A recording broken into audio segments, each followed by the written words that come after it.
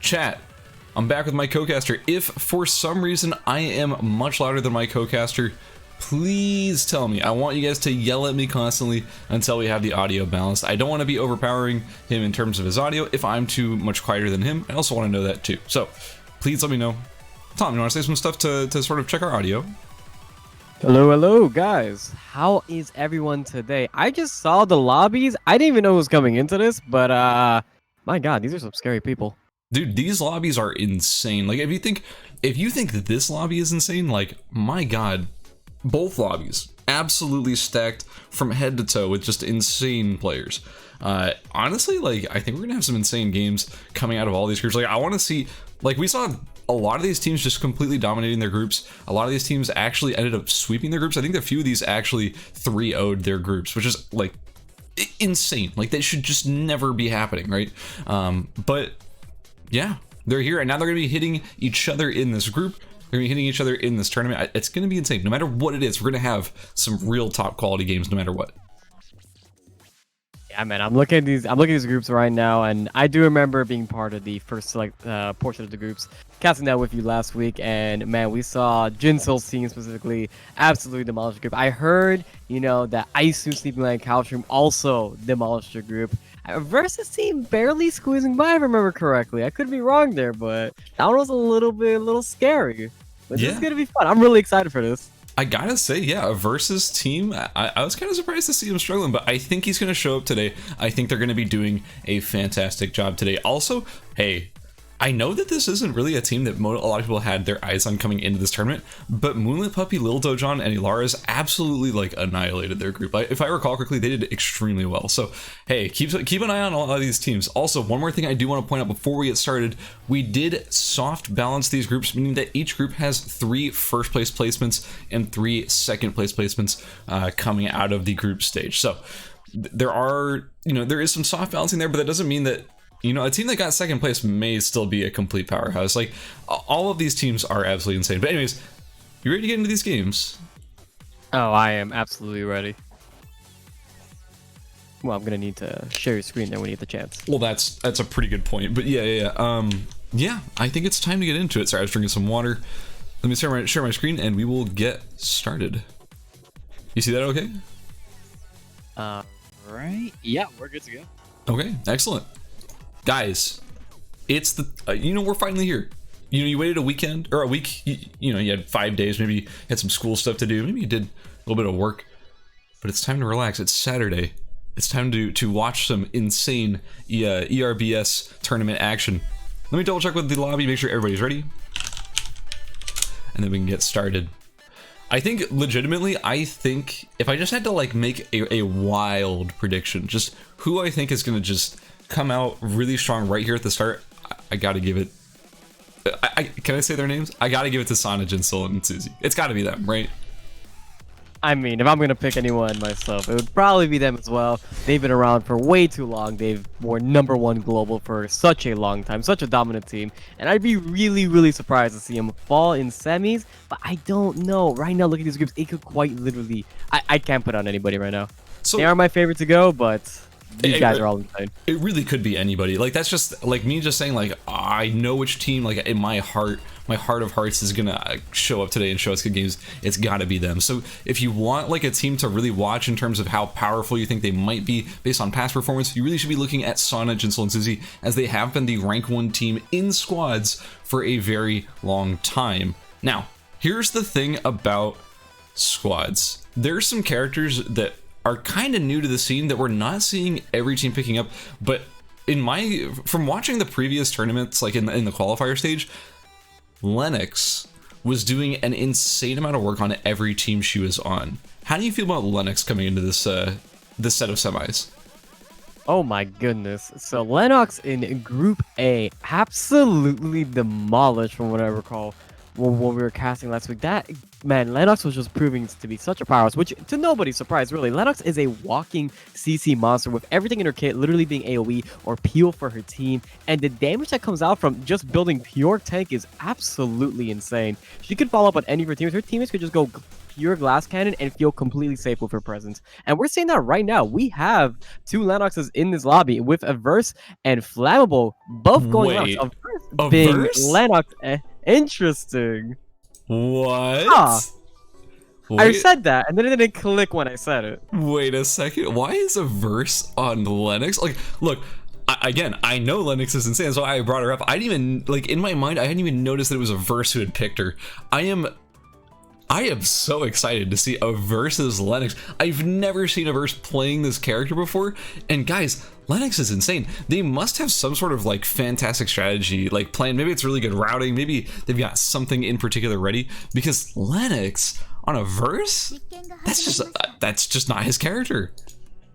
Yeah, man, you've seen, I'm sure everyone in the community by now is very familiar with Verse. You're very familiar with who he plays, and that is Hejin. We saw him brought on the qualifiers, but again, his team barely squeezed by last time. So maybe they assumed they had to need to switch up a little bit of the strategy, and maybe they thought Hejin was the weak point there. And of course, I mean, we just mentioned it. Lennox has been overperforming in these tournaments. There's just really no reason not to bring her here.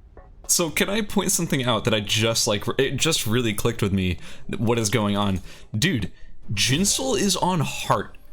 I have never in my life seen Jinsol play Heart. Also, they have, I'm assuming this is going to be Enad Heart, just because, like, if you're looking at their team composition, it looks like they're just on 3 Enad characters. Yeah, he's building boots. So it looks like he's just trying to go for, like, their comp just wants to just, I don't know, shred people that are around them. It's a very interesting strategy.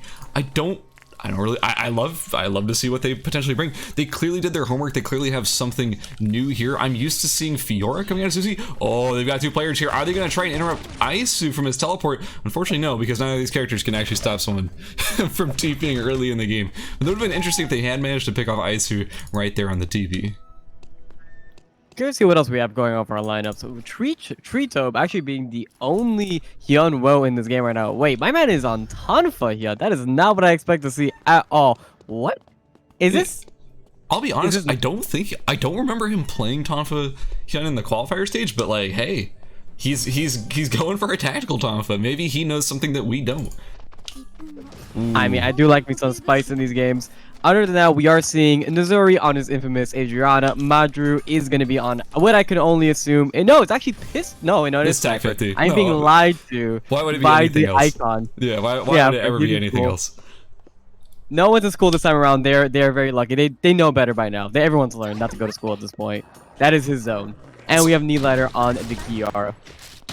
So I gotta say, this is something that I talked about. Like, this is like one of the things I talked about in every single group at the start of every single group, is that you are seeing all of these guys grouping so early, because in the previous like group stages, there were basically, dude, in the first game of every single group, you would get to like halfway through night 1 and all the players would be spread out on the map, not with their teams. Like the most ridiculous amount of spread, because players didn't understand, guys, you're playing squads. In squads, you need to be grouping as soon as possible, or else you're gonna lose players randomly. You're gonna get picked off, and that's not good. Ooh, Jinsol, potentially gonna get caught here by Moonlit Puppy, who has a lot of damage built, throws the ultimate out immediately, and Jinsol is already in a ton of trouble. He has to run away, and it's kind of up to Sana and Susie to try and peel for him, but it looks like they're very, very low on items as well. Sana is now in the middle of all this trouble. He tries to stealth away, but Little Dojan and Moonlit Puppy, they do sort of read that perfectly. A beautiful ultimate coming out of Susie does actually root the entirety of Moonlit Puppy, Ilars, and Little Dojan's team. But at this point, Susie is in a ton of trouble, and honestly, is not going to be able to get away. Just like that, Susie does end up falling to Team 6. That is so unfortunate. Susie decided to become the martyr there to try and make sure that Gentle lives, but no, this is not going to work out for Sana. Sana right now is currently having to take the 1-1 of Little Dojan. Little Dojan already with the AK and the Crusader armor. He is more than happy to 2v1 this. Jinsol and Sana have literally no items to their name right now. They cannot contest them in the slightest. They're just going to have to disengage and possibly run through the red zone here to even get out of here, because they're currently on the upward side cemetery. There's no way out if they decide to get contested here. But it doesn't look like Little Dojan's team is actually going to put the aggression their way. We're seeing Moonlit Puppy starting to walk up, gonna grab console. I don't know if they know they're there. See, oh, real quick, hold on. There's a fight actually breaking out over here in archery, as Monkey Got Crit does end up going down to Needlighter's reactivation. Just like that. Averse, Monkey Got Crit, they're both down, and just Proster is left to run away from archery range.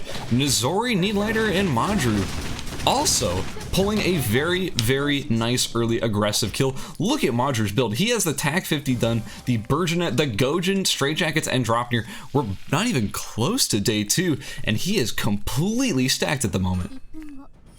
Yeah, man, it's not even like he's getting completely funneled here. We're saying Nazuri is pretty much full build. The only person here who really just isn't too strong is going to be Needlighter, which is just kind of sitting on a Durandal of all things. But oh my god, the timer for these guys are getting so low. Jinsel, 1 second on that timer, but they're barely going to make it out of life. But still, now they are down 1 player in the form of Suzy. They're going to play the rest of this game out with only 2 people. Man, this is very unfortunate. I mean, we're looking at Team 1 as well. They're down 2 people as well, and Proster is just the last man surviving. So we might see some very, very early rat jamming. Yeah, he's already found a bush. He is comfortable where he's at. This is what I was saying earlier when I was like, guys, you may not know Ilar's team, you may not know Moonlit Puppy, you may not know Lil Dojan, but you gotta pay attention to them. Like, you have to respect them because they are actually such a good team, and players, I think in general, are just sort of sleeping on their power. And just like that, they took out... Wait, Jinsel got picked back up. I forgot about that. So it was actually...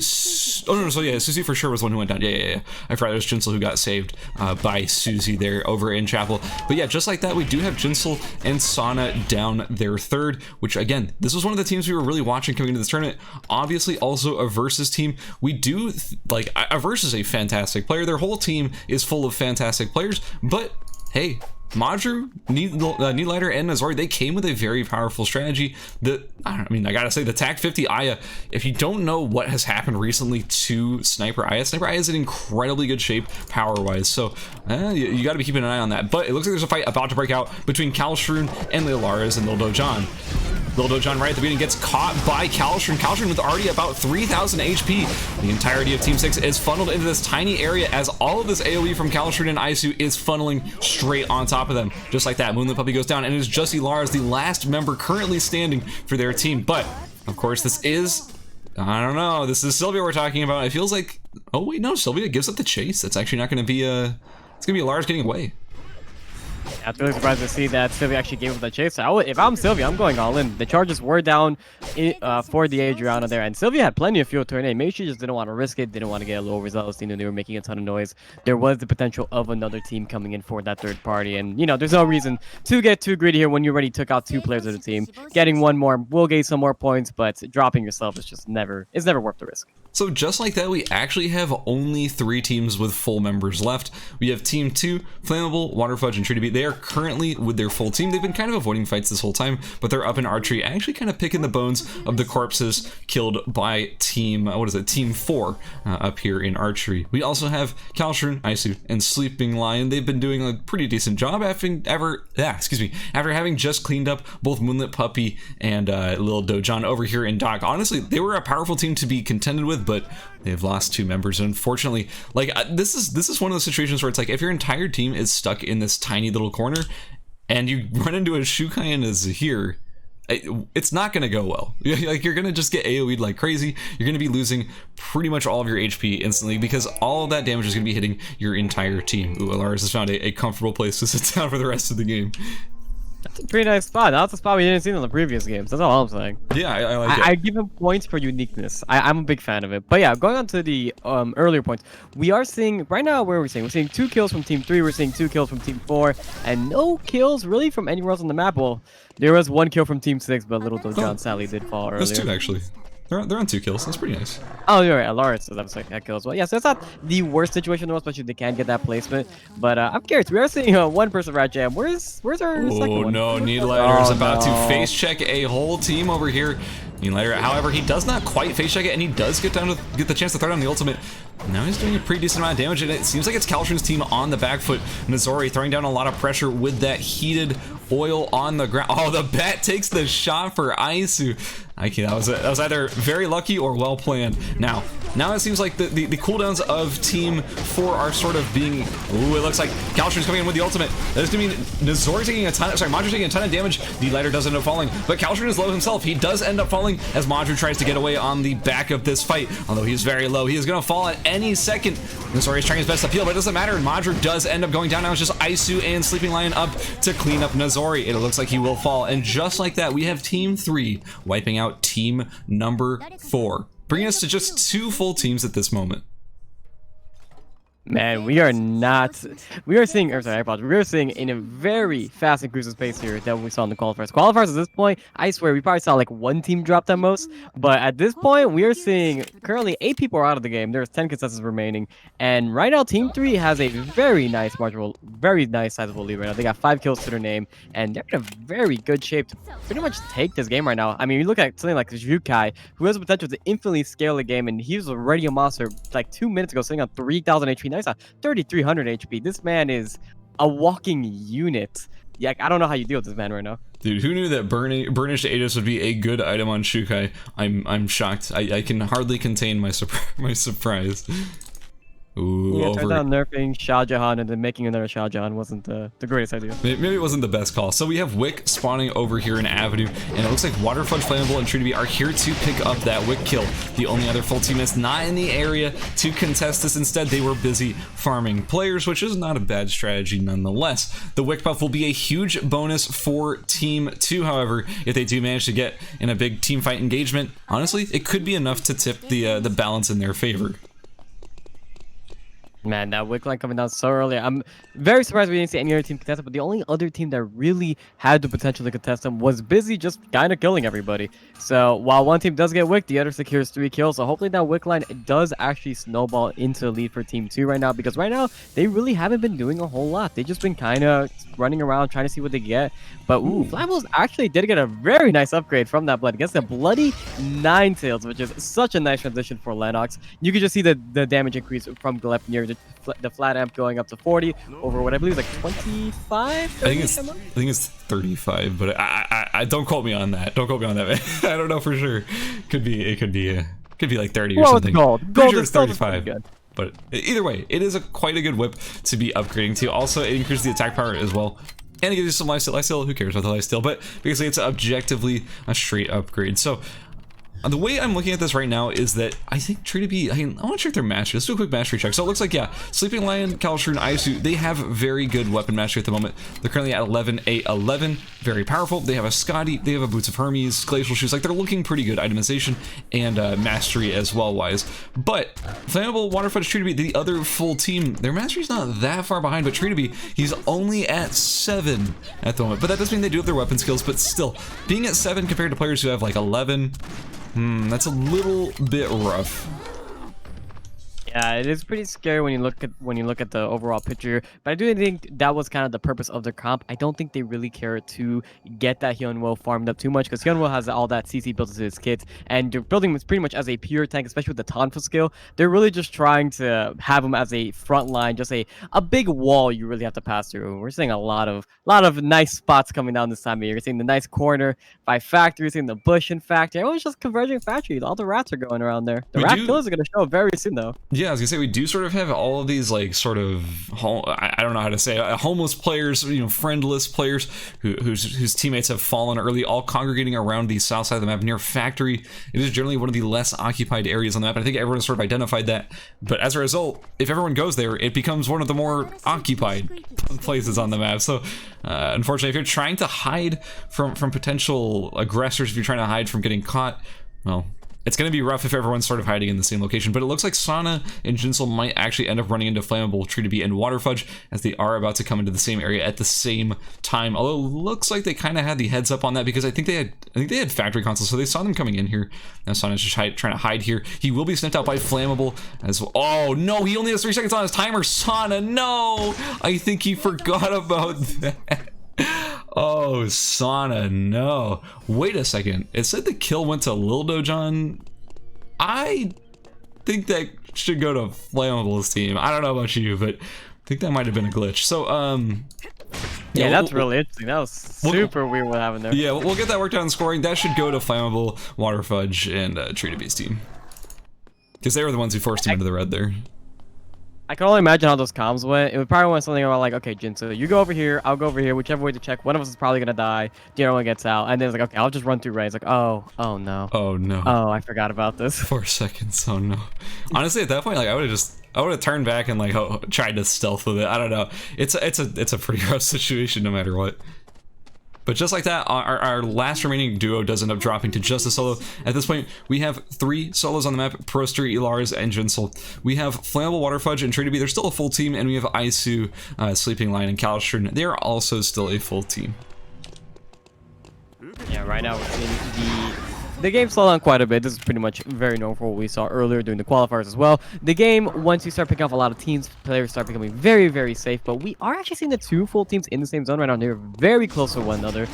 We're seeing Flammable team. They've got the console, so they do have vision on Team 3 right now. And we might see a fight break out here any second. I don't know if this is going to be a fight that Sleeping Lion team wants to take, but it could go both ways. Flammable team does still have the wick line for about quarter duration, and we are seeing the Pendulum Axes just drop right away. But meanwhile, we have Calstron, who's been stacking up this entire time. He's on 104 stacks right now. He is... Oh my goodness, that man is absolutely terrifying. And they have really good upgrades on all their members right now. Glacier is kind of a Sleeping Lion. We are seeing Isu with the Scotty and Boots of Hermes. And Calstrom is just essentially a walking tank right now with a ton of AoE built into this kit. So, I don't know. This is looking really scary. If I'm Team 2 right now, I personally don't want to walk into the Team 3. I think I want to avoid that fight. I mean, unfortunately, though, you're going to have to fight them eventually as they're the only remaining full team. I think at this point... Wait, hang on. Is there wick buff? Ooh, they're camping a bush. They still have that wick buff. The Queen of Hearts upgrade comes out for Flammable, so you got an early... Ooh. Hold on. Are they going to bush check it? They are. Okay, so... Oh, a beautiful pull from Flammable will be engaging this fight as Calstron does end up getting pulled. We do see the Pendulum Axe dropping to try and just give you like a, you know, a little safe zone where players don't want to necessarily cross. Just like that, it looks like Flammable, Tree2B, and Waterfudge are going to end up disengaging. This does mean that the wick buff will be gone at some point. You know, some point very soon. I don't think it's going to be up for the next fight. The question is, okay, here's the thing that's on my mind. We do have 3 solo players. Honestly, you can't sleep on the fact that there are 3 solo players. That's a lot of solo players. If they manage to not get picked off too quickly here before we get into these final square type fights, honestly, I wouldn't be surprised if these solo players ended up having a big impact on this final fight. Yeah, I do think these solo players will have a pretty big impact, but the problem is that a lot of these solo players really haven't, they've just been kind of running away the entire time. We're seeing Proster is currently level 12, and ERCS is level 10. I don't really see how much of an impact, you know, someone like ERCS could possibly have right now. Does he even have a build? ERCS is currently ran away very early. Yeah, he ran away and just sort of sitting on what they had, I think, when their team ended up going down. He does have a weapon. He could find a corpse, that's all I'm saying. He could get there. All you gotta do is open a gold box, right? And who knows, maybe he'll, he's only got like a leather shield, maybe he'll rip like a, I don't know, Bracelet of Scotty or something. You can never count him out. We get those spark bombs. Get the real win condition. So at this point, it's sort of, I don't know. I feel like we're down to just our final zone. Oh, it looks like Isu, Calstron, and Sleeping Lion will be the ones who do have the center zone advantage. That means they're already here, ready to set up on this console for when the zones end up closing off of Factory and Uptown. I don't know exactly how Waterfudge, Tree2B, and Flammable do end up wanting to play this final. Oh no, they're actually leaving. They're trying to just contest this gold box, see if there's anything good in there, like smart bombs. Yeah, he picks it up. Oh, it's a blazing dress. Okay, so it's not gonna actually matter in the end.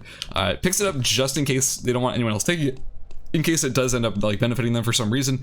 But yeah, in any case, I think that, I don't know. I don't know who to give it to in this situation, because I do think, I generally think that Isu and Calstron's team, that they have so much HP on the Shukai. The Shukai cannot be ignored. He has 107 stacks. He has 4,000 HP practically.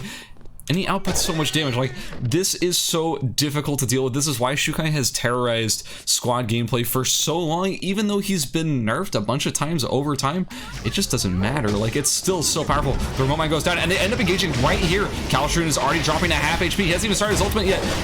Wait, it got canceled. So, wait, we don't have a Shukai ult here to help. Isu ends up falling. We have Calstron and Sleeping Lion at half HP, but then again, so does Flammable. Looks like it's just Waterfudge and Tree2B both at half HP, but Calstron, Sleeping Lion, they're not in great shape at the moment. They go for the revive, but it's going to be interrupted by Calstron, who goes over the wall with the dash. Tree2B misses the slam onto Calstron, but Calstron's in a lot of trouble right now. It looks like Tree2B and Waterfudge, they're going to be taking him very low. The remote mine comes out. It does catch Calstron, and he does end up going down. Now it's a 2v1 situation where Waterfudge and Tree2B could both be taking this fight, but keep in mind, we do have 3 solos. If anyone third parties us, they'd be in an incredibly good shape to try and take this game, but just like that, Flammable, he does get back up, and it looks like Calstron and Isu will end up dying, and we're in a situation where there is 3 people on a full team together with 4 solo players around the map.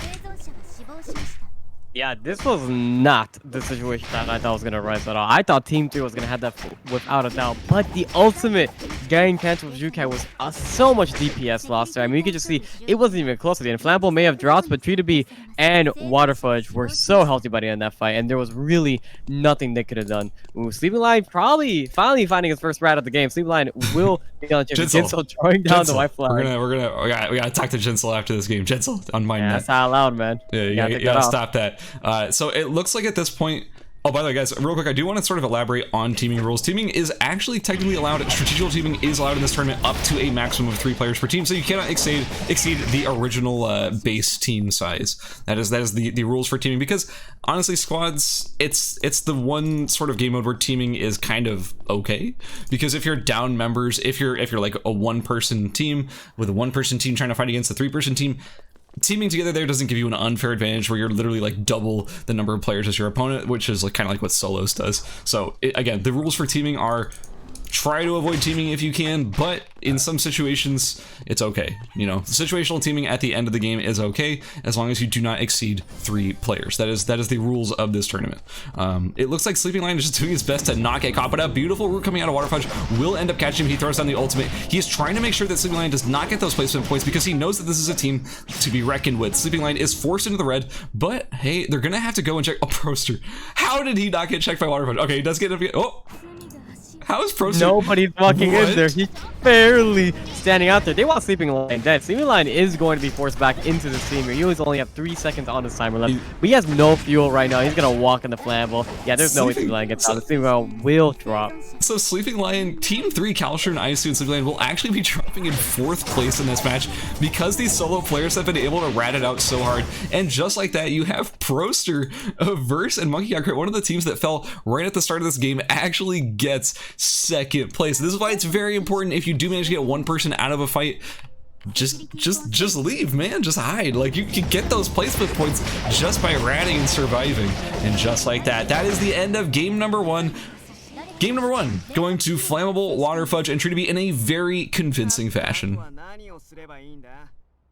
Ooh, that was a spicy game 1. It was really just, I thought this was going to be Team 3's game to win, but no, turned out at the end of the day, despite Team 2's very slow start, they were able to pick up 6 kills into their name by the end of it, even taking game 1, picking off all 3 rats at the very end and annihilating Team 3 at the very end there. That was a very nice performance coming down from Tree2B, Waterfudge, and Flammable in game 1. So there's a few things I want to say about that game before we move on too much. A couple of like sort of strategies I want to highlight from that final fight that were so important for ensuring that Tree2B, Waterfudge, and Flammable ended up winning that. There are 2 things that come to mind. One, the Shukai, Calshur, he canceled his ultimate, which, I mean, if you do that as Shukai, you're pretty much just an ultimate button in the late game, and if you lose that tool, you're not going to be contributing that much, despite the fact that you do have that 100 stacks, that 4k HP, all that good food on your team. It's not going to matter if you can't output that damage.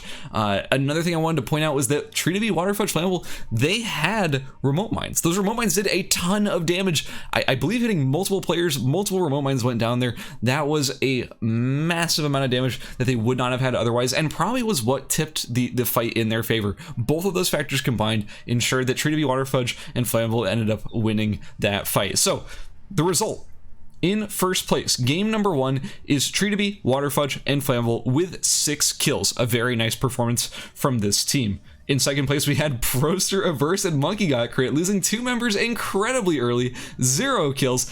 Doesn't matter. Proster managed to secure 2nd place just based on placement alone. And in 3rd place, again, another team who we lost very early in the game is Moonlit Puppy, Lil Do John, and Lars. They managed to pick up 2 kills, but they actually managed to survive and rat it out for 3rd place. Of course, special shout out to the team in 4th, Isu, Sleeping Lion, and Calshur. They managed to get 6 kills, a very strong game from them, making it to the very final zone despite only getting in 4th. It cracks me up how this game works sometimes when there's enough solo players running around. It feels like mentally, in your mind, you're like, Isu's team, they got 2nd, right? But then they just didn't. They ended up in the bottom half because there were so many solos ratting around. That's just sort of how it is placement-wise in squads. Yeah, I think we're gonna start seeing a slight shift in strategy moving forward. I think if we find ourselves in a situation where there are a lot of solos players left, I don't think we're gonna see the team of three actually go out of their way to fight the other team of three. They're probably just gonna go and hunt those solos now because, man, imagine being on Isu, Sleeping Lion, and Caltroom's team right now and knowing that you got fourth place after having such a dominant game just because everybody else was waiting around the map. I think from now we're gonna see those players actually force them into fights or force them in a situation where they really can't get out of anymore. Yeah, I do want to also sort of correct a mistake. It was actually true to be Waterfudge and Flammable with 7 kills, as there was that one kill where Sana was forced into the red. Didn't count for the team in first, so they're going to be getting credit for that too. A 7-kill game. One more thing that's actually really important. Normally I don't have to have so much to unpack, but there was a lot that happened right there at the end, and I kind of want to get through it all. One more thing that's really important is that Isu, Sleeping Lion, and Caltroom, they were doing so well throughout the game. They were snowballing very well, getting a lot of kills. Here's the thing. If they ended up taking that game, if they ended up winning that pivotal team fight with Flammable, Tree to Be, and Waterfudge, they would probably just end up sweeping the lobby from there with an additional 6 kills. They would have had 12-ish kills to their name, which would have been absolutely a massive game, a bomb game for them, if you will. But since that didn't end up happening, rather than snowballing one team into an untouchable position, instead it spread the points between 2 teams. Tree to Be, Waterfudge, and Flammable, they got 6 kills. Isu, Sleeping Lion, and Caltroom, they also got 6 kills. So it's actually, for everybody else in the lobby, everyone else should be excited knowing that the points were actually spread out. It wasn't just concentrated all onto one team. So, very important. Something to just think about. All right, guys, we're gonna start setting up for game number 2. Keep in mind, this is a 4-game series, and then after this, we will have Group B immediately afterwards. So, you know what? Stick around. We've got tons of Eternal Return action coming right up.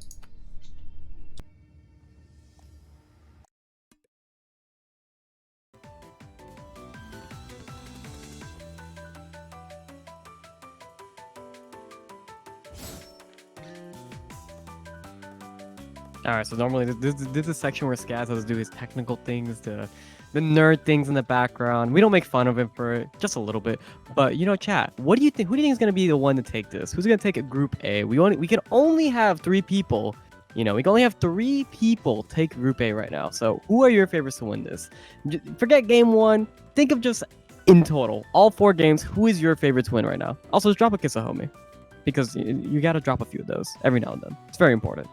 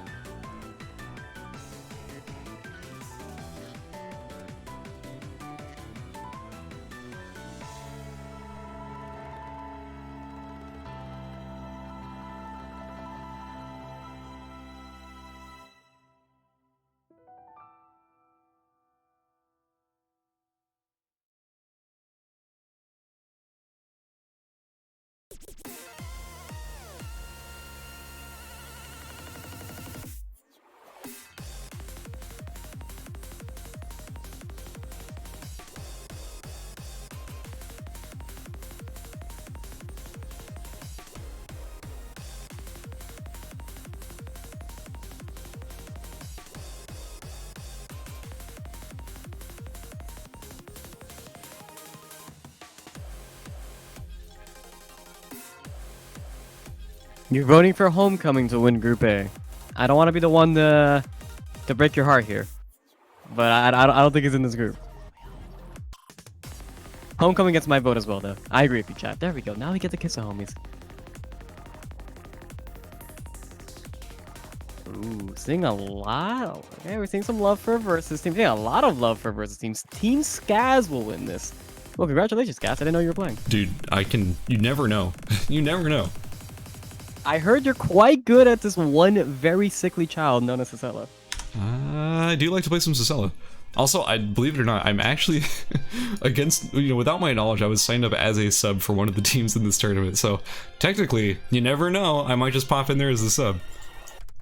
Just say, guys, you know what? We're getting right into the action. You're no more spectating. We're in the game now. Yeah, first person perspective, live from the tournament match itself. All right, I'm still setting up the match, guys. Just 1 second. We had some stuff to work out because there were some kills that ended up going like trying to figure out which team the kills go to, because there were some chasing into the red, players died, but then the kill credit said it went to a team that had fought them forever ago. We're figuring that stuff out. Just 1 second, guys. We'll get this ready, pretty soon. It's okay. I'll keep chat entertained for you. Let's see what we have going on in chat right now. We have. How are you, Tom? Dude, I'm doing great. How are you, Erden? Well, we got. I don't know what happened to Linkachu, but he just put a people right in the chat, and I feel for him, honestly.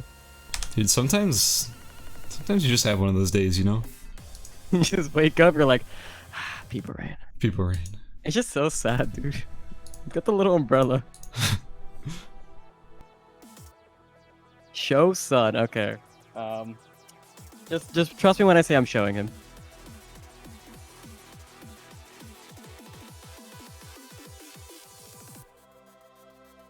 That's it. Maju's calling out 6 Skaz. You're in. You're already your first. There's already subbing you in. Oh shoot, dude. Honestly, my sniper eye is super rusty. I don't think I can quite compete with Maju in this one. Just DM Howard real quick. He's been playing it nonstop for since the patch drop, and it's honestly the funniest thing in the world.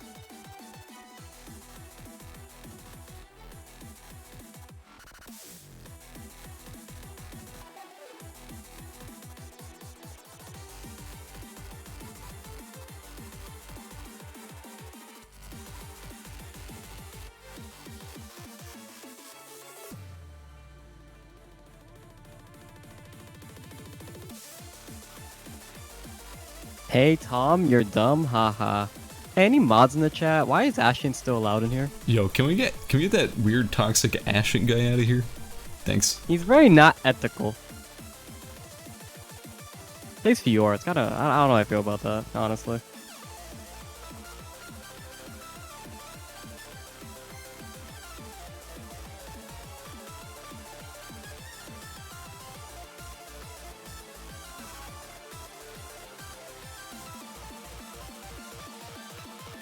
When do we kiss a homie? Okay, chat. Okay, this is gonna be the rules following for the rest of the broadcast. After every game, we gotta drop some kiss a homies, alright? You kiss a homie every player, you kiss a homie everybody in chat, you kiss a homie to the amazing people that allow this production over Nimble Neuron, the amazing people who've been spending way too much time on this production in the form of Skaz, Alters, everybody helping out. Drop them some kiss a homies, okay? Every game, without fail. And if you're a sub, Skaz love. Maybe let's call it. Do I sound like a Skaz spot? Yeah, you're close enough. Yeah, all right, guys, we are ready to go into game number 2. We do have all the players here in the lobby. Tom, are you ready to go into game 2? Oh, I am absolutely ready to go into game 2. Me too. I am very, very excited to see what happens here. Well, let's get right into it then. I'm going to check with our players, make sure we're all ready. And if they are, we're going to go into game number 2. So, based on our performance that we saw last game, what are your predictions for this game?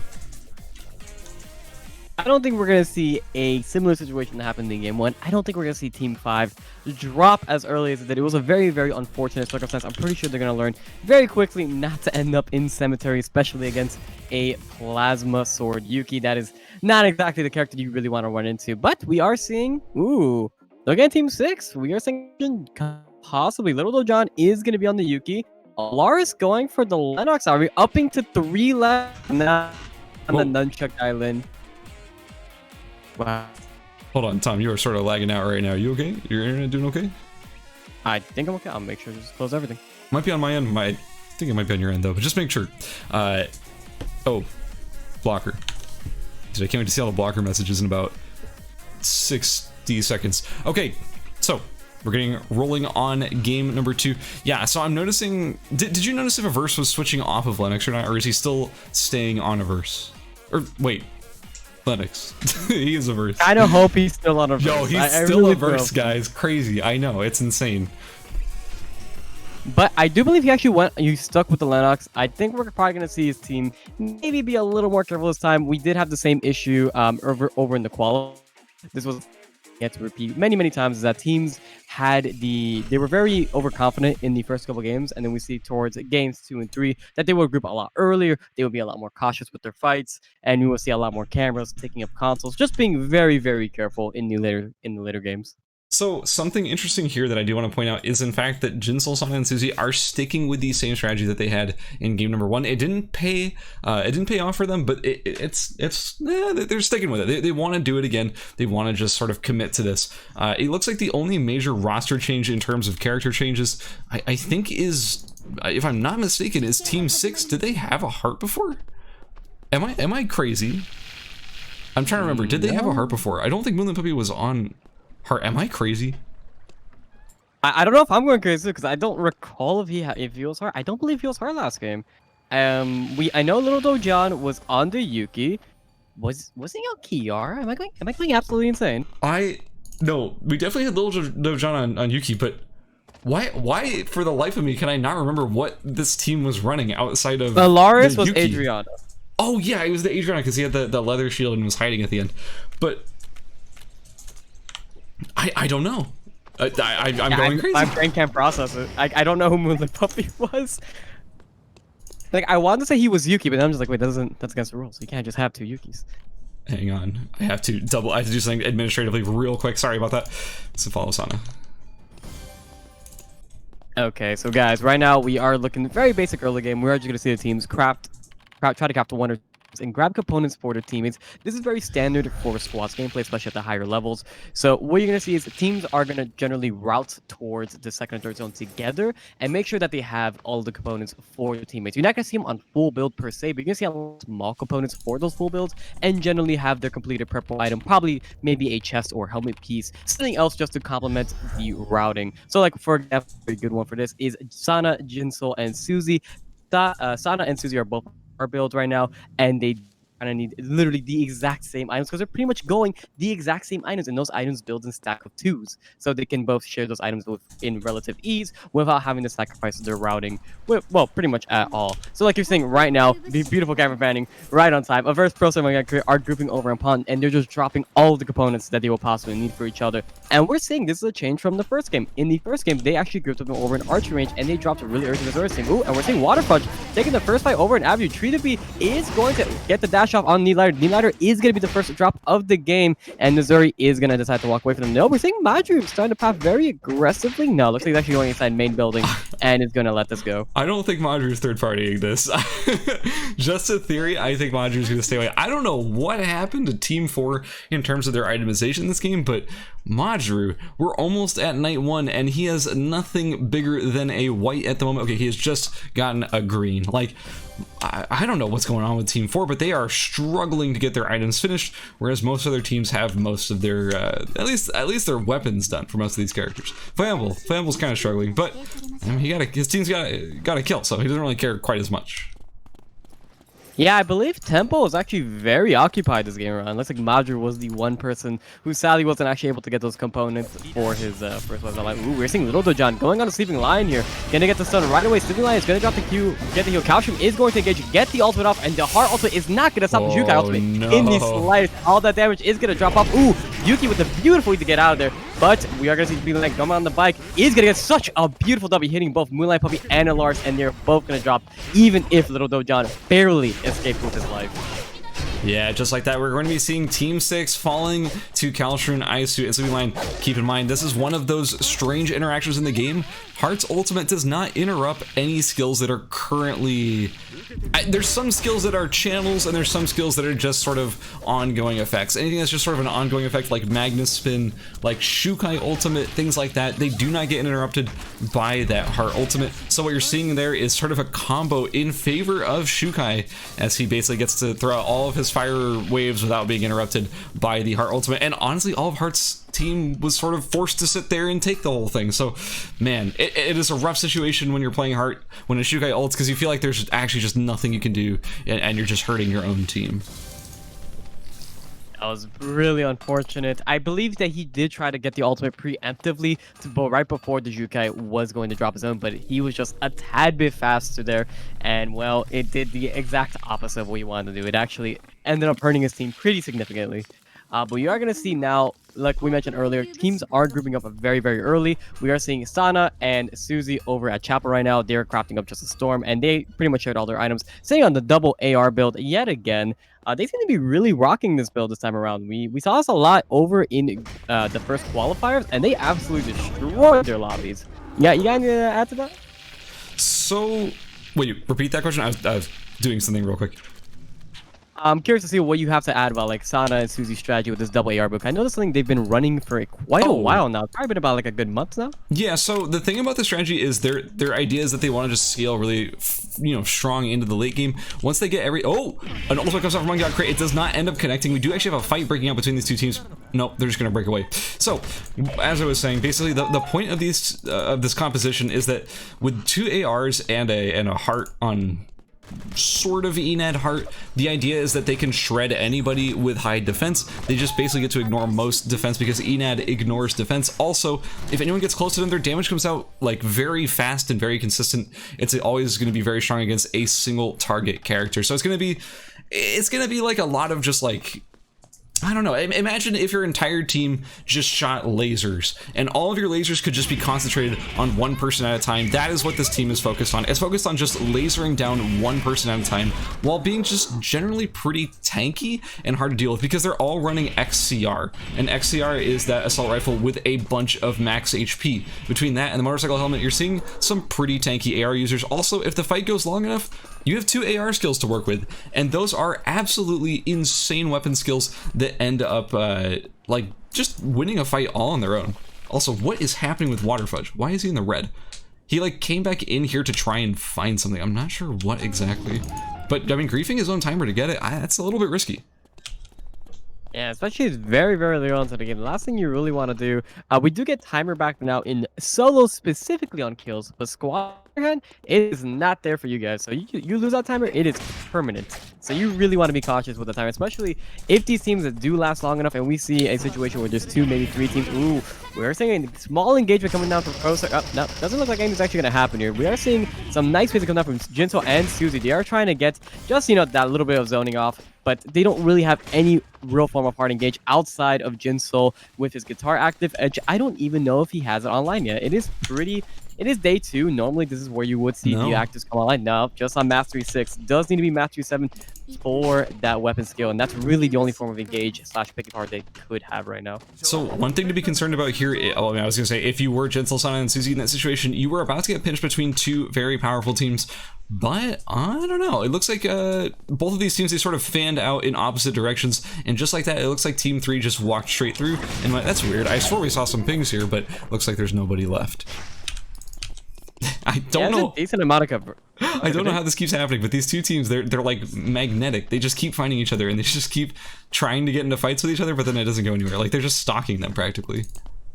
Yeah, I don't even think they could possibly take a fight right now. As of a few patches ago, if Lee Lin misses her ulti, that thing goes down to up to 3-minute cooldown. So there is no way that it's back up just yet. And the last thing you want to do is take a fight without the Lin ulti. It's easily one of the strongest parts of her kits.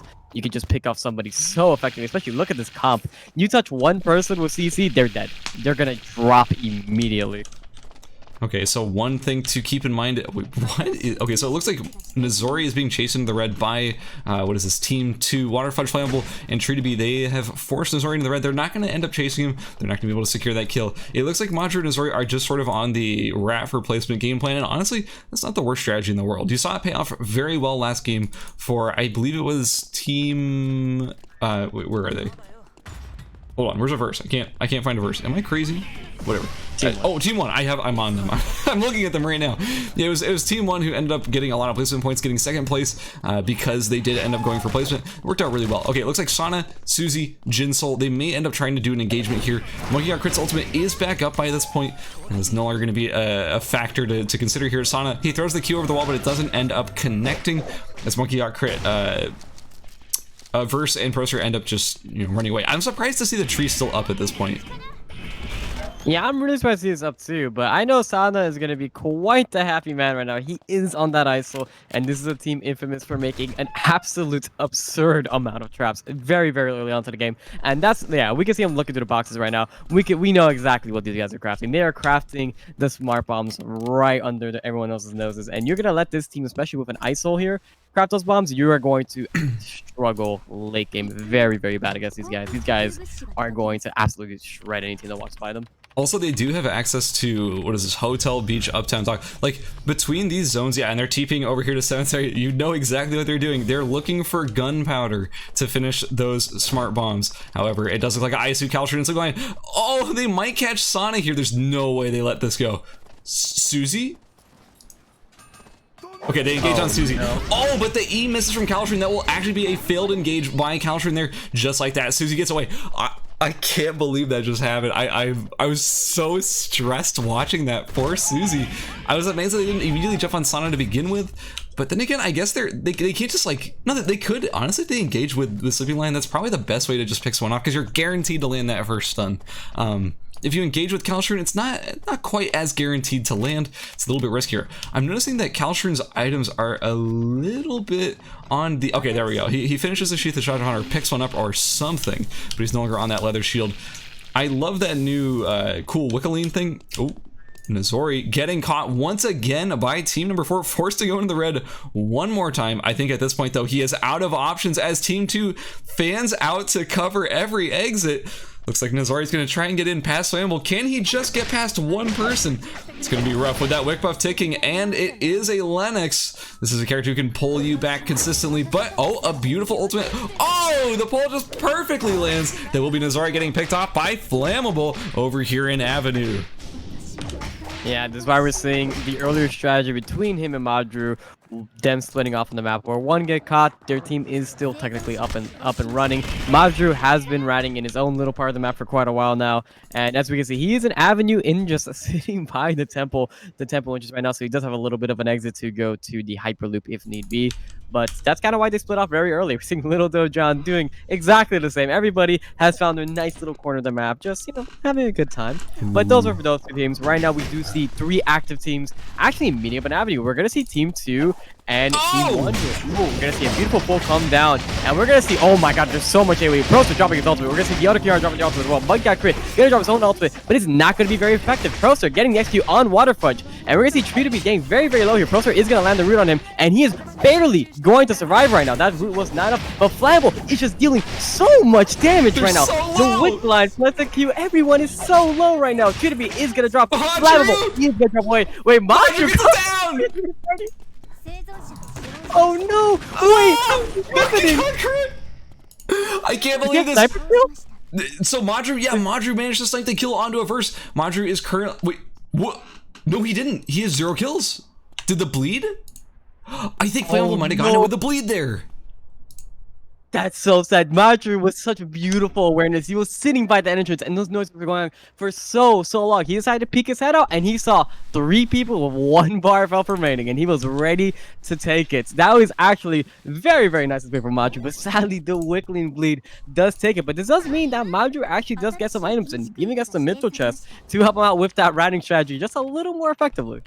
I honestly cannot believe that's what happened there. Flammable was doing so much damage over time. Wickeline buff applying to the entire enemy team constantly with that Q activation. It is insanely powerful. And also, watching that team fight go down, like, how do you even follow a fight like that? There are so many, like, circles on circles on circles. There are Venn diagrams of Kiara ultimates. Like, it's insane to follow a fight like that. Something, like, my main takeaway from that fight, having watched it, was seeing, I think it was Flammable's team, I think, was too greedy on trying to secure the kill on a Monkey got crit, because they had pulled Monkey originally. They put a lot of pressure onto Monkey, originally dropped very low, but I think it ended up being the fact that Monkey didn't end up going down.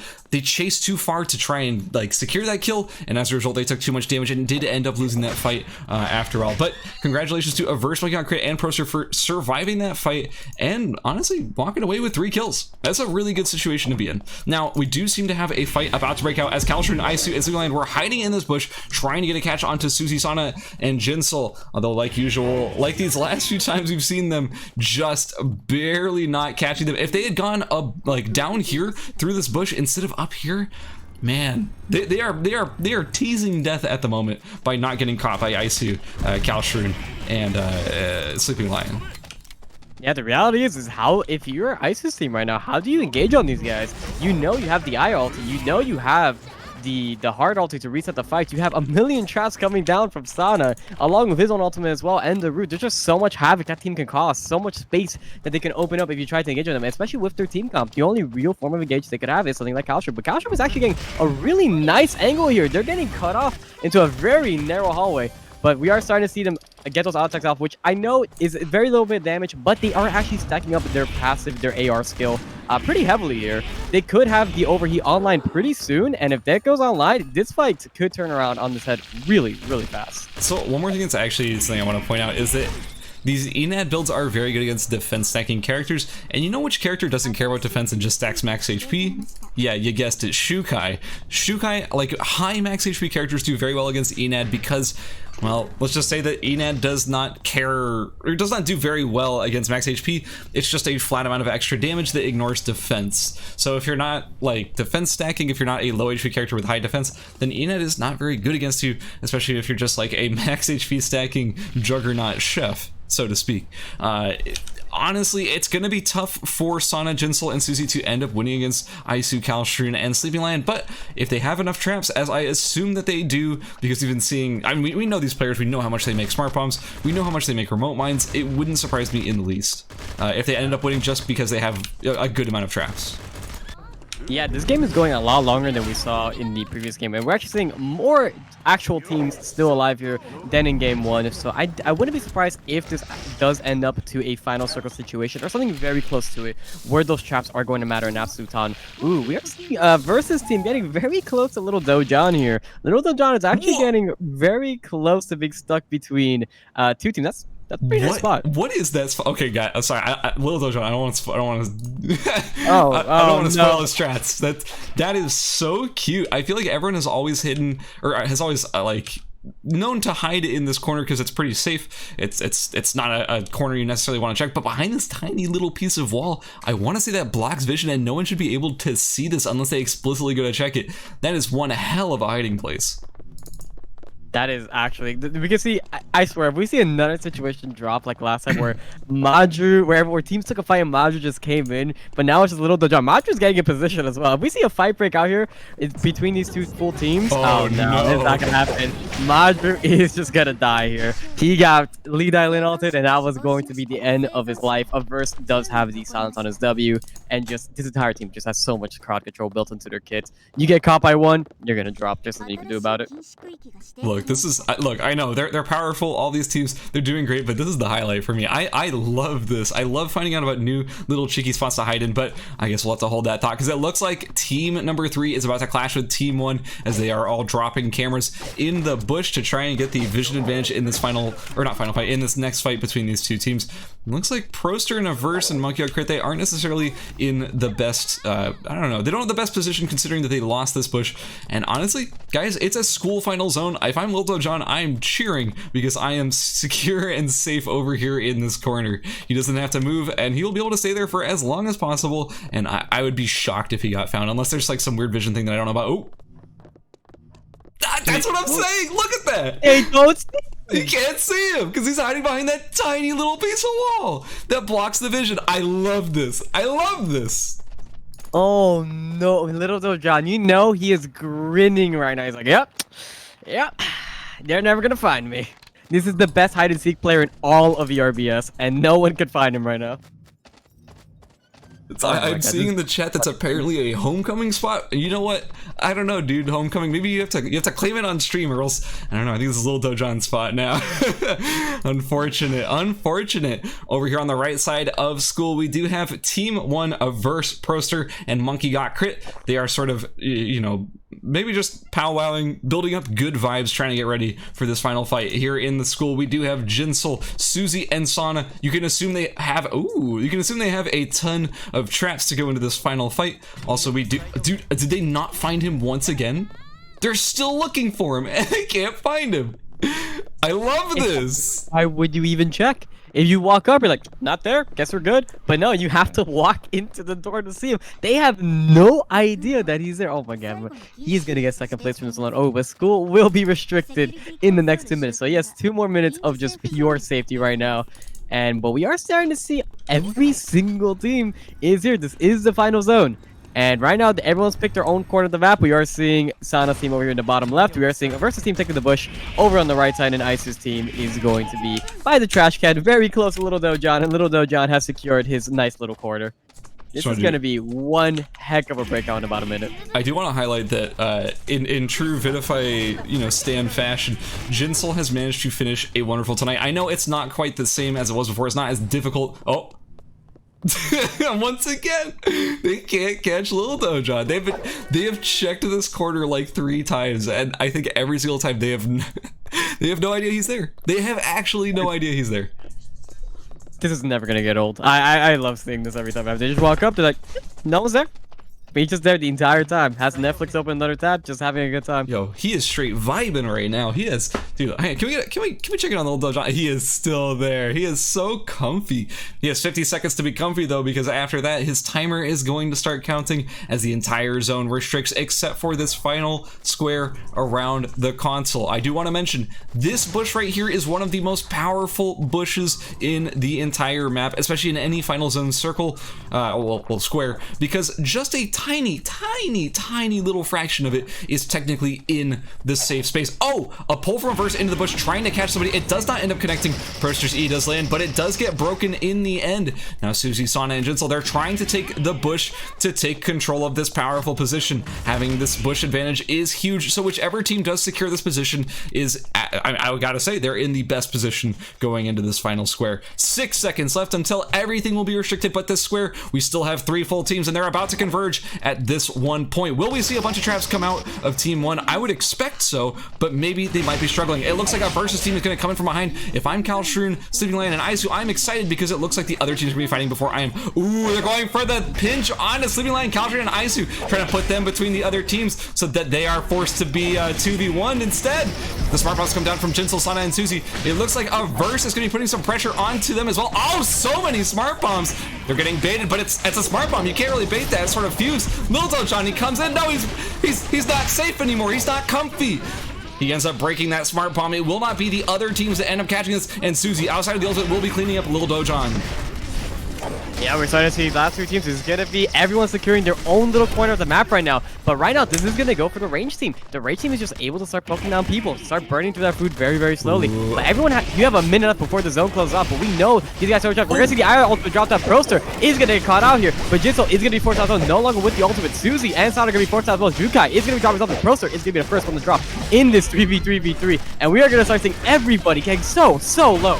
You have to be paying attention to Jinsel, Sana, and Susie as they are doing a ton of damage from range. Their air stills have come out, but they are dropping relatively low. Jinsel with just 2 seconds left on his timer. Kalshroon dropping low. Jinsel falls. Susie falls. It's just Sana for team number 5. He ends up falling to timer as well. And just like that, we just have a verse trying to revive Proster. It looks like it's a verse and wait, it's a verse and Monkey Crit versus Isu and Sleeping Lion, but Isu is still full HP somehow in all of this. And man, how do you even cast a square like that? In the end, it is Isu, Sleeping Lion, and Kalshroon that emerge victorious.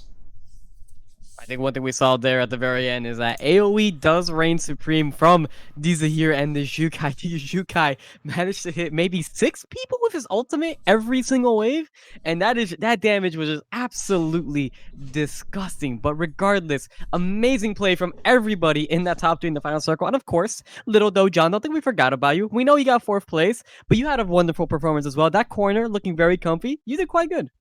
So in the end, in game number 2, the second game of our 4-game series for Group A, we have Isu, Sleeping Lion, and Kalshroon in first place with 6 kills. They emerged victorious in that massive brawl there in the final zone. In second place, we have Proster, Averse, and Monkey Got Crit, also picking up 6 kills. A very nice performance from both of these teams. And in third place, we have Jinsel, Sana, and Susie with 2 kills.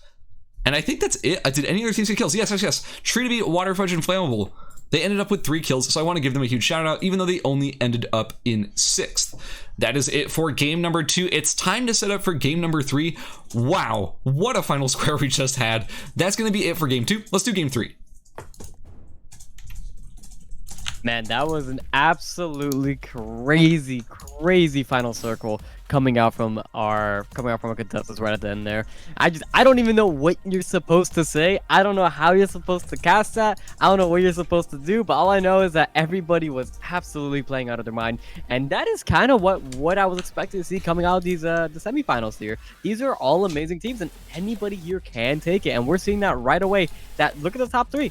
That could have been any of these teams, and nothing would have changed there. You would have still seen absolutely crazy gameplay from all of them. But we are seeing that right now. We are seeing some very, very consistent gameplay coming down from Flammable's team and, no, I apologize, a Versus team. And we're seeing Isu's team having really, really good performances in these last couple games.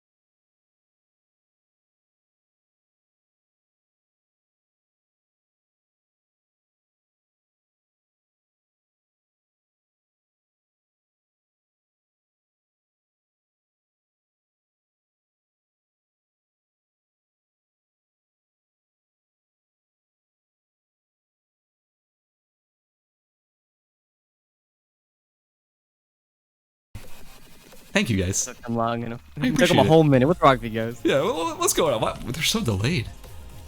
No, but really, thank you guys. Before we go into game 3, I do want to give a huge shout out to our sponsor, Nimble Neuron, for sponsoring this event. This event wouldn't exist if it weren't for Nimble Neuron. It would be as epic as it is if it weren't for Nimble Neuron. So thank you, Nimble Neuron. We appreciate you so much. Thank you so much. Okay, it looks like we have all of our players here. You ready to go into game number 3?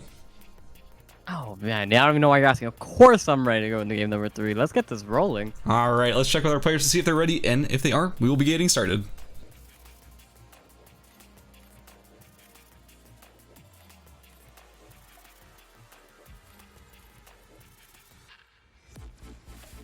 We even have the Ashiant on the Chrono Arc Nodders. This is what I like to see. Converting everybody into Chrono Arc players. Good, good.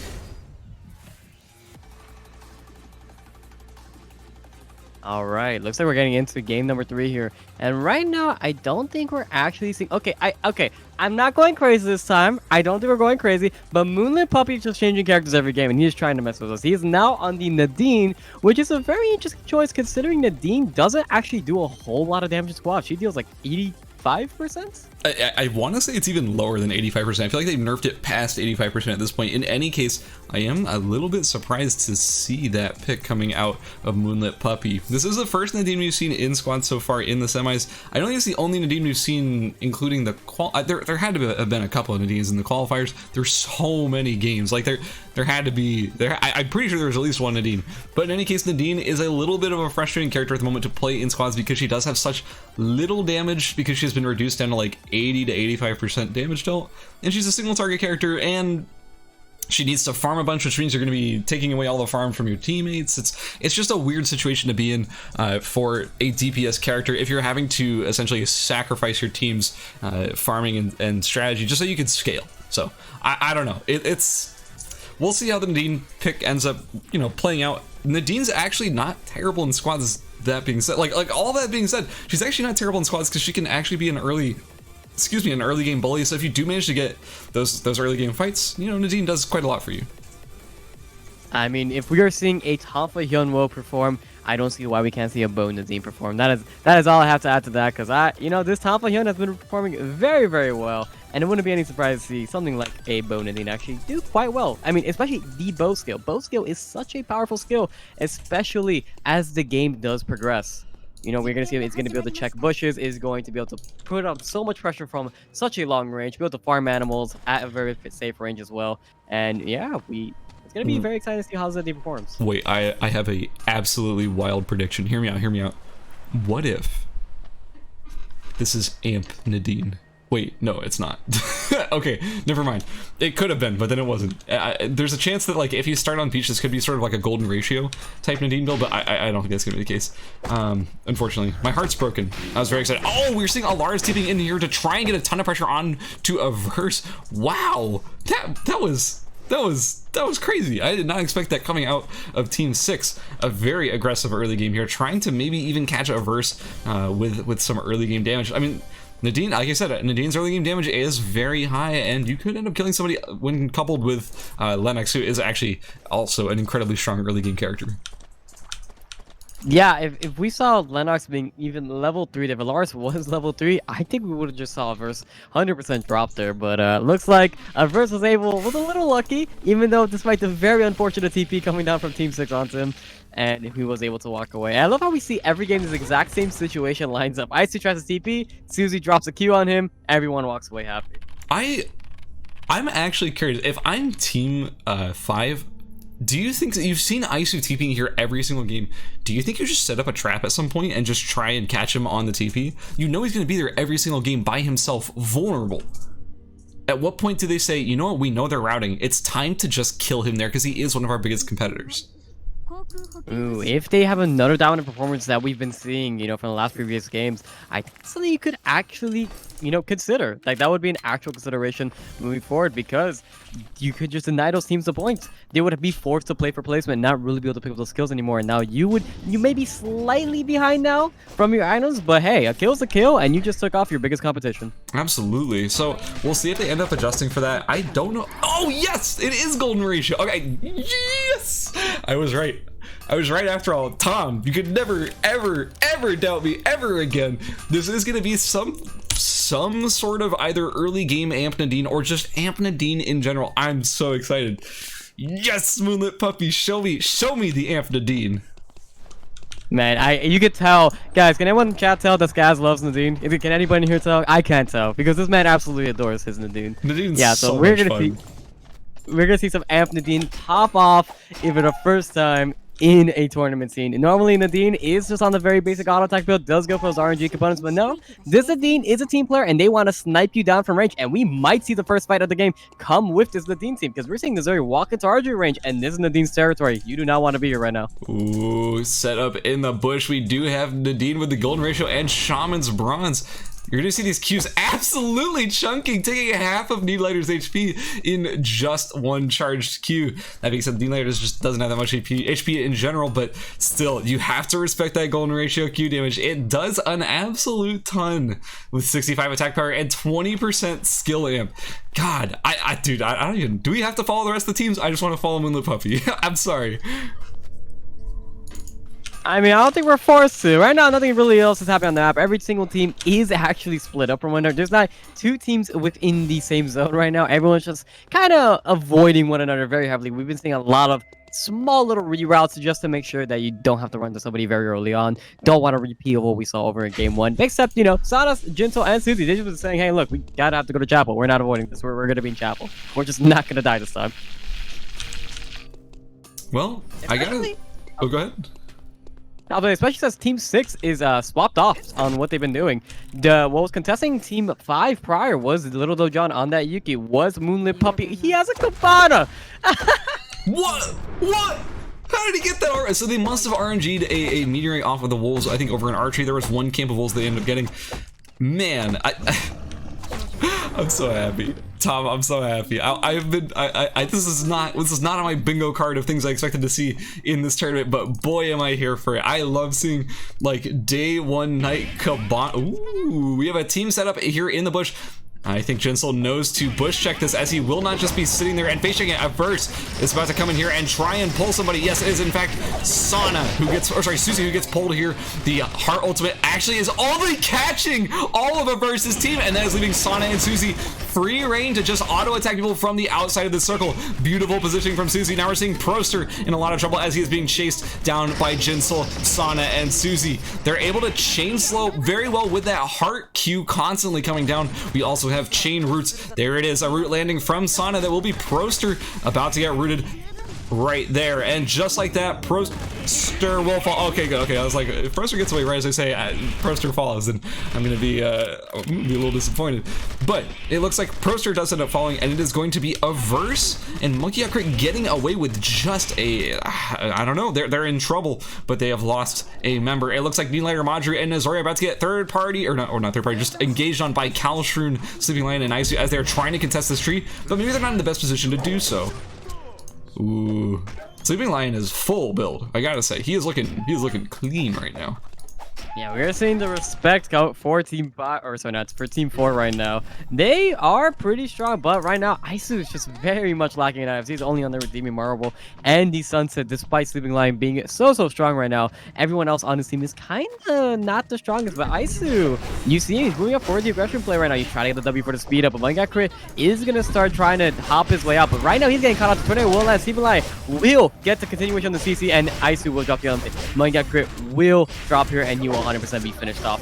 Beautiful engagement from Isu, landing everything perfectly and having a beautiful follow-up from his team, securing the first kill for his team of this match.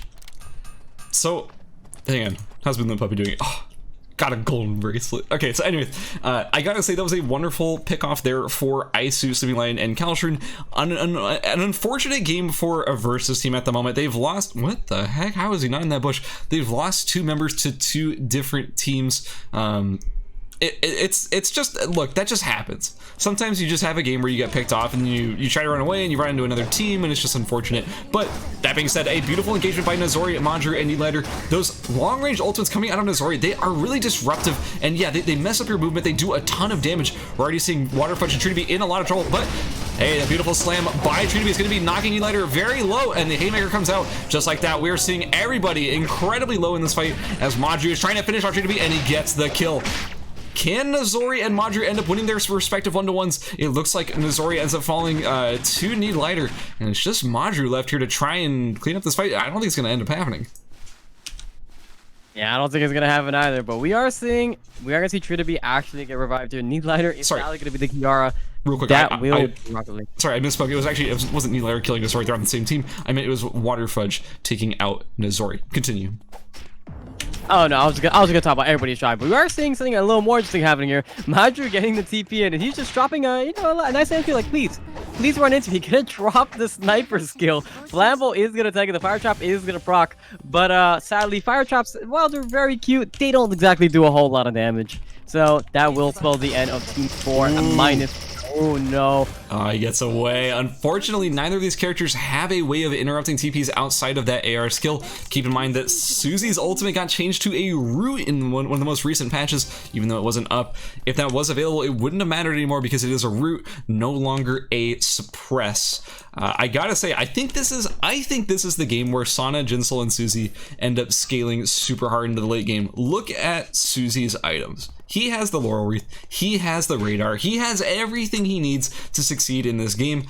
I still cannot get over that absolutely gorgeous ult from Jinsel over here in Uptown against the Versus team. He was able to position in such a perfect way that he was only making the entire enemy team dance, giving the opportunity for Sana and Susie to just sit there and auto attack over and over and over. I want to see more plays like that coming out of this team because that was so beautifully done by Jinsel, Sana, and Susie. Wait a second. I mean, we said at the beginning of the game, oh no, he's at the spot. Well, looks like he took a tip from last game.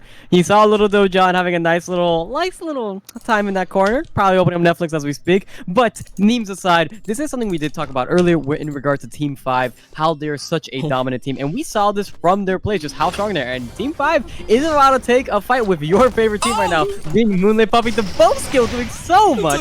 We're going to see Sada getting the root on little Dojan here. And Lars is going to be forced to space it a little better. We're going to see Lars up on the offense. Oh my god, the damage is coming down. We are going to see Sana dropping solo. Susie dropping the ulti to get the spacing for Sana. Sana is actually barely going to survive here. Gonna have to go back in and try to get damage off. But we are going to see Jinsel going to have to disengage well. They need to get out of here. Susie is just dropping so much pressure, and those smart bombs just like creating a little bit of leeway. Oh no, Moonlit Puppy's going to say, an absolutely insane Q coming out of Moonlit Puppy. Our Amp Nadine gets a twofer as I'm losing it, man. I'm absolutely losing it.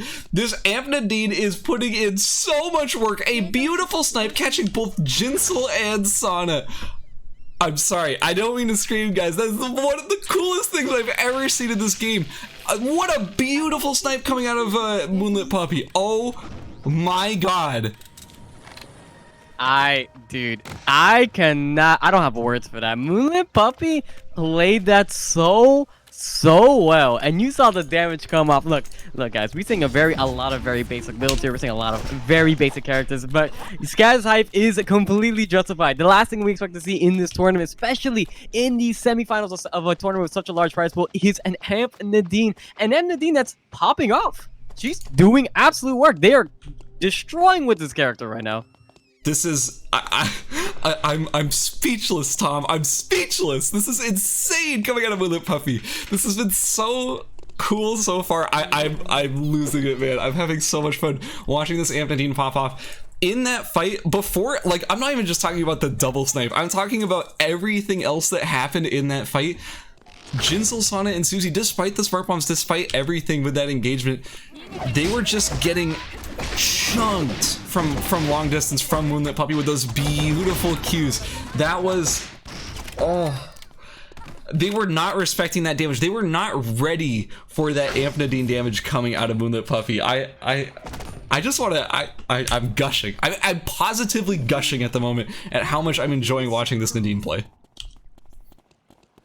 Man, he's been playing so well. He's been doing all the right Nadine things. He RNG'd one, and he got the kills right after. It's exactly what you want to do as Nadine. Despite, and remember guys, this character is doing 15% less damage than they're regularly doing. Imagine this in any other mode, and those people would have been one-shotted absolutely immediately.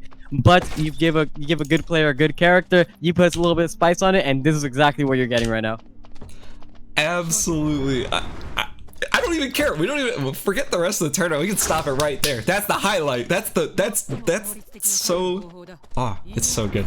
Anyways, one more thing I want to highlight about this Amp Nadine. I know I've talked about it a bunch, but it's not something you see every day, so there's a lot to unpack with this build. Is actually these scroll traps. These things do a ton of damage. They do scale off of skill amp as well. There's a lot of damage on those impact points. So hey, despite the fact that he is super squishy, if he manages to set up a whole like sort of trap zone for enemies to have to run into, ooh, that is going to be a very good zoning tool as well. Man,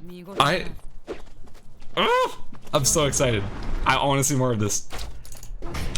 Oh, I think we're going to see more of this. We got another game still going on with the first group, and we are also going to see.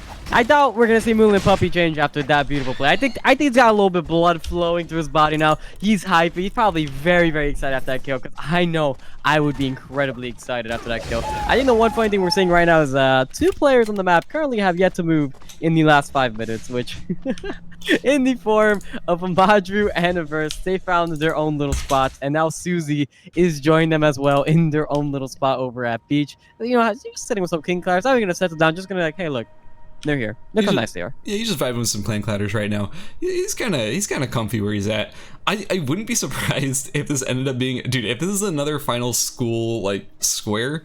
Man, Madra would be so happy to hear that happen. I'd be surprised if this spot didn't get checked going forward. Also, I gotta say, the squad ladder right now, I assure you, is riddled, or at least after today, is going to be riddled with Amp and Nadine's trying this strategy, because like this is just so cool. It's not even, we don't even know for sure if this is like going to be a dominant strategy whatsoever. He is incredibly squishy. He could basically just get popped at any second, but he is so long range, he is able to do all that damage from a distance. He could be in incredibly good shape. Also, it's real quick, I want to say one more thing about Amp Nadine. I'm sorry, I got lots of things to say about Amp Nadine. Amp Nadine has existed in the meta before. It used to be something that was around for a long time back when, and you guys, if you're newer to the game, you may not quite believe me, but I'm pretty sure, correct me if I'm wrong, I'm pretty sure that Nadine, that golden ratio bow used to have 40% skill amp. I'm pretty sure that is the case. Double the amp that it currently has. Back then, Amp Nadine was actually completely broken. You were seeing some of the same damage you're seeing coming out of Moonlit Puppy right now, but there was no Gojin back then, you know? Revenge of Gojin, it didn't exist. So that extra bonus didn't exist. Also, a bunch of amp pieces had been nerfed around that time, so, you know, Burgeonet was not quite as good as it is now, but all these pieces have been buffed an insane amount over the last few patches, so it's no surprise to me that we're seeing this huge chunking damage coming out of Moonlit Puppy on Amp Nadine. And that damage was absolutely insane. Now that team does have the wick line. Team 6 did secure the wick line during the previous conversation, and we actually might see that wick line actually come into effect very, very soon. You're walking into Team 2 here. Team 2 is chasing the noise that we're seeing from the hunts, and Moonlight Puppy is setting up in the back just to make sure there's no way he can get hooked by Flamble here, and there's no way that he can possibly get picked off. We're going to see Alaris be the tanky frontliner that he is, just going to step up very, very aggressively, and this is probably how we're going to see fights play out for the rest of the game coming from this team. Just really going on with those Qs, really just letting Alaris step up, and we're seeing little Dojon. Oh no, Susie's gonna have to run to the red here, but he's going to possibly run into Isu's team in the form of Team 3, but looks like, nope, he found a tree. He likes that tree. He's gonna stay right there. Everyone's gonna leave him alone. Yes. Just pure respect for this Aya player. Susie has found a new comfortable spot to sit in. Wait, Madru? Madru's going for the Tifi. I think it's because the zone is about to close. School, unfortunately, is not going to be the final zone, so his comfy spot is no longer there to sit in for the rest of the game. ERCS doing the same thing and opting to find the teleporter in Avenue in order to get out. ERCS and Avenue. Oh no, Madru did teleport. Oh no, ERCS also gonna teleport the dock, and he's gonna drop right away. But the saddest thing is going to be Madru is dropping as well. So we did miss it, but when Madru did teleport out, he actually also teleported to dock, which Little John's team was, and ERCS got the TP right on top of the fight, so they are both just gonna die there. Both of these players TP'd at practically the exact same spot, and both just get cut down by Moonlit Puppy, Lil Dojon, and Lars. Their goal there was to pick a zone that was going to be closing soon, so they didn't necessarily have to, like, you assume that all the teams that are currently alive are going to be staying in the clear zones, but no, in fact, all those, you know, all of Lil Dojon, Moonlit Puppy, and Lars were over there in dock, ready to, I assume, just to farm the bears, but they ended up farming some players as well. A good pickup there. Once again, we're seeing Susie having to go through the red. Honestly, if I'm Susie, I'm kind of happy knowing that those two players just died, because those are two teams that have been fully eliminated at this point, 6th and 5th place. So at the very least, Susie, Jinsel, Sana, they're going to be getting 4th place, which is at least it's some decent amount of placement points. Susie trying to hide behind this car, trying to just run away from Flammable, Water Fudge, and Trinity, who have been, you know, pretty much catching him constantly. But it looks like Trinity is sort of in a tough situation, potentially getting caught by Kalshroon, Sleeping Lion, and Isu. So they're gonna have to give up the chase on Susie for now. By the way, can I highlight quickly that Moonlit Puppy is at 430 stacks? That's a lot of stacks. That ultimate and the range is going to be so massive. Moonlit Puppy is absolutely going to be the hyper carry that everybody wants Nadine to be. This is the game that you want to be when you're playing Nadine. When you rock Nadine, like, oh no. Okay, well, all right, scripted. That was okay. We'll be PayPaling Flammable, Water Fudge, and Treaty Beat for letting our protagonists survive for a few more, a few more nights. At least let them do like a big queue or something. It looks like our final zone is going to be Uptown. We do have Treaty Beat, Water Fudge, and Flammable, still a full team all alive. We have Calshun, Isu, and Sleeping Lion, also a full team, all still alive. Ooh, are they gonna check this bush? Oh, they do check it. They do see Susie, who is hiding there and trying to get away. Oh, I am not confident about Susie's chance of surviving at this point. Looks like there's going to be a kill going over to Calshun, Isu, and Sleeping Lion. And just like that, we have Team 5 being eliminated in 4th place. Again, are you noticing something here? Because I'm noticing something here. There's no more rats in this game. This is a pure 3v3v3. All of the final teams have actually, every member is still alive in the game, and they're all stuck in Uptown right now. This is going to be the final zone of the game, and I don't know. If I'm Team 6 right now, I'm looking really happy. I got the Wick line. I got a 400 stack Nadine. I got a long range Rain of Arrows and Q. This is going to be a lot of folk coming down really soon. 18 mastery on Moonlit Puppy right now. Alars is at 9. This is what I was talking about. The Nadines will generally hog that mastery. We'll see if this Q does a lot. Oh, Isu, you got no HP left. What happened? What happened there, buddy? Did you get hit by a Moonlit Puppy Q? Is that what happened there? Man, look at that. Oh, wait, the arrow ring. Oh, does not quite land. Man, I am terrified if I am not on the same team as this Nadine right now. There's a squirrel trap to occupy the bush. We're seeing another Q charging up, potentially catching. No, it will not end up tagging anyone. I gotta say, this is a very good pick for the. Oh, okay, doing a decent amount of damage to Isu. Keep in mind, you do not want to get caught here. You don't want to get third party because we do see Team 2 wrapping around from the backside. They may end up trying to sandwich Team 6 here, which would be pretty rough. Ooh, it looks like Team 6 is dropping a bunch of traps here, some pendulum axes, but we do see a remote mine also. Sorry, the remote mine is for Team 6. The pendulum axes are for Team 3. The slashes, the double slashes from Elars come down, and it's just Isu, Calshun, and Sleeping Lion trying to get away from this absolutely insane Nadine. She's gonna throw down the scroll traps. It's gonna be blocking someone in place. The Q comes down. Calshun is getting chunked out. Every Q that lands, dealing so much damage to Team 3. Yeah, this is exactly what we mentioned earlier. If you want to take out a team right now, oh my god, the Lennox can do so much damage. We are seeing all of the AoE dropping. The Q doing an absolute ton of damage. They tried to turn that Isu, the ultimate, the Jukai dropped everything, but it didn't matter. That Q did all of their kits combined and more in a single button. That is how strong Moonlit Puppy is right now. Oh, we are seeing that, but oh my god. Moonlit Puppy is popping off so hard. Guys, keep in mind, you can no longer rest in the final zone, so all that damage is permanent practically, aside from food. They're getting chunked so low from range. The arrow rain comes down. Here comes the Q. Big damage onto Water Fudge. They're gonna have to engage here if they want to get anything done, but there are remote mines just like that. Treaty Beat just falls instantly. We have Flammable very low, Water Fudge low as well, and all of Team 6 is full HP practically at the moment. Oh, look at that. Flammable will end up dropping to the ERCS Q after so much damage goes down from Moonlit Puppy. And yeah, Water Fudge accepting his fate, knowing there is nothing he can do at this point. They're just kind of joking around, saying like, hey, look, we're just gonna stand here. Yeah, all right, get him. And just like that, that is the conclusion of game number 3. One of the most insane, spicy picks that paid off in such a huge way coming out from Team 6.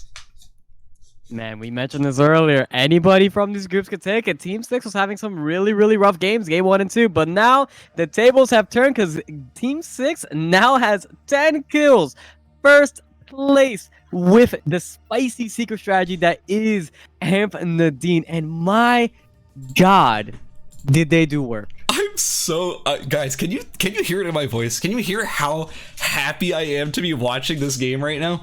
If you thought for a second that you had the squads meta figured out, if you thought for a second that ERBS had nothing new to show you, if you're like, oh, Eternal Returns meta is so soft, I'm so bored, everyone just plays Dual Swords Jackie, or whatever was on your mind, you couldn't have been further from the truth, because over here we've got Moonlit Puppy, Lil Dojon, and Elars whipping out the Amp Nadine 20 mastery, 6 kills to his name, and 10 kills to the team's name overall. First, place. In second place, we have Water Fudge, Treatabee, and Flammable with 2 kills. And in third place, we have Isu, Sleeping Lion, and Kalshroon also with 2 kills. I need to go take a breather because dude, Tom, this game. Dude, that game was easily the spiciest game we have commentated so far with the semifinal. That was such a dominant performance, man. Everyone played so well, but truly the highlight was Team 6 there with the hyper funnel on the Amp and Nadine. I think, yes, the early Cabana was incredibly fortunate, but I still think that this ends up popping off nonetheless. I want them to bring Ampnadine every single game for the rest of this tournament because they had so much success on this character. I want to see it. I want to see more of this. Guys, we're going to take a brief break, get the scores calculated, show you what the scores are going into the final round of Group A. In that time, I'd recommend getting up, stretching, drinking some water, and you know what? Just, vibing for a bit. We'll be right back.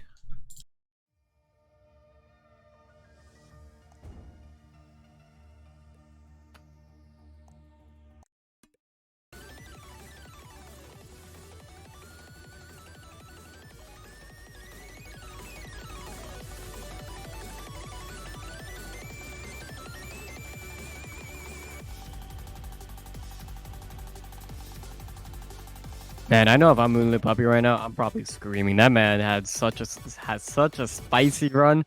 Oof. He got hyped up by 10 years in back. That man has enough hype to last him a lifetime.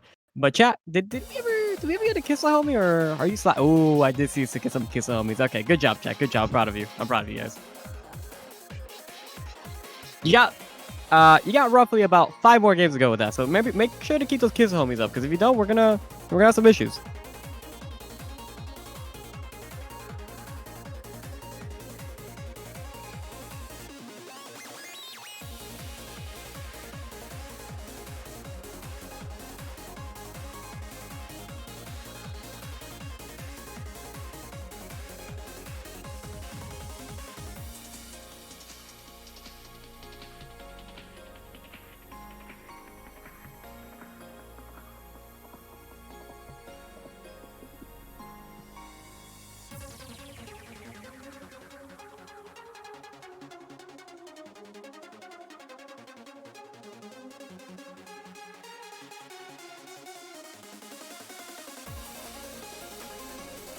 Is Tom one of the commentators? No, it's some dude named Tim Wizard. I've never heard of him. You won't even know the response for another minute.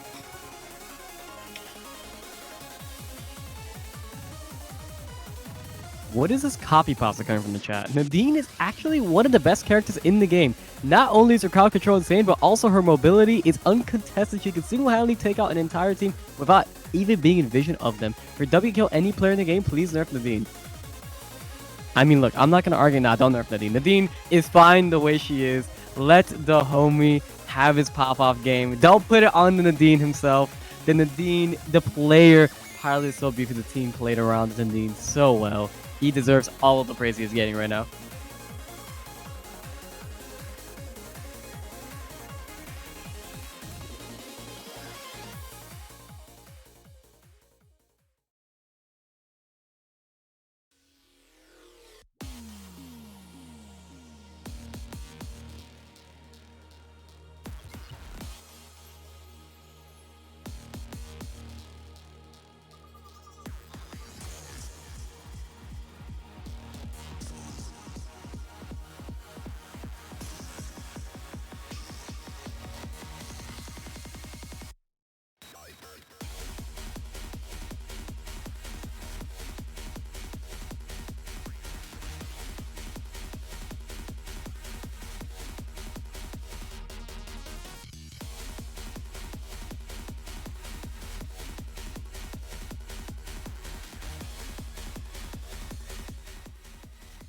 All right, guys, we do have these scores currently calculated as they stand.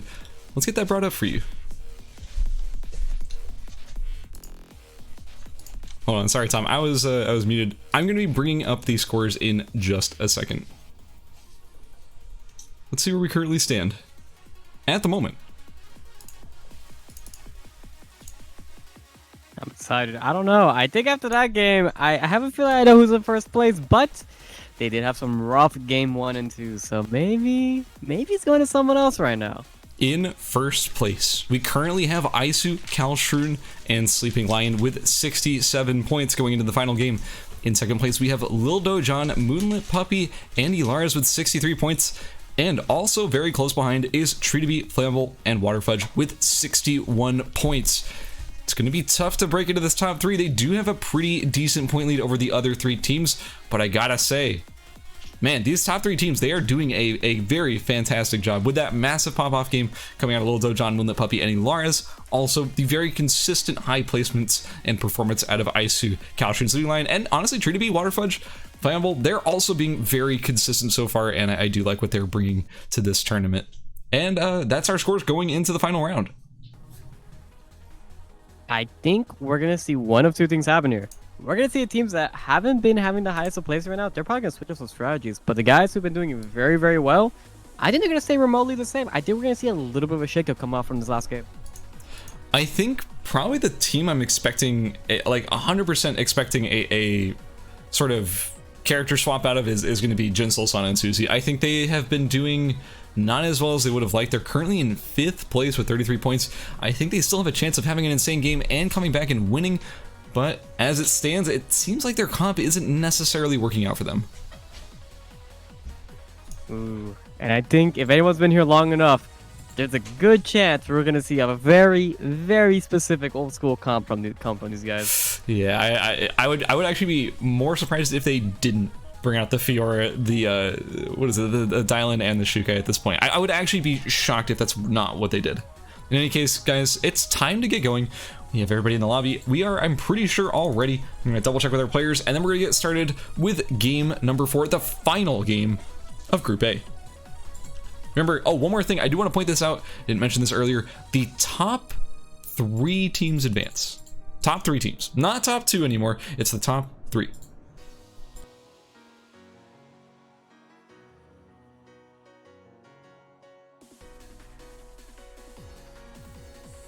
All right, looks like the R's are coming down the chat, and it looks like we should be good to go to start this final game of Group A.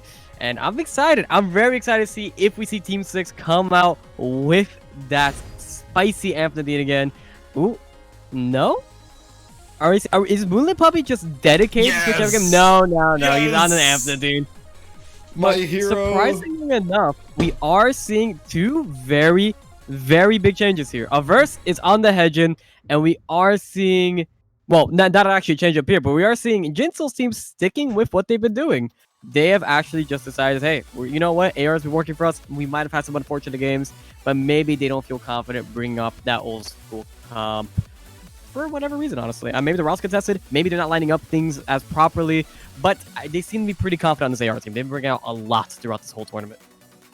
I am hoping to, dude, I'm telling you, man, they know Isu's route. I would be, I'm shocked that they're not trying to take advantage of that. When you have information like that, knowing you can get an early pick off on a character who is on a team that is currently doing so well, I think they're in first place at the moment. I see no reason why you wouldn't want to try and at least get a pick off there, get that early damage, and try and get that kill. In any case, it's time to get into our final game. We have the Amphitheater back once again. God, I am so excited. And I am once again surprised to see Jinsel, Sana, and Susie on the same composition. I'm curious if they're going to be able to pull it off in this game. They do have to have an absolutely insane game to make up for the 30-ish points that they're missing. But if any team can do it, it's them. Could you imagine, for half a second, could you imagine if the team that qualifies is going to be the team with an Amp, Nadine, and a Tonfa Hyunwoo? Not even like my sock, tactical Tonfa Hyunwoo. Imagine those teams are the 2 teams that qualify here. I honestly wouldn't be surprised whatsoever because, I mean, the tactical Tonfa, sure, okay, maybe that part is surprising me a little bit. And I know the Amp Nadine is a bit surprising as well. He's over here in Beach once again. I am so damn excited. But you know what? I know ERCS, Lil John, and Moonlit Puppy are an absolutely insane team. I've been saying this. They are completely slept on going into this event. People are not giving them the respect they deserve, and they showed us last game why they are an absolute force to be reckoned with. This team has been practicing like crazy. This team has been doing their homework. I don't know if you guys know this, but I've been talking to ERCS, and yeah, they have strategies on strategies ready to go for this tournament, as you saw with that Amp Nadine already doing an insane amount of work.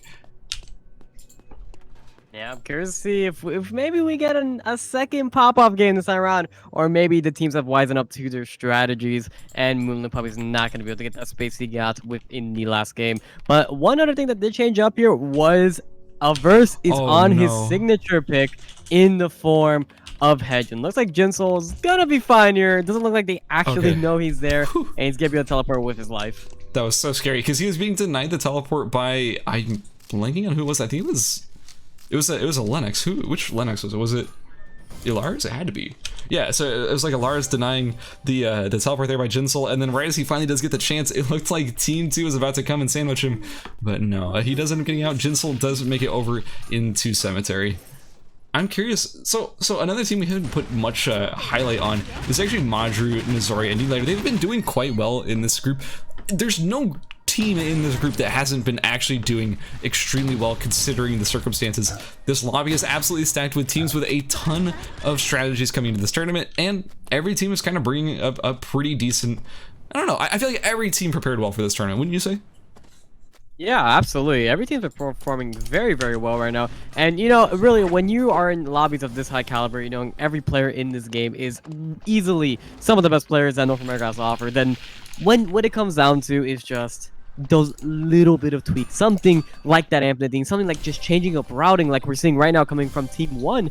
They're actually in beach right now, grouping up to get their items instead of actually grouping with school like they normally do. And we're seeing a change of weapon from Madru, and we're seeing hold on, this is huge. Averse just finished his Mystic Jade Charm. Moonlit Puppy has not finished that Golden Ratio bow quite yet, and right as they finish their item, it's time to do an engagement because, you know, if you're playing with Averse, if you have a Hedgen on your team who is this practice on this character, there's no reason not to take this engagement when you know you have an item advantage, knowing that Moonlit Puppy had not finished that Golden Ratio. And just like that, the team that dominated the last game has fallen, or at least lost a member early in game number 4. The final game of this group, unfortunately, that will be Lil John going down, but we do still have the protagonist, so you never know, this could still be anyone's game.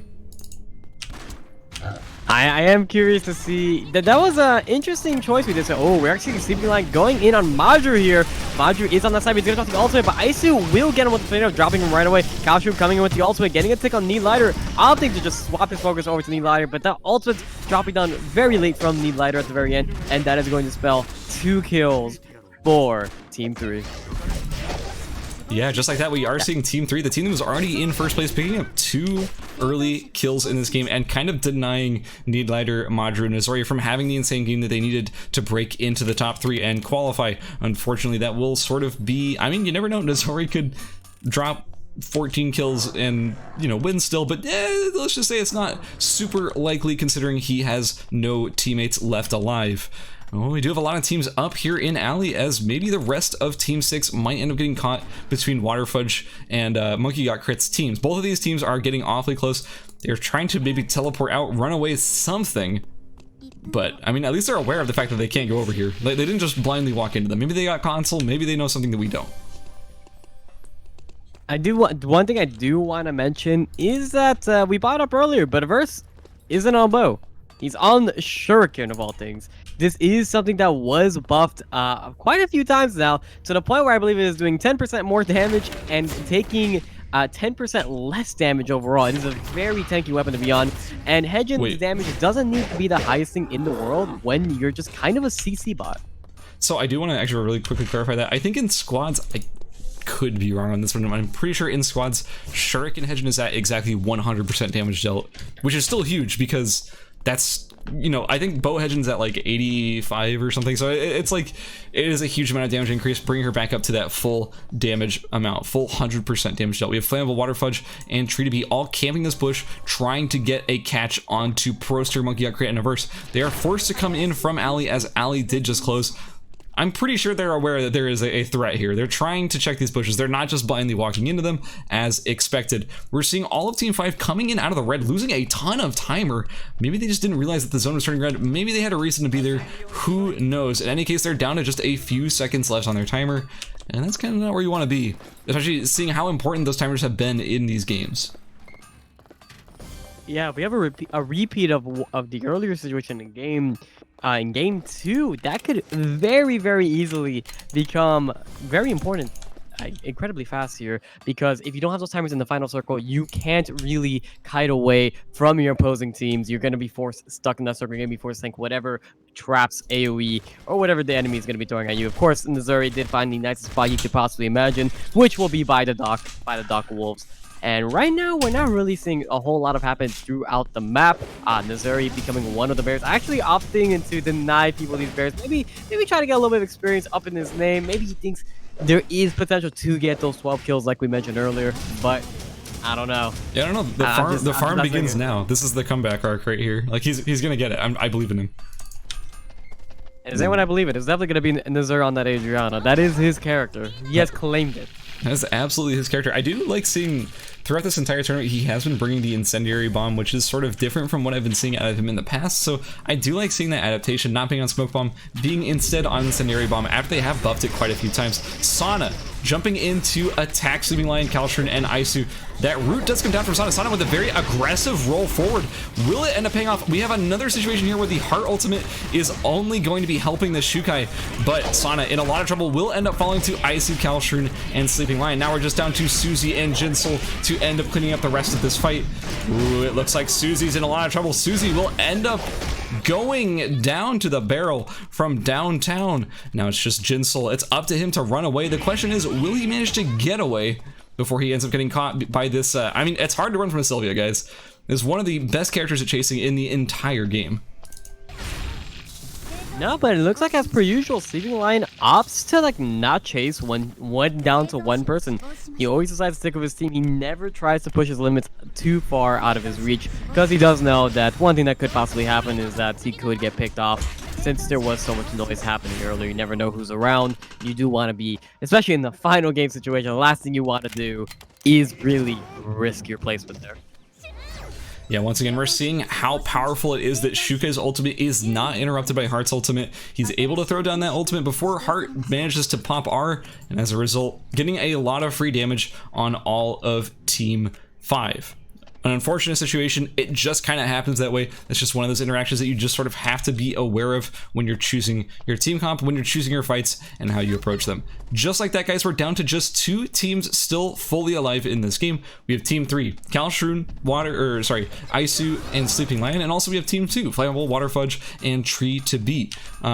Look, guys, these are 2 teams that are already going into this game. They were in that qualifying position. Then again, so was Moonlit Puppy and Elars. If I'm Moonlit Puppy and Elars, I am stoked to see Team 2 and Team 3 popping off and getting kills. Like, I know Team 2 only has, they only have about, I guess they have 3 kills at the moment. But yeah, like, I'm stoked to see these 2 teams doing well, because that means that they're denying the other potential teams from coming up and usurping their position. Remember, they lost Lil Dojon at the start of this game, so all it takes is for these 2 teams to do well, cement their positions in rank 1 and rank 2, and they are comfortable sitting in rank 3.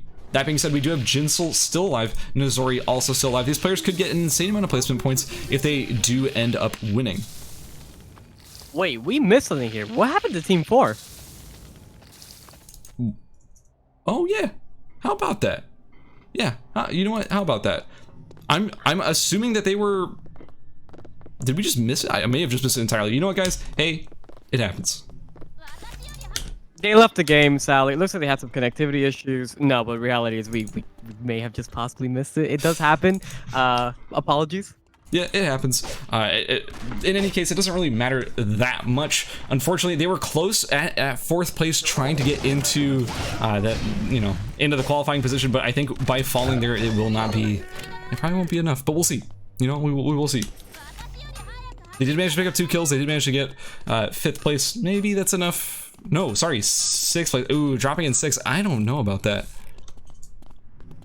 Yeah, that might be a little scary moving forward, especially with the placements coming in. It is top 3 teams, but You do not want to drop so early on into the game. That is, I mean, like we're seeing like segmented members of previous teams actually survive. So we're seeing Team 1 still up, Team 5 still up, even though they have one player, but Team 4 was a complete wipe. Ooh, you're saying Flambo try to come in for the steal. He will not secure. Caltroop is going to go into ultimate, but his team does have the whip line. A beautiful tornado coming down from Isu, going to create a little bit of space.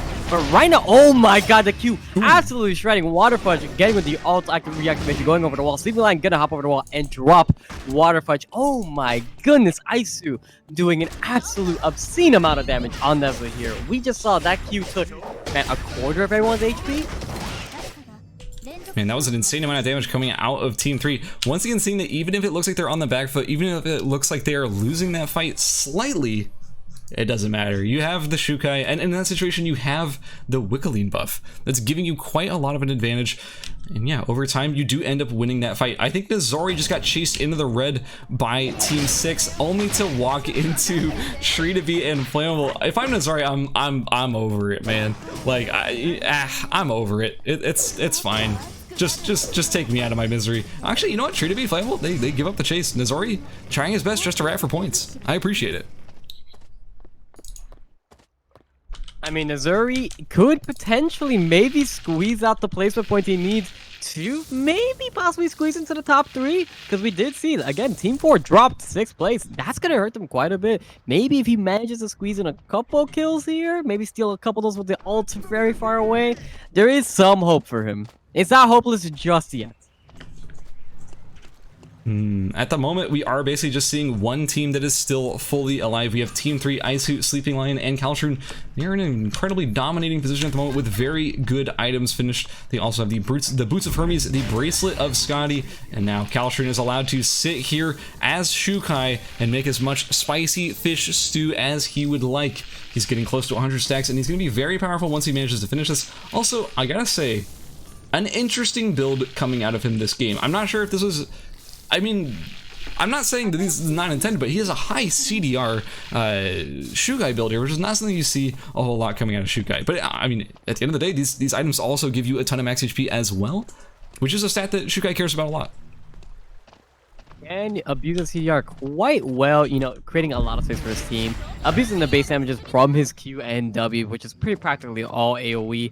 And man, I don't know. I feel like he possibly was going for something else early on, and there's a good chance he got those items from previous corpses. His team is currently on 5 kills, so it wouldn't be too much of a surprise if he already had, you know, the patched robe and just found the other components from corpses. Like, okay, I guess EODC was on the menu. So currently in this situation, it's sort of up to Team 3 to just try and clean up as many kills as they can get.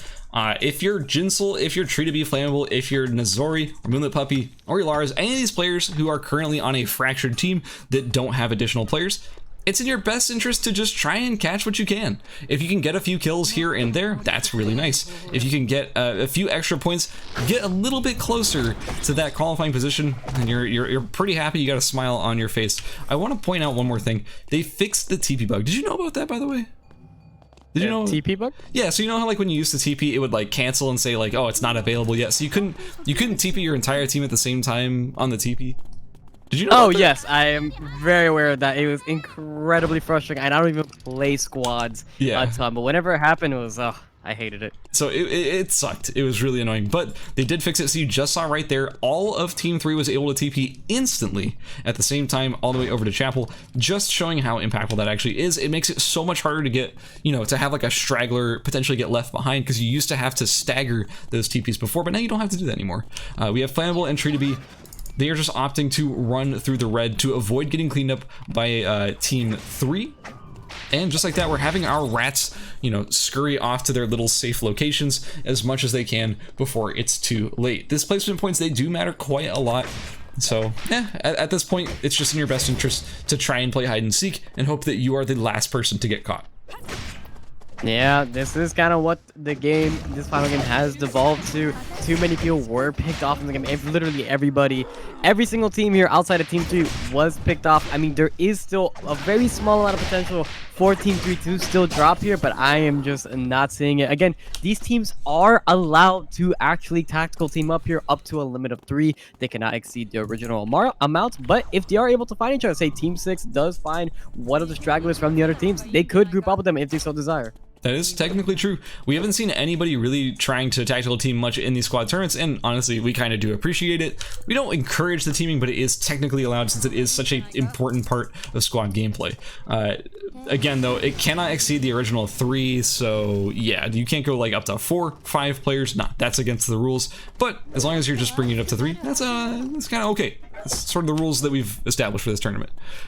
So at this point, I gotta say, despite being down a player, Moonlit Puppy's team up to 314, 319 stacks on Nadine. This can still deal a ton of damage. If they're able to third party a fight with all of these items finished, this could be pretty huge. The problem is, what fight are you going to possibly third party at this point, since there are very few remaining teams? It's mainly just Flammable and Tree to be posing any sort of significant threat to Isu, Kalstrun, and Sleeping Lion. So if like, I don't know, if one of these two-man teams ends up clashing with Team 3, there's a chance the other two-man team may also come by and third party it. That'd probably be one of the best strategies I could possibly come up with at the moment. Well, if I'm, let's say, if I'm playing as Team 2 or Team 6 right now, my strategy is to find anybody that's not Team 3. And I respect it because these players are still actually trying to get those kills and play the game. They're not just waiting it out in a corner right now. Oh no, speaking about waiting it out, Nazuri is being forced into the red. He is going around, but it's not going to work out for him as Kalstrom is waiting for a Sleeping Lion. He does have more than enough time to tank this. And he is going to go completely in on Nazuri. Nazuri is going to drop down to 3 seconds on the timer, and Sleeping Lion will finish him. One thing to know, Nazuri was sitting on a Chinese upper mask of all things. And I'm curious to see if he did pick it up. I don't think there's anybody really on his team that can utilize that item. I don't think you really want that on the Sylvia per se, and you definitely don't want it on the Zahir or the Jukai. I mean, it's pretty good just to have in your inventory so you can swap to it for movement speed if you need to, at least out of combat. I would say if anyone's Sleeping Lion is probably the most likely to hold on to it just so they can chase out of combat if someone gets away. That's probably, I would say that's probably my closest estimation for when that would be used. Oh, Jinsel jamming out the best he can as he will end up falling over here at the end of game 4. Just like that, we do have Jinsel falling in the red. He will not be lootable unless players want to sacrifice red zone timer. And just like that, we're down to our final 3 teams. It's 2 teams of 2 and 1 full team of 3. Yeah, this is, well, sadly what we mentioned earlier was that, you know, these two-man teams did want to try and find these stragglers running around the map, but Team 3 did secure those kills. They're up to 7 kills right now in the final game, and we are going to see Team 2 only on 3 kills and Team 6 sadly with 0 kills to their name right now. But the game is not over yet. We still do have some time here. We are going to see the final zone open up in the form of force. You're seeing Team 6 opting to tank some timer right now to go and get the hyper loop off. They're going to teleport to Chapel and possibly walk in the forest right now. We're going to start seeing teams set up for it. Yeah, it's happening the same thing with Team 2. They're actually on their way to the hyperloop, and they're possibly going to TP in the Chapel as well. As I can imagine, you probably don't want to TP into the fresh white zone, since you can only assume that Team 3 is probably just waiting there already. No, they're actually opting to just run back down. Team 2 being a little indecisive here. I think they'll be able to get in just in time. It seems like Sleeping Lion, Isu, and Kalstron, they're opting not to necessarily camp out one of these entrances. I honestly, we're in a situation where really these two teams could end up maybe forcing. Oh, we do have Flammable TPing in. Oh, an unfortunate position stuck between Moonlit Puppy and Team 3. Ooh. He is putting some pressure onto both teams. He just wants to get out of here. I think if I'm Alaris and Moonlit Puppy, I'm going to move to the left to try and say like, hey, Flammable, here's a safe location you can come into. But no, Kalstron, he goes over the wall. He is ready to just go straight in this fight. He's not going to get poked out by Moonlit Puppy. He wants to put the pressure on immediately. Moonlit Puppy dropping awfully low. We have Alaris getting chased out by Isu and Sleeping Lion as Moonlit Puppy is being forced into the red. An unfortunate position to be in for sure. We have Flammable trying to get in on this fight, trying to do what he can. We have Tree to be also doing quite a lot of damage, but it's really only the boar who is falling low. Unfortunately, Flammable, Tree to be, they will end up going down, which means that Moonlit Puppy and Lars will be securing 2nd place in the end of the final game of Group A. Wow, that was it didn't feel like a final fight. Yeah, It didn't have like the same intensity. It was just, well, Team 3 is kind of just killing everybody one by one. Yeah, that was definitely just a cleanup game out of Team 3. We have in first place an absolutely dominating performance coming out of Isu, Kalshrun, and Sleeping Lion with 11 kills. First place. In second place, just trying to survive as best they can to go for placement to secure their position in the top 3. We have Lil Dojon, Moonlit Puppy, and ERCS. In third place, we have Waterfudge, Tree to Be, and Flammable with 3 kills. A pretty safe and solid play. Unfortunately, that will be the end of Group A. If there are any upsets, I doubt they will actually come in here, but we will be showing the scores in just a second to see which of our 6 teams end up qualifying for the finals. Remember, the top 3 from each group ends up qualifying, as we have 2 groups playing here today. We'll be right back. We're gonna get the scores set up for you right now. One thing we did see throughout the course of the 4 games today is that there were a lot of wavering positions. We saw a lot of teams that were placing first and second dropping down in 6th. Again, these teams were just so good and so consistent, and you're playing against some of the best players in NA to the point where your placement was never guaranteed. This is not like the qualifiers. You were not against players of a varying skill level. These are all just incredibly good players. And to tie that in with the routing strategy we've been seeing so common today is that placements were all over the place. We saw game 1, Isu's team getting 4th place, to game 4, to them getting 1st place, and with those 11 kills. Honestly, this could go to pretty much anybody. I'm excited to see what the results are going to be.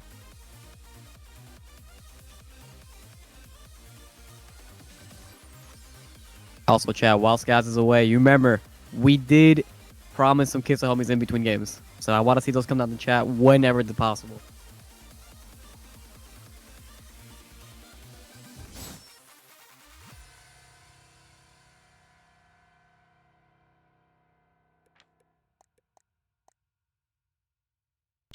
All right, guys, we do have these scores ready to be shown. Who will make it? Remember, only the top 3 end up qualifying for the finals. So, we're about to find out.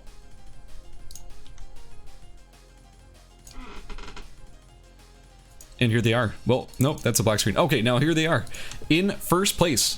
My screen is tiny and I cannot see it. In first place, we have Isu, Kalshrun, and Sleeping Lion advancing to the finals with 107 points, and a very consistent performance through all 4 of these games. Congratulations to Isu, Kalshrun, and Sleeping Lion. In second place, we have Tree to Be, Flammable, and Waterfudge picking up 79 points. Second place, a nice performance throughout these 4 games. And again, we also have Lil Dojon, Moonlit Puppy, and ERCS qualifying for the finals with 78 points. Thank you to all of our competitors coming out and doing your best, playing your best, and being here. We appreciate you all. Even if you didn't qualify, thank you all for coming and trying your best. Now, with just a few seconds, we're going to be setting up Group B. You guys are ready for Group B? Remember, if you thought Group A was insane, Group B is equally as insane with just as many absolutely dominating players. I am actually so excited because for me, I'm going blind into this. I don't actually know what our groups look like today. I did actually miss the second half of the competition, so this is going to be brand new to me. I'm very excited to see who's coming in here.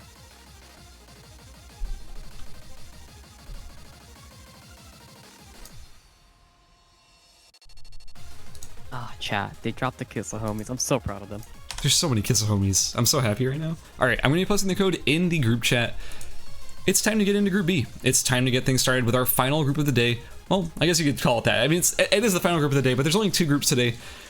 Yeah, dude, I'm so excited. I had so much fun watching Group A play. I loved seeing so many like unique strategies coming out. Also, some absolutely chaotic team fights throughout the entire series. Like, so much fun. What a fantastic group. I had so much fun with Group A.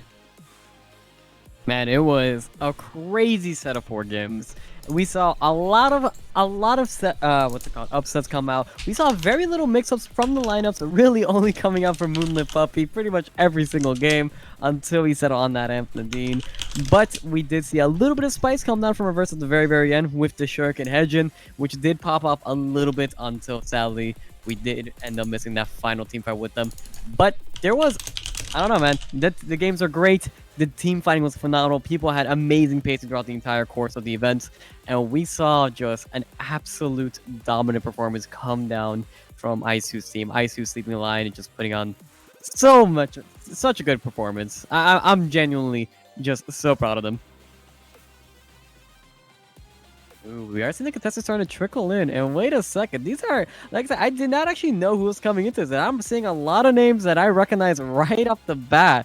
Team 1, Lenny, Wing Damon, and Calidor. This is gonna be pretty spicy. I remember we commentated last week, and I actually talked to Lenny right after. He's like, yeah, by the way, we actually only played 2 games together. We've never played more than that. And well, turns out, doesn't really matter if they've only played 2 games. They actually just did so good together last week. Are you seeing the matching profile pictures for Team 4?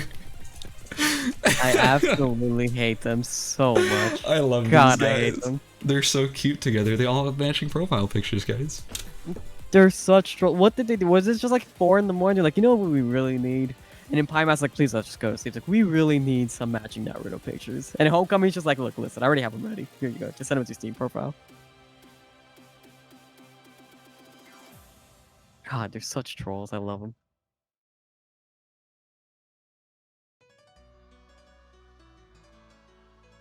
Ooh, and we're seeing Team 6. Luba, Zared, and Circadia. Alright, that's not a team I even know was participating in this. These are very, very strong players. Same with Team 3, Tier, Gunner, and Bamboo. Wait, oh man, this is a really stacked squad. Oh my god. I was telling you, man. Stacked. Look, we may have had an insanely stacked group A, but it's not like we're out of good players. This group is so stacked.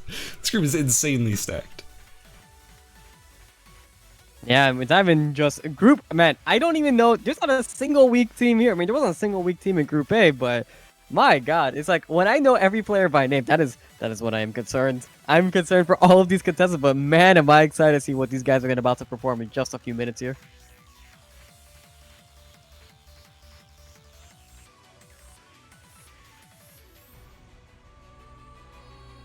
So Celeste has the Sakura picture. Are they trying to say something to him or? Cutest one in the group. I don't know, dude. Homecoming. You're looking kind of cute with those cat ears right there. Homecoming do be looking kind of cute, but I don't know. I don't see Homecoming as the Sasuke. He's the protagonist here. Why do we have Naruto on him? Dude, Homecoming is the protagonist. That is absolutely true. So of all these teams, I can't even say there's a favorite. Well, so I really can't. Like, obviously, Homecoming, Celeste, they both did extremely well in the solo open. Homecoming taking first place, Celeste taking second place, and they are going without me even saying anything. Hell yeah, let's go. I got no problems with that. It's time to get into game number 1 of Group B. Here we go, guys. Okay, so normally I try to keep my bias aside here, but my bias is gonna show full force as I absolutely love seeing what I'm seeing come out from Tier, Bamboo, and Gunner. They have Nunchuck Dylan and a Sniper Aya of all things. Ooh. I'm excited to see that. That is my go-to for this round. So honestly, like, okay, I don't even have to. I'm gonna close my eyes. Tom, you have to tell me once we are done with the loading screen. I have a guess as to what Homecoming's team is. Just a guess. Okay, I'm listening. I'll confirm for you right now. Okay, do you know what Homecoming's team is right now? No, we're still in the loading screen. But you know what? I'll just confirm for you anyways. I'll right. DM him. You'll send me a screenshot. Okay. I'm waiting. Okay. Okay, we're in. Homecoming's team is going to be Yuki, Sylvia, Lennox. No, it's actually Adriana, Jackie, and I. It's a very weird mix-up that we didn't expect to see coming down. No, really? I'm joking. It's Yuki, Lennox. Okay, Tom. What? I see you, buddy. Anyway, this team, we saw them in the qualifiers running this exact same composition. It was absolutely insane. They just... Oh, they're so strong on this team. They have insane chase. They have insane team fight, like AoE. They have insane, CC, escape, whatever. You name it, they've got it. This is an insane team comp, and it's on a bunch of very strong pilots. Homecoming and Celeste taking first and second place, respectively, in the solo open. These are some very good players, and Pie Master is great as well. You didn't see... Ooh. Vidify getting bullied. The best Lennox in NA. No, I don't know. Lennox, Vidify is a fantastic player. No offense to the rest of his team. Vidify really is the standout player on his team sometimes. Like he really brings the best. I mean, he's the cutest gameplay. He's hot. I mean, what does Vidify not have?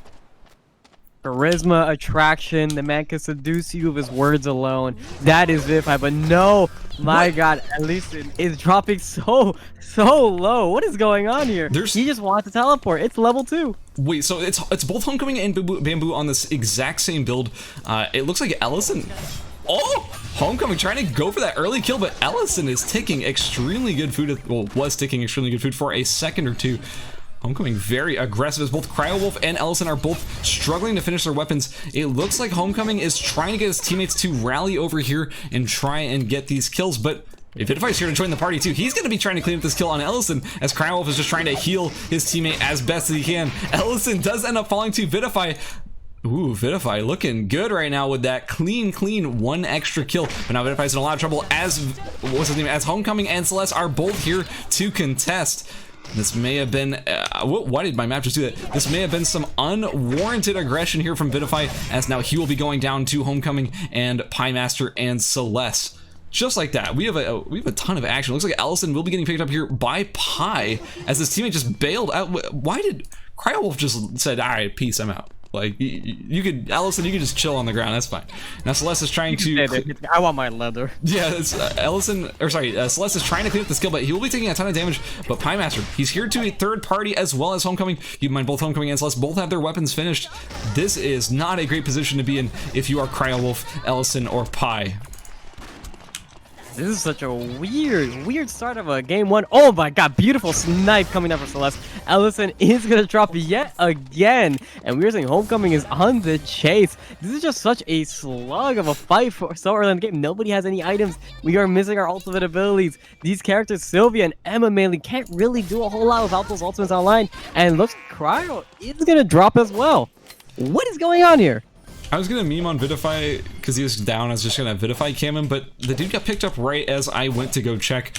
Just like that, we're seeing Cryowolf dropping here. Guys, keep in mind, Homecoming, Piemaster, they're getting a bunch of kills. This is really good, but they are not finishing a lot of items because they're spending so much time fighting. We have Team 6 getting awfully close with a lot of items being, well, I guess they don't have that much more finished, but they do have a Magnus with a Fang Mace, and that's pretty scary. They also have a TAC 50 Aya, and Anluva has already finished that Viper Nunchuck as well. So, pretty good position for Team 6 if they did want to third party this, but it turns out they don't need to. They're just gonna run away. I mean, there's one thing we know about Magnus is the last thing you want to do is underestimate a level 6 Magnus. Any team that walks into this man right now is going to lose about half their health right away just from that ultimate alone, and it is an absolute force to reckon with. It will evolve later on to the game, but it is very scary. But it doesn't look like they are going to be able to put on any aggression right away. We are seeing Bamboo with a slight mix-up here. He does actually go for the Turtle Shell Sword rather than the... Wait a second. Were we looking at the right Yuki? Bamboo is on Turtle Shell Sword. Bamboo is in fact on Tauntaun, yeah. Both Bamboo and Homecoming on the same build this game, I think, or at least like similar builds. Bamboo with that EOD suit, this man is tanky.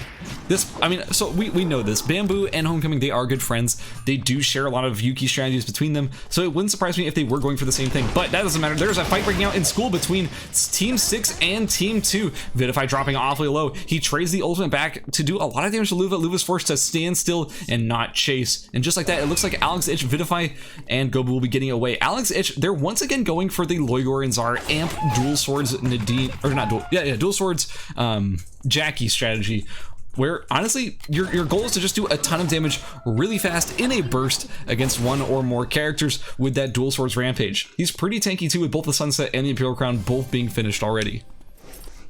Ooh, it looks like there's a fight breaking out in Pawn between Bamboo, Gunner 62 Caliber. The ult's coming down on Bamboo. Bamboo dropping awfully low. He will go down to the bleed. It looks like there's 3 players down. It's just Gunner 62 and Tier versus Wing Demon. Wing Demon trying his best to get away, but I don't. Okay, Wing Demon. He's got a lot of stuff finished. He's actually in great shape right now, but unfortunately, he does have to get through 2 players in order to win this fight, as Bamboo is getting picked up by Tier 98.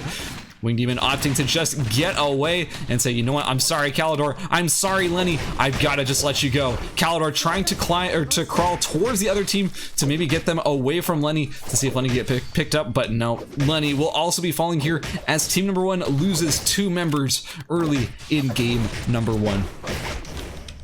We are seeing a repeat of pretty much every start of every single series we have commentated so far, which is teams get a little overzealous here. They drop fairly. We see a lot of people dropping very early in these game ones, but what is this congestion? Wickline isn't up for another 5 minutes, guys. Everybody is over by Avenue right now. Jesus. There's 13 zones open. What are we doing? Why do we have everybody concentrated within the same 3 zones with 3 teams all within Avenue at the moment? Wing Demon says, man, screw this. There's way too many people here. I'm out of here. I'm going to Forest. I'm going to find some feathers. You know what? I'm going to go do something. Anything but be here. You can tell that some of these players definitely have a speed run timer up right now. They're trying to go for that any percent run of just wiping a lobby, but Wing Demon is just making sure that doesn't happen. But right now, we are seeing, back on a serious note, Piemaster looking very, very strong right now with that motor helm, having everything but the arm piece. And Vidify, our second Lennox, is, well, he said he had such a rough start, dropping so early into the game. Doesn't really have a lot to him, still just on the green whip, which admittedly isn't a terrible item, but is really not going to be outputting a whole lot of damage, but he still does have all that innate CC built into his kit, so that will help him out quite a bit there. You're seeing some poke coming down between Team 4 and Team 6. Celeste throwing the E's down, healing up his teammate after losing a little bit of HP. And honestly, it looks like Zared, Luva, and Circadia, they're opting to just run away. They don't necessarily want to be a part of this fight, and they're just gonna say, peace, I'm out. Yeah, it looks like this fight is not going to actually go anywhere. They do have a little bit of a hard time actually picking out people from afar. But once you get even just slightly close to them, you are going to be chased down for 5 million years, as we saw earlier over a hotel. They are not afraid to take fights. This is easily the most aggressive team here. And are we seeing a Liger and Zar coming out? Was there a second Liger and Zar here? Wait, is there a second one? Oh yeah, Pi is actually running Liger and Zar as well. Interesting. I mean, I know that dual swords, look, it's no secret that dual swords, like amp dual swords, is actually a really relevant and real strategy, but I am excited to see it on 2 characters because we didn't see any in the first group. Yeah, there's definitely a shakeup in strategy here that we saw from the first group. Like, one thing we're seeing right away, I mean, Pi's team, Team 5, is definitely has the most unique strategy. We are seeing the Emma, we're seeing the Liger and Zar on the Yuki. Emma did just have that recent change. Now she has 2 charges on her ultimate ability, which is really huge, especially when you can do things in squads like that polymorph. That polymorph is going to be really massive if you're able to get it. The AoE half pull is really nice, but we are not actually going to be able to see it this game as it drops very early. Yeah, I honestly, me personally, I've actually picked Emma up again recently, and she is a lot of fun with those 2 charges. It's a good quality of life changes, and it's a really good quality of life change. And honestly, I wouldn't be surprised if we saw more Emma in squads in general, as she is actually relatively decent at the moment. She brings a lot of poke, she brings a lot of AoE. She can do some pretty crazy things, and Caltrops is a very good weapon skill. They can do a lot of stuff too. So I don't know. I'd be surprised if we didn't see more Emma in the future in squads. Ooh, Wing is just trying to hide at the moment, but I don't know if they've managed to sniff it out. Tier 98, he just, okay, they knew. They 100% knew that Wing was in there, as Tier 98 just raw ults into the bush and does catch Wing Demon. And just like that, Wing will be going down, and Team 1 is the first team fully eliminated in game number 1. And before anybody starts going crazy in the chat, you could have, we saw from their perspective, they actually did have that console online to them, and that console does cover 2 parts of chapel, which would have been both exits from there. So there's really only one place Wing Demon could have possibly been, which is that bush. So they deduced it pretty fast and made sure to capitalize it before he could react. Oh, I forgot I can click on the map now. Oh shoot, that actually is a game changer. I completely forgot they added that functionality. Oh man, my day is made. I was wondering why, like, it was, you know, spinning around the map when I was clicking on people. Okay, we have a fight about to break out between Piemaster and Bamboo's team. These are 2 teams that are quite friendly with each. Oh, no. No, there will be absolutely no fight. They will all walk away. There's no fight. There's no fight, guys. Take 2. We're gonna run this one again later on in the match. You know, cut that. The script is changing. We're not gonna be taking this fight right now.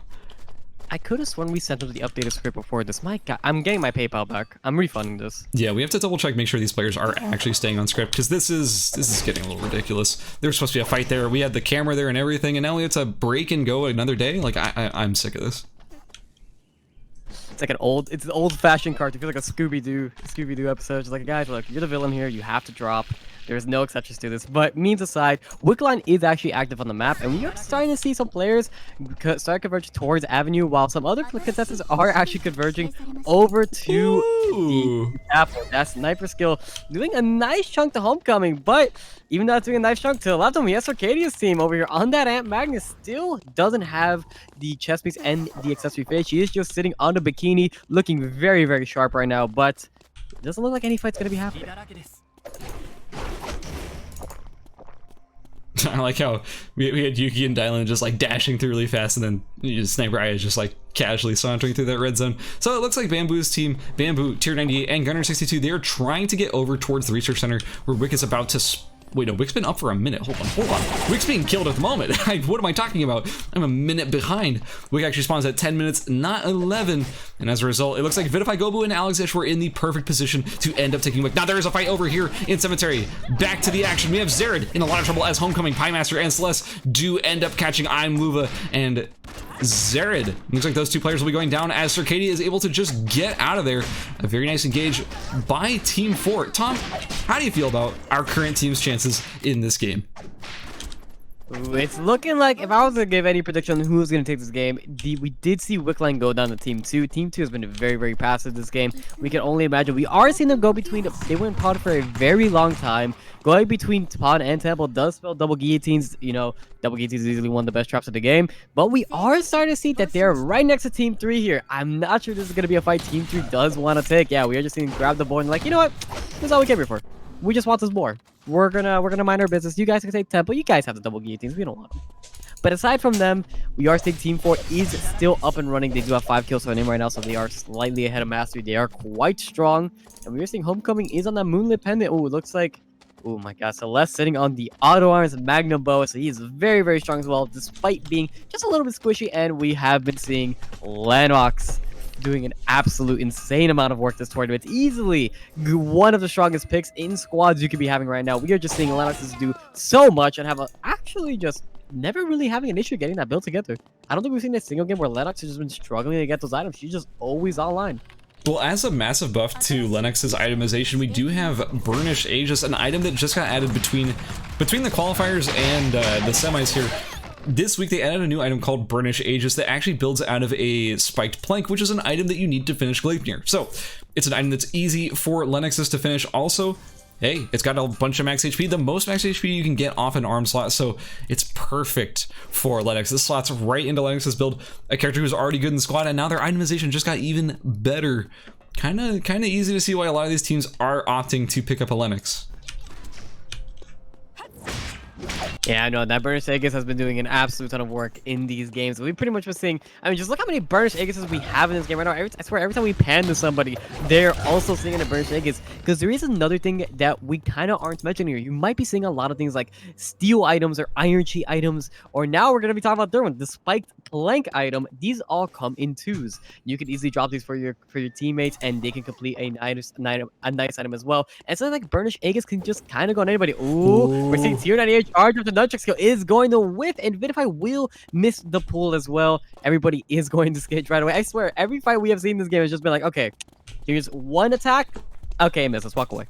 Yeah, like, these teams are not actually committing to these engages because they know how risky it is to start a fight that you can't necessarily finish, you know, in a short amount of time. It's important for you to get these fights done quickly, or else you're risking getting third-partied by other teams. It's just sort of a risk in general. Also, if you're not sure if you're going to win that fight, it might be better to just go back, farm up, do what you can while you wait for the other teams to start fighting each other. Placement is rather important, and you know what, it's probably just better to survive to live to see another day. That being said, I gotta say, Gobu, Alex, and Vidify, they kind of have no kills so far. They have 1 kill so far, because Vidify did manage to snipe that one person on the teleporter at the start of the game. So, I mean, they do need to make sure that they do get those points. They have Wick buff, but it's ticking slowly. They're gonna lose it at some point within the next 3 minutes or so. Gotta make a good use of it while you got it, or else you're gonna lose it, and you're gonna lose that advantage. This is something we are seeing that is relatively new here. We're actually seeing more teams alive this time around. Rather than with Group A in the first game. First game, we just kind of had nobody that was sticking around, really just having those 2 teams up and alive. But now we have 3 full teams and only 2 people off in the solos right now. The only team being fully eliminated right now is Team 1 with Caldor, Lenny, and Wingdan we saw earlier in the match. But right now, it's just a lot of waiting, a lot of setting up for the final zone, getting those traps together, getting everybody scaled up and properly fighting, getting those transitions online. It's just going to be, it's going to be a very hectic final circle. Wait, what? Okay, so Pi, a player who's been off on their own this entire time, their team dropped relatively early in the game, can't finish their headpiece, can't finish their arm piece, but they have mithril boots and an emerald tablet. Like, what is actually happening with Pi's build right now? I wouldn't be surprised if a lot of these items just dropped off of boxes that they looted, maybe. But either way, it's pretty strange items coming out of Pi. Also, a shout out to Pi Master's actually in a lot of trouble. Getting hit by these bears over here, guys. High level bears do a lot of damage, but there might be a fight breaking out between teams 2 and 3. Right here we have ERCS coming in with the big engage. The dual swords rampage has not yet dropped actually. Oh, there it is. Bamboo drops immediately as Vidify is in a lot of trouble and does end up going down. Now it's just Gunner 62 to try and clean up this fight for his team.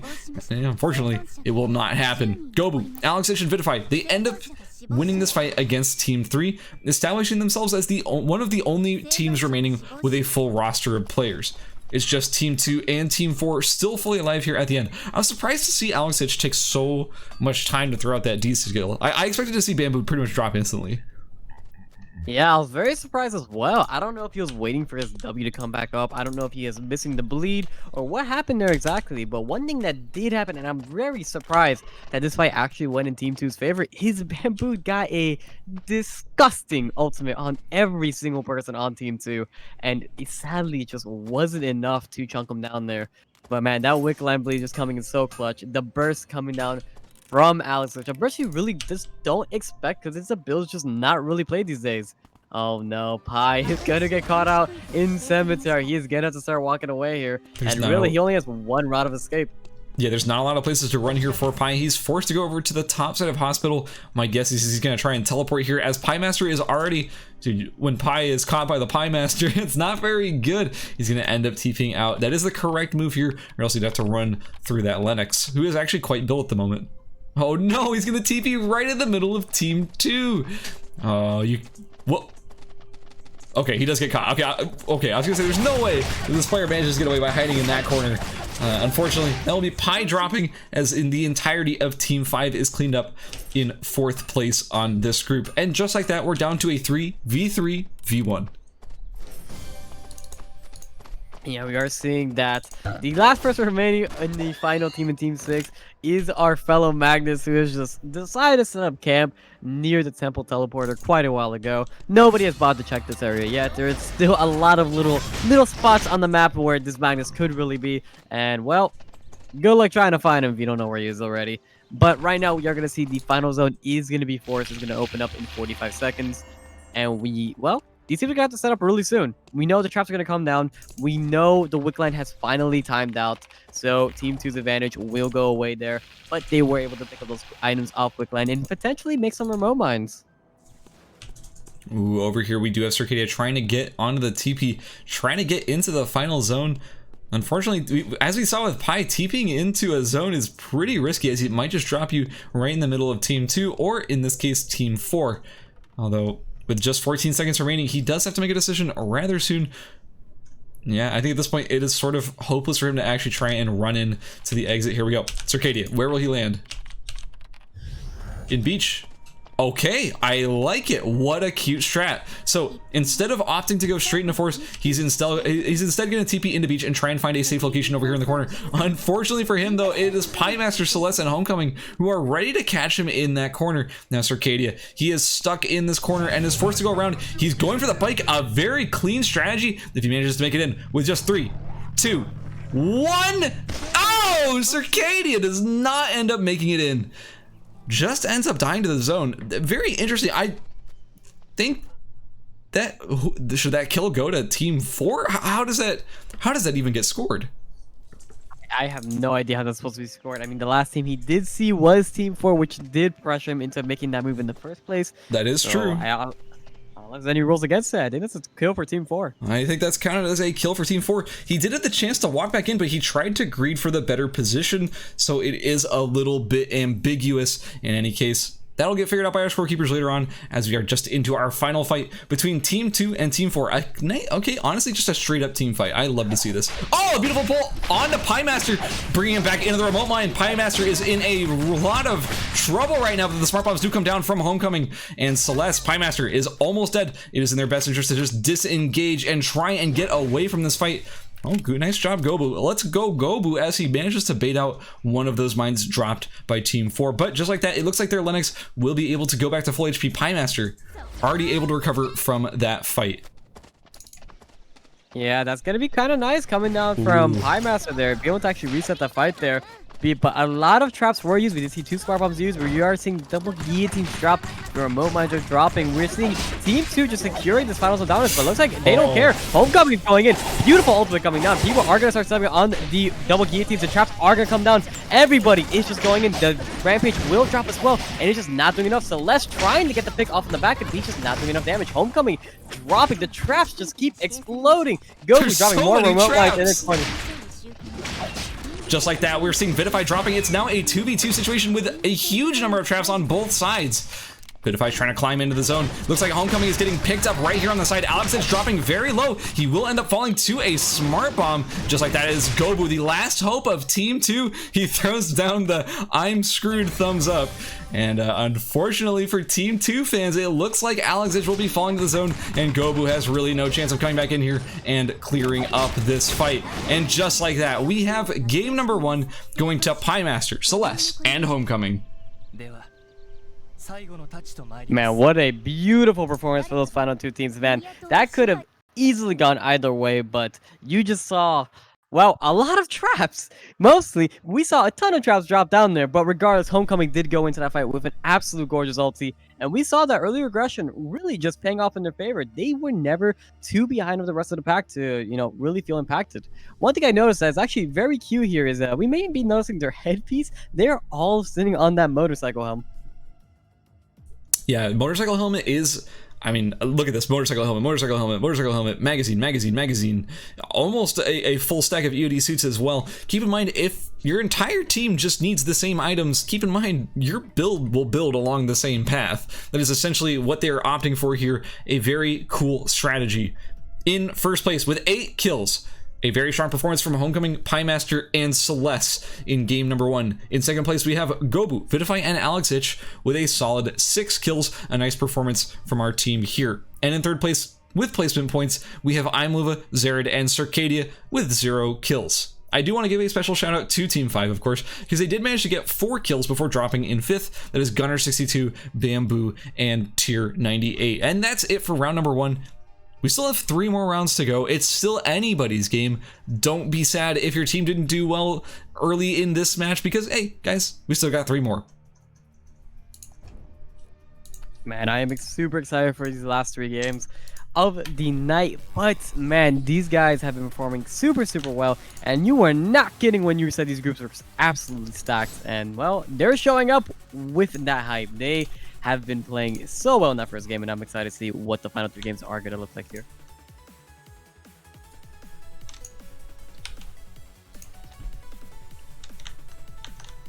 So chat, while Skaz is setting up, you know you have one job here, which is to drop those Kiss of Homies. I'm noticing you're lacking in the Kiss of Homie department. You guys might have forgotten. You think it might have ended with Group A. Well, I don't want to be the bearer of bad news, but it hasn't. We need some more Kiss of Homies. Give a big shout out to all the people helping out this production. Shout out to Skaz. Shout out to Altair. Shout out to all the scorekeepers and the mods. Shout out to Nimble Neuron, who has been helping, well, sponsoring this production. And shout out to all of you guys watching this lovely event. You guys are awesome. We love you, and we're going to have the next game ready for you in just a moment.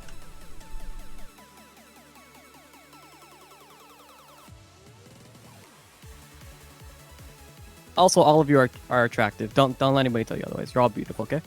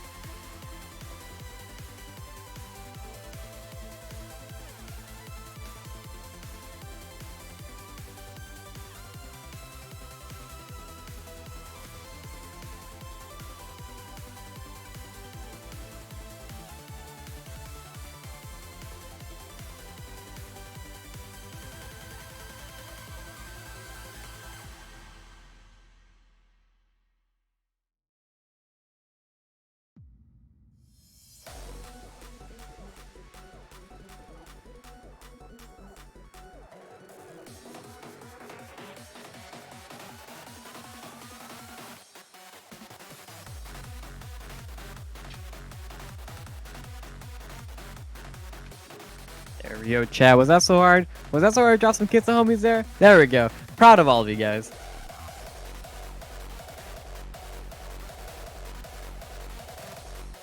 So chat, as always, like we mentioned in Group A, who is your favorite to win Group B right now? Right now, we did see Team 5 over here, Pymaster Homecoming Celeste, did take Game 1, but Gobu, Alexich, and Vidify were second place. They were very, very close in that first game. I'm curious to see what you guys are thinking right now. Okay, I'm back. Tom, what I missed? Hello, Anything hello. interesting? Or are we all good to go? No, just telling chat to drop the kiss homies. You know, they gotta pay their due diligence here. Oh shoot, dude. Let me join in. You know what? I need to kiss some homies. Yeah, it's really important. Otherwise, you know, that morale will drop, and the last thing you want is morale dropping here. It's very important. Yeah, you're kissing all the homies here. That's a lot of them. I'm a big fan Absolutely. of that. Dude, have you noticed our kiss the homies lineup? That's actually kind of cool. Is that... Are you trying to say something here? Or? I think we're kissing the homies right now. Guys, we are ready to go into Game 2. This is Group B. I think it's going to be pretty hype. In any case, let's check if our teammates... Or sorry, if our players are ready. If so, we will get right into this game. Sit tight, guys.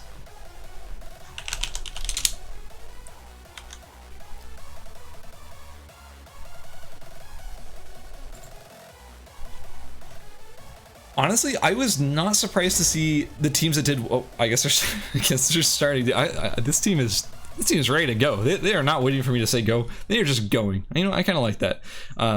This team, the results of that last game, they were still a little bit surprising, but at the same time, I still saw dominating performances out of two of the teams that I expected to do well. I expected good things out of Gobo, Alexich, and Vidify. I expected good things out of Homecoming, Celeste, and Pymaster, and those are the teams that ended up delivering in spades in that match.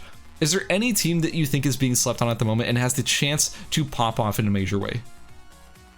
Oh, man. I think any of these teams could infinitely pop off without a second out here. But I always, and I have been giving this man so much hype since day one, Bamboo and Tier, these are such amazing players. I would be really, really surprised to see if they do not pop up here. Like we mentioned earlier, you know, where Homecoming got his strategies from is Bamboo, and they are sticking with their guns here. Quite literally with Gunner on that Sniper Aya. I believe Sniper Aya yet again, and Tier 98 is probably going to be sticking with that Nunchaku Lin. And I'm pretty excited to see where this team is going to be going right now, because right now, so guys, we are not seeing a single change in these lineups. They are sticking with what they've been doing.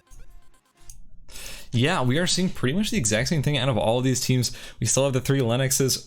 Ooh, wait, am I crazy? Was Wing was on Lennox before, right? Yeah, no, he was on Lennox. This is exactly the same thing, I think, coming out of all of these teams. We're seeing Gobu still on Aya, we're seeing Alexich still on Dual Swords Jackie, and we're seeing Vidify still on Lennox. Also, interestingly enough, we didn't see enough of the Emma in the last game, and I do want to see what Ellison has in store for us with this Emma pick. I mentioned this in the last game. Emma is really fun to me, really fun to watch play, really fun to see what she can do. So I want to see good things out of Emma here. We have Homecoming and Bamboo trading some blows with each other. I think it was over in the hotel TP. Bamboo did manage to teleport in the end, but Homecoming put a lot of pressure on him. Yeah, they're farming that mastery, you know. That's sort of how it goes sometimes. Yeah, I'd be really surprised if we see the same thing happen in game 1 happen yet again with the action going down a hotel. I mean, we just saw like a full-on battle royale going on for like 3 minutes over a hotel, and I'd be surprised if it happens again. It doesn't look like it's gonna be happening again this time around. People are already moving out of hotel, but they are sitting in school. Oh no, Ellison wants to walk in, but Celeste says no. Yeah. This is my zone. Ellison trying to get into the zone here, but they're doing their item trading over here right at the entrance, and I don't think that's going to be an opportunity for Ellison again. And I feel like Ellison is trying to go places and just is sort of wandering aimlessly to not get caught by a lot of these players. I kind of feel bad for Ellison in this situation. Unlike the previous group, we're seeing our groups more spread out. Like I feel like in the last group we had our teams meeting up a lot earlier, and right now we're getting close to night 1, and we only really have one team fully together at the moment, which is of course team number 5. Actually, team 3 just managed to meet as well. We still have team 2 relatively spread apart. Team 4 is getting a little closer to each other, but they're still sort of spread. But here we are. Team 3 is also meeting up as well. We're seeing Zared getting some really nice damage on to Kyra Wolf, but Right now, he is kind of just by himself. We are seeing Homecoming is... Oh, no. Zared is quite literally stuck between a rock and a hard place right now. He's trying to get back with his team. He just wanted to go into Forest and Peace, but there were two teams wanting his name. But looks like he's actually going to manage to get out there with his life. Gobu being forced into the red super early into the game, opting for Elegance. Ooh, was that what we saw Gobu on last game? Yeah, he was on Elegance last game as well. He was playing like pistol amp-ish. He wasn't able to finish his shoes last game, but I mean, it kind of didn't matter. He still, I think he still did well. Or maybe he finished his shoes, he finished it late. But in any case, it definitely was struggling to do so. There is a fight breaking out between Team 1 and Team 5 as Homecoming gets caught and drops very low, but he is playing Yuki. Yuki is sort of able to just run away from his enemies. Ooh, Crywolf taking a ton of damage from that Lennox ultimate as he is trying to run away. And it looks like the re-engage is about to come down onto Team number 1. Yuki ulti will drop, and it is going to spell the doom for two of our contestants here. Cairo is going to be able to walk away with his life, but Homecoming is getting extraordinarily low as the third party does arise. Zared, who's being chased out of Forest earlier by Homecoming, came back for his vengeance, and we are seeing Pimaps and Celeste try to do everything in their power right now to make sure Homecoming isn't finished off. But man, there is so many people right now, but right now it is looking Pi is trying to crawl away with his life. Ellison is also just trying to crawl away with his life. And we see Circadia trying to get a cute little ultimate there using Homecoming as kind of a wall. They're trying to get the AoE on Celeste, but it will not hook. But man, they're just trying to get Homecoming alive, but no, Homecoming will drop. Celeste is going back in, finally getting low enough. Circadia is going to drop here. We're going to see the I ultimate go down. It is going to do a good amount of damage, but it's not going to be enough. And Luva is going to be finished off. Team 5 will get 3 kills here. Oh my god, that was not that turn I was expecting whatsoever. Honestly, I'm kind of surprised they didn't bring that sort of pressure while their teammate was still alive. Why are all my teams marked in? Oh, there we go. Yeah, like, I don't understand that. There was an insane amount of turn damage from Celeste and Piemaster. They just came in and wrecked team 6 in just one fell swoop right after Homecoming died. It was like, you killed our friend, and just this murderous rage overcame Piemaster and Celeste, and they just wiped the floor with Circadia, Zared, and I'm Luva. Yeah, I'm really surprised here because what we just saw, I believe, was quite literally just focusing down the stronger team. I mean, you saw the Yuki, you're seeing his items, you know where he is. You could, even though the names are hidden right now for our contestants, you know that's probably Homecoming. These are the teams that just won. You want to take them out as soon as possible. Poor Pi. This poor man is just crawling for his life. You think at that point you just get up, like just stand up, Yuki. Like, if you can crawl that long, just stand up, man. Stop being such a complainer. I don't know. He will get caught by Piemaster here. The question is, will Team 5 opt to just finish Pi here? They don't get the kill if Pi goes down, but you know what? They're gonna make sure he does go down. Pi does end up dropping in the end. We have a fight breaking out over here in the temple area as Tier 98 whiffs his ultimate on Excalibur, Lenny, and Wing Demon. It looks like Bamboo, Gunner 62, they do have the damage to push Wing Demon and Lenny away as they are forced to no longer be in that engagement. Almost a bad fight for them, but they did manage to break away before it was anything too bad. Yeah, we did see at the start of that fight, we did see the Yuki ultimate drop down. We just barely saw the very end of it. So doing an absolute ton of damage, but there's just really no follow-up there if the lead island ulti does miss. They are just playing composition that really just does want to pick off one person at a time, not really trying to go for that 3v3, trying to get all 3 people at once. Not a super heavy AoE comp. But speaking of, man, with a lot of AoE, there's one contestant here we really haven't seen a lot of, which is Lenny. The man, the myth, the legend who made it into the solos final. The man who is known for those fire traps. Doesn't look like he's going for them this time around. But he is kind of on a cute little build here, going on for the Bloodwing Knuckle amp, has the EOD boots and the laced quiver to his name. Just a bunch of random stats to his name. Yeah, I mean, like, Hyun is one of those characters where you can just basically throw any items on him and he'll do damage as long as it's relatively defensive coming from the Sunset Armor and the Bloodwing Knuckle. From that point on, throw it all on there. Like, who cares? You got a Burgeonet, sure. You got crit pieces, sure. You got some pepperoni, just throw it on there. Who cares? Like, just Hyun takes every stat and wears it well. It's funny how you mentioned this earlier. We were actually looking at the top players for Hyun, and my god, they don't have a build. They have a build river, an ocean. They use every weapon, every item on this character. I was like, this makes no sense, but god, do I love it. Gotta stay hydrated. Drink some water, guys. If you haven't been drinking water all day, yeah, get a cup of water. Start drinking. Guys, we're down to just our last 5 teams, as we did have a full team eliminated right there over in Hotel. That being said, 2 of our teams are down a player, with Piemaster Celeste missing their 3rd homecoming. Unfortunately, he is taking a nap over here by the chickens. And also on team 1, Pi, the other Yuki. That's 2 Yukis so far that are both eliminated from their team, with Ellison and Crywolf being left with 1 less teammate. What's Ellison's build? Not much of one. Not really much to speak of. Just a weapon, really, at the moment. Yeah, unfortunately, Team 1 is struggling quite a bit to finish their items because they were forced into such a long engagement, forced to try and, like, you know, revive their teammate, do what they can, survive. At this point, they're just trying to survive. They don't even really care that they don't have items. Yeah, this is looking pretty sad for Team 1 right now. There's no way they could possibly contest any of the other teams right now. Even the other team of 2, they're just much weaker than them. And man, when we talk about being weak or strong here, Bamboo is looking very strong right here. Looking kind of nice. Has the auto arms, which is such a nice component to have this early game. It is only day 2 night, the start of the night, and he is doing absolute ton of damage. And we're seeing, well, while Bamboo is really strong, Gunner Bamboo is in such good shape, and Gunner has a hat. Yeah, That's a really nice hat. You got the brim though. At least he managed to get the brim. Yeah, he's only managed to finish an NTW, a drop near, and a magazine. Kind of struggling to get the rest of his items, but you know what? Hey, as long as you got that Yuki protecting you, you're in good shape. How are the rest of our teams doing itemization wise? It looks like Calidor, Lenny, and Wing are actually some of the most built, you know, teams in this entire game. They all 3 have finished or basically finished items. Lenny just picking up a cube watch. You know what? Forget it. Why not? Why not, man? Why not? He's got the cube watch. He's got the lace quiver. This guy has a lot of attack speed for a character with, you know, not a whole lot of reasons to be attacking you very fast aside from his passive.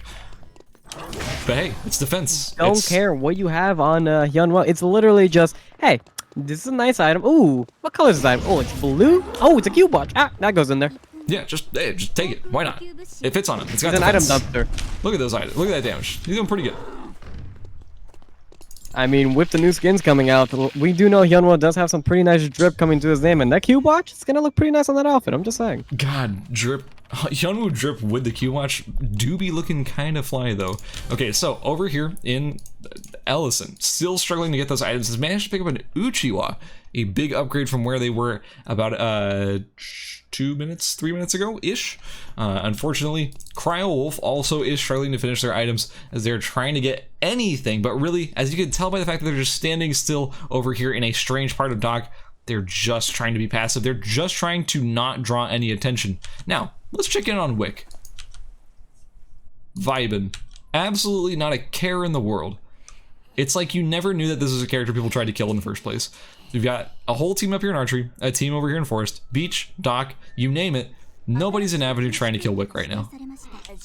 Yeah, really, there's only 3 teams that could possibly go for this Wick and make it out alive right now. But nobody seems to care. She's just kind of minding her own business right now. She's just walking around the map. Everybody else would rather go for those upgrades. Calidor finish up the Levantine over in dock right now. And Piemaster just getting his Scotty online. We're seeing Bamboo. I don't know why they're in our range. Maybe going for those traps. Maybe trying, well, I apologize. We kind of do know why they're there. Gunner does need to get his items at some point. He can't just be sitting on just the baseball hat all game. And we are seeing Gobu just on those slippers, where one eye has a hat, another eye just has slippers. But Wickleen is just roaming around the map. No one has bothered to even get remotely close to her. She's just kind of doing her own thing.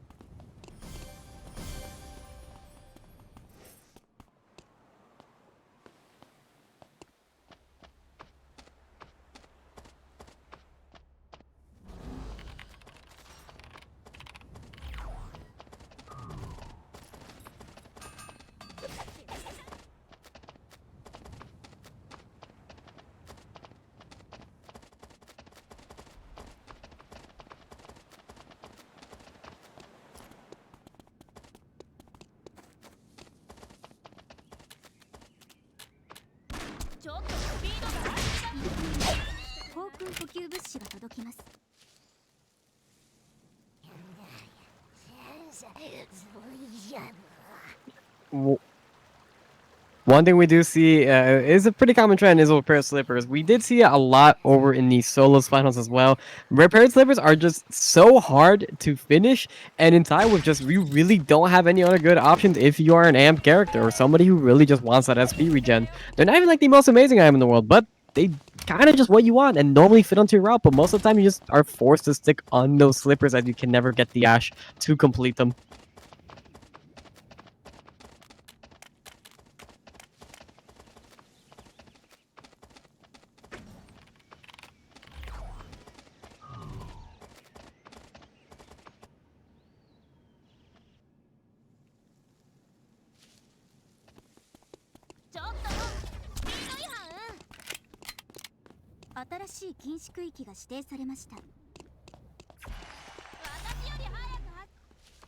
Yeah, I heard the rumor that ice melts at the start of day 2. I'm very curious if there's any confirmation on that because Wait, right now... have I been muted for this entire time? I think I've been muted for like a while now.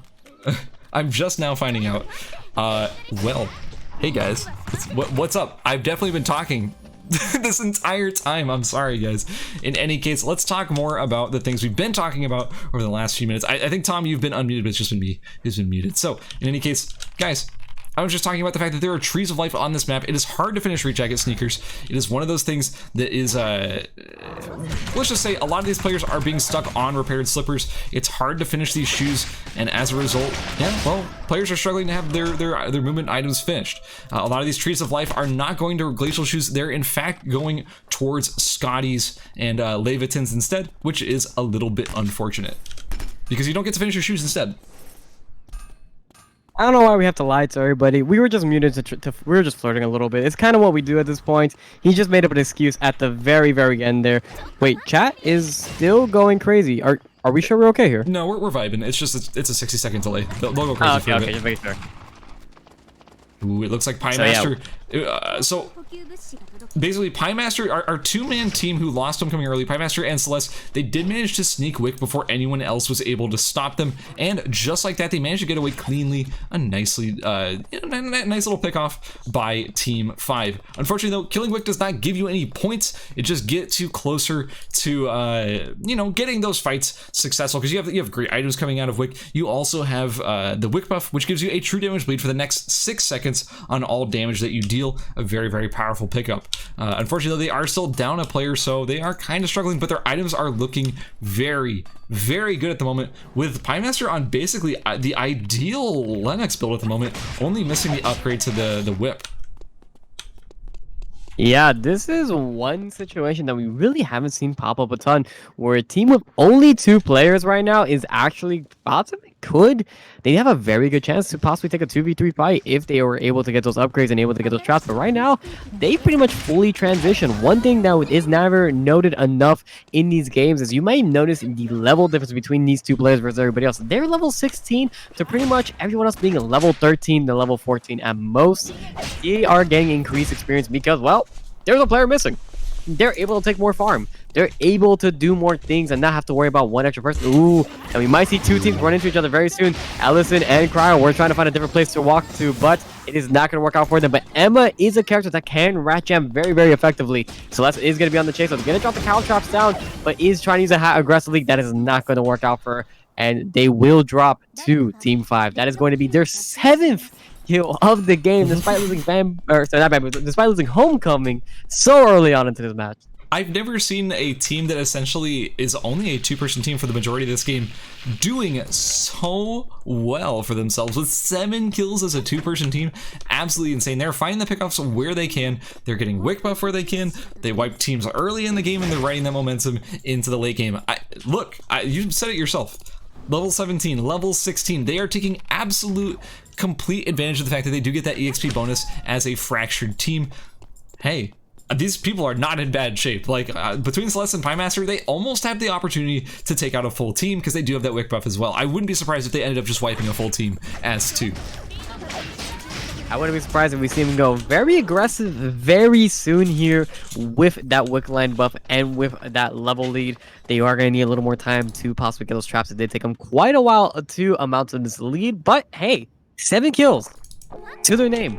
Homecoming being dead for such a long time, this is going quite good for them. I'm really glad they listened to the updated script, so it's all panning out according to plan right now. So this is looking very good for Team 5 here. I am joking, guys. There's no script. Please don't flame us later. It is just a joke. I can't believe that they're scripting this. That's so stupid. Anyway, so we have Team 4 getting engaged on by Team 3. A beautiful Dylan ult will come out as the Yugi ults trade back as well. Tier 98 and Bamboo dropping awfully low, but Lenny is low as well. Calidor only a few bars from death. It looks like Bamboo will end up dropping as Lenny is down to just about 200 HP. Tier 98 is trying to do what he can. Ooh, the blocks from Wing Demon will end up making sure that Lenny stays alive. Look at that attack speed. Wham, wham. Bamboo dropping down to the ground and will be falling here any second. But we do have Gobu, AlexEdge, and Vidify ready to third party this at any second. The Bamboo protection squad, or you know, the cleanup crew, however you want to call them, that's what they are right now. And I gotta say, we've been talking about Celeste and Piemaster. They're finding fractured teams of their own now that team number 3 has fallen and lost a player. That is another kill going to Celeste as Tier 98 drops. Man, these guys are having absolutely amazing situational awareness here. They know when to look for those third parties. They saw the noises earlier. They knew exactly where to check, and they were able to catch out Tier just on his own there. We're seeing Gunner take off the sniper rifle for just a moment, trying, and it probably will be the reason he survived here, sitting on 2 seconds, being forced to run around Research Center and Cemetery to make it back here. But he does need to get out of here very soon. He only has 38 seconds before the zones are going to close. But it looks like he will have more than enough time to get out of here. Oh my god, we're seeing AlexEdge going and getting the pull into the bombs. Lenny is going to drop right away. That Rampage is doing so much damage. A whiff all coming down from Vidify. But Wing Damon is running super low right now. He's going to have to try and run away. Vidify landing a beautiful W. And Gobu getting those W's out at the very end there. Going to drop Vidify. They're on 9 kills right now. I can't get over this.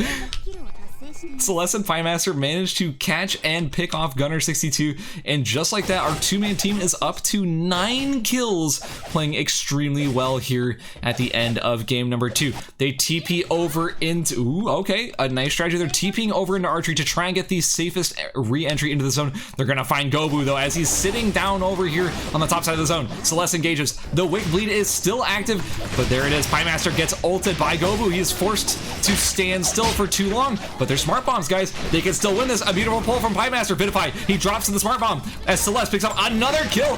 Just like that, Piemaster knocking back AlexEdge in his dual swords rampage. It's just Gobu trying to clean up this fight as the 2-man wrecking crew is eliminating a full squad.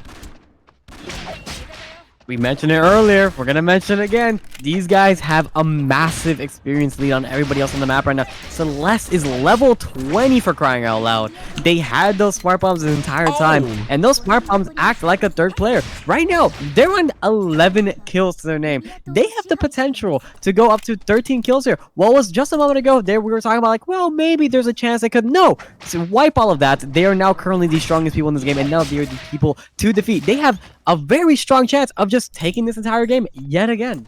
I can't believe what I'm watching right now.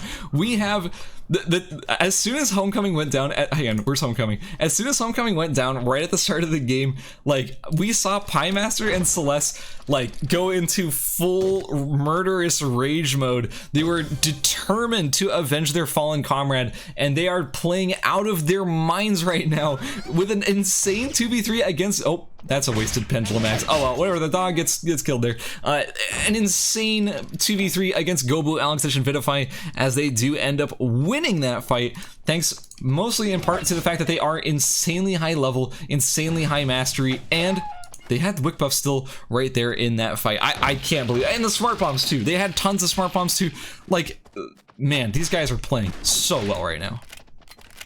Yeah, right now is going to be a very fractured fight that we're going to be seeing here. We're going to see a 2v1v1, and right now Gobu and Calidor have yet to meet each other, and Gobu only has 7 seconds to his timer right now. He's going to be forced into the zone very soon. He's going to get pulled into the Claymore, and he's going to be forced to drop that ultimate, but there's not really a lot of room for him to run. The C4 is going to drop. Gobu is going to try to go around the timer. He's going down 2, 1. He will make it back in, but he cannot walk outside in a second.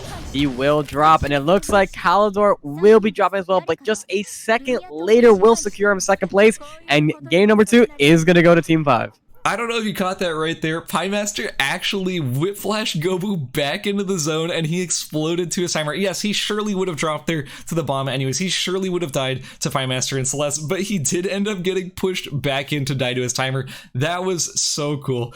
In any case, guys, an insane comeback result from Piemaster, Celeste, and Homecoming, securing first place with essentially just a group of 2 and an unbelievable 13 kills. How does that happen? How good at the game do you have to be to get 13 kills as a 2-man team and squad? Don't ever think that you're out of the game when your third dies, because you can still do exactly what these 2 incredible players did and pick up 13 kills. In second place, we had Wing Demon, Lenny, and Calidor with 1 kill. Calidor doing a very good job there at securing those placement points. A very nice performance from Calidor. We also, in third place, had Vidify, Alexage, and Gobu, who, despite their dominating performance, despite looking so strong in the game, they only picked up 2 kills, and they only got third place. And that'll be it for game number 2. Guys, we still have 2 games left in the rest of the semifinals for Group B, and then we will have our final groups set up after that. We'll be right back. We're going to set up the games for game number 3. Man, what a performance coming down from Team 5. Their Piemaster, Homecoming, and Celeste. Well, can't even include Homecoming here. Piemaster and Celeste. I'm sorry, Homecoming. I do love you, but that whole game, that showcase, the highlight of that game was on Piemaster and Celeste. These are playing 2 characters they've been absolutely loving since the release. Piemaster is easily the biggest Lennox simp I know on this planet. We all have characters we absolutely adore no matter their state. People say Lennox, well, you know, Lennox is probably not the best character in the world, but for Ultimate, maybe she was gutted with the nerfs. Nope. Piemaster is in this tournament absolutely destroying everybody on the Lennox, and of course Celeste is absolutely destroying everybody in the Sylvia. He is another person with the same exact example where, you know, people thought Sylvia wasn't good for a while, and well, he proved otherwise. He proved otherwise that Sylvia is an amazing character, and he's just an amazing pilot on that character. But chat, with that being said, we are going to set up for game number 3 here, like Skaz mentioned. So let's give it just a moment, and while we wait, chat, you know, you have something you need to do here, which you do need to kiss some homies. If I don't see some kiss some homies, we're going to have some issues.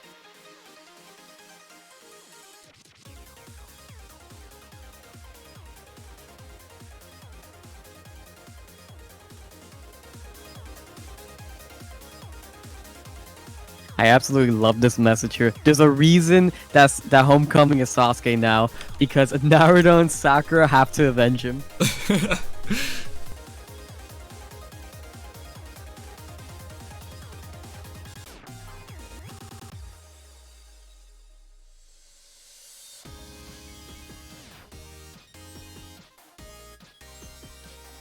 Yeah, they came here with their matching profile pictures. They came here with the power of friendship. And when one of them goes down, they know that it is up to them to bring it back and carry them to victory. I can't believe it. I cannot believe that they just won that with a 2-man team, 13 kills. Like, yeah, what? Like, how, nobody predicted that. Nobody saw that coming. I see a lot of players go really passive after they lose a player, which makes sense. I think that's not a bad call at all. But the fact that they took that time, took that you know, knowing that they were down a player, that it gave them more experience when they farmed things, they used that to their advantage. You saw that level lead they had over every other player. They farmed so efficiently. They got their items together. They got the wick buff. They did everything right there to pull it back and take that victory. So huge shout out to Piemaster, Homecoming, and Celeste. They played that beautifully. Yeah, we've been seeing these. All 3 of these players were absolutely dominating in the Souls event as well. Homecoming being the victor of that event. And, well, Celeste was another top contender. Piemaster, well, he overslept, and we're not going to talk about him. But he is still an absolutely amazing player, and we are seeing that dominance come out today.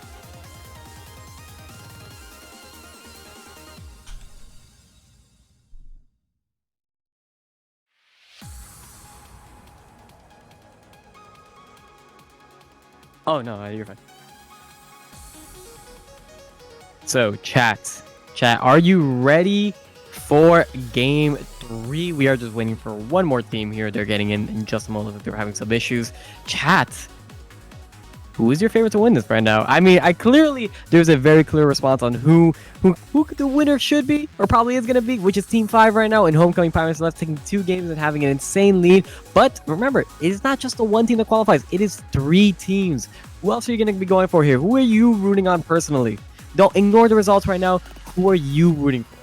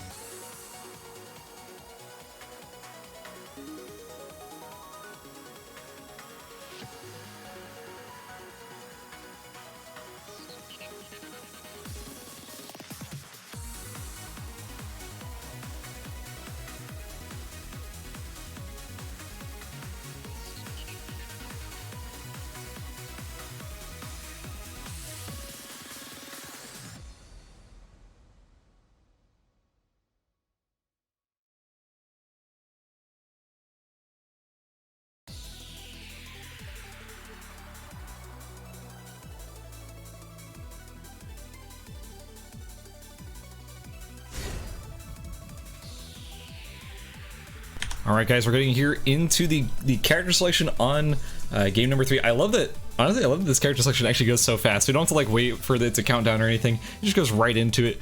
Are you seeing any major changes? Because I don't think I noticed anything different. No, I don't think I noticed anything major this time around. I don't think we're gonna see anything major right away. I mean, guys, we only have 2 more games left. If they're not changing at this point, well, they're gonna stick to their guns. Well, hey, I do have to say though, remember, we didn't see Amp Nadine in the last group until game 3. So, you never know. Like, people could still bring stuff out that ends up doing really well at any point in the series. But guys, it's time to get into game number 3 for Group B. This is the final group of the day. The top, wait, hold on. Yeah, the top 3 teams of this group will end up advancing. And yeah, this is the start of game 3. We're still seeing the Emma pick, honestly. I still want to see really good things out of this Emma pick. We haven't seen much yet.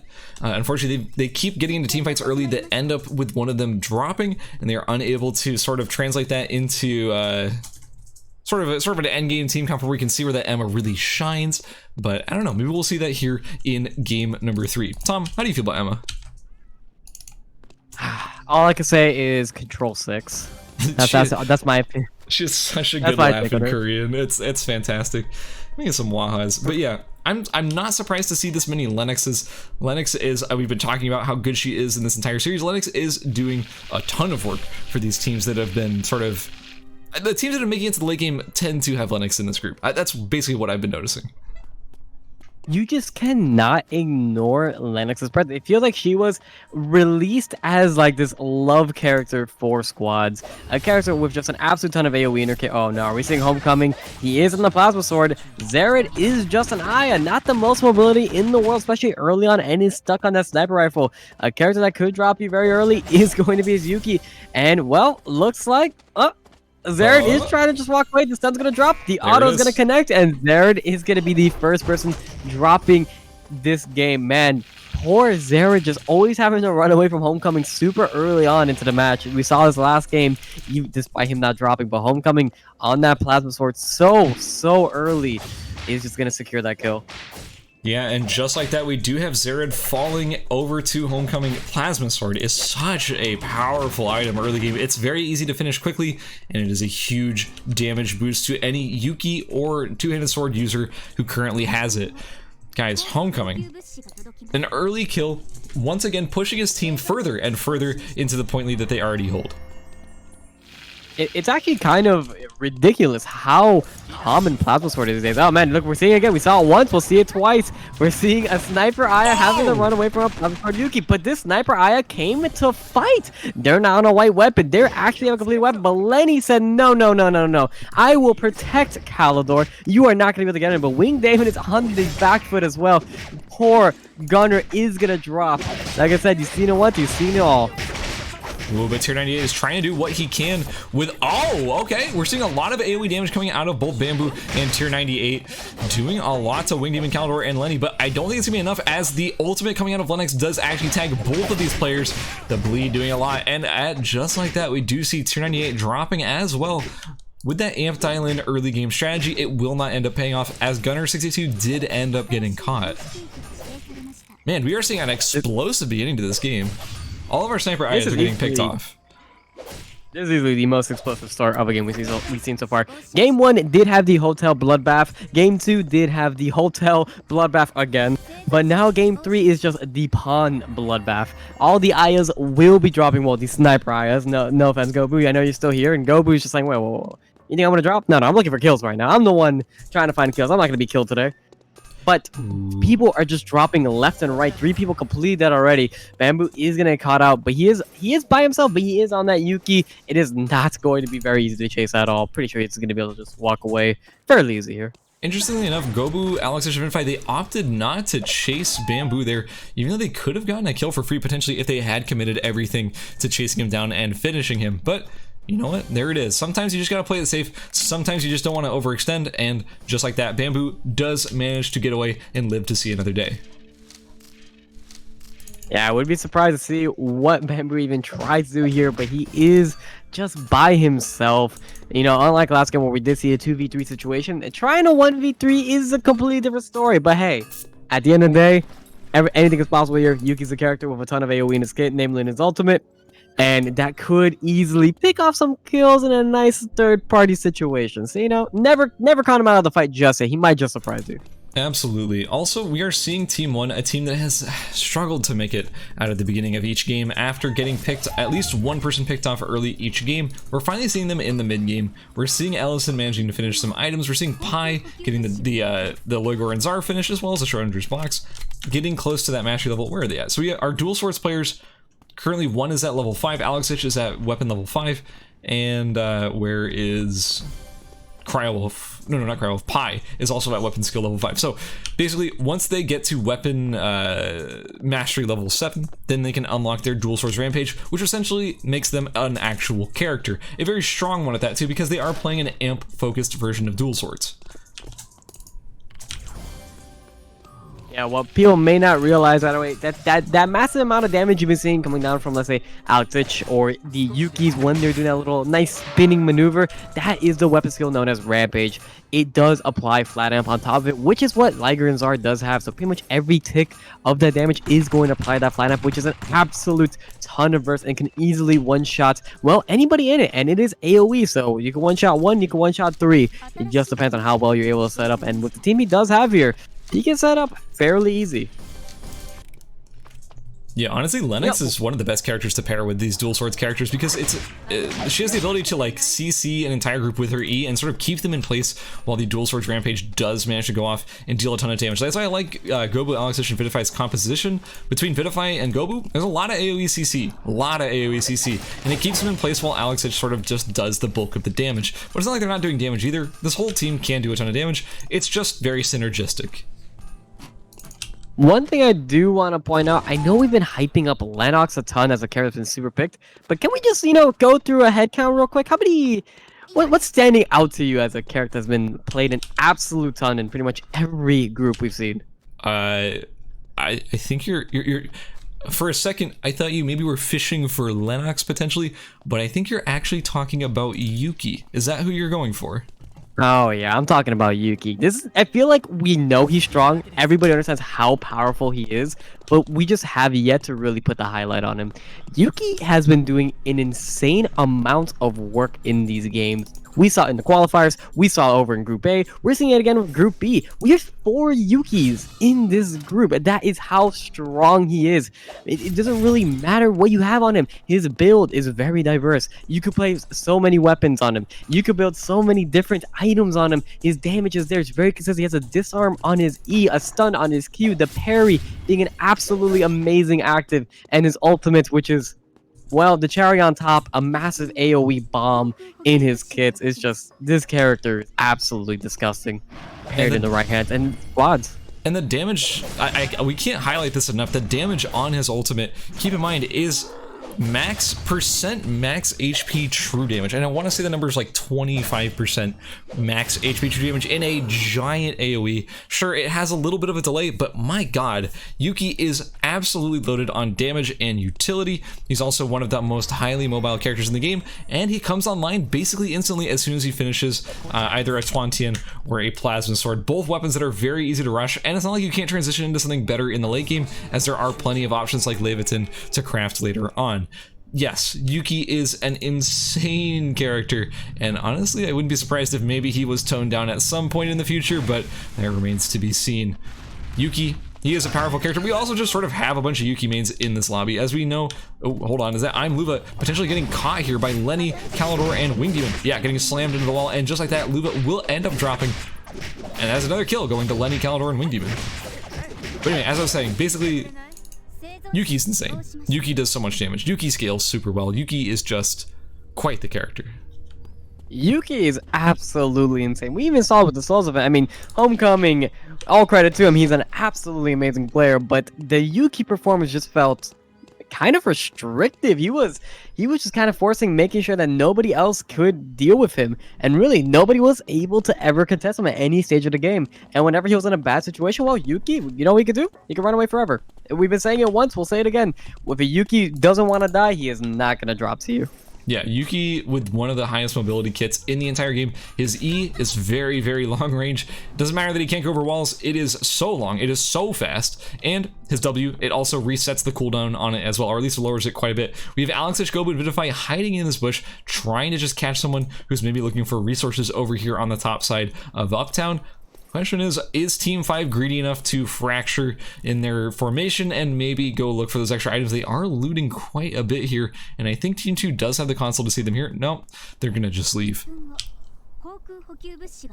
Ooh, yeah, it looks like they were trying to be kind of cute there. Oh no, it looks like Cryo does know what's happening here. Bamboo is going to cut out. Cryo is going to jump on him. And like we mentioned earlier, if you don't want to catch a Yuki, well, it's not going to happen.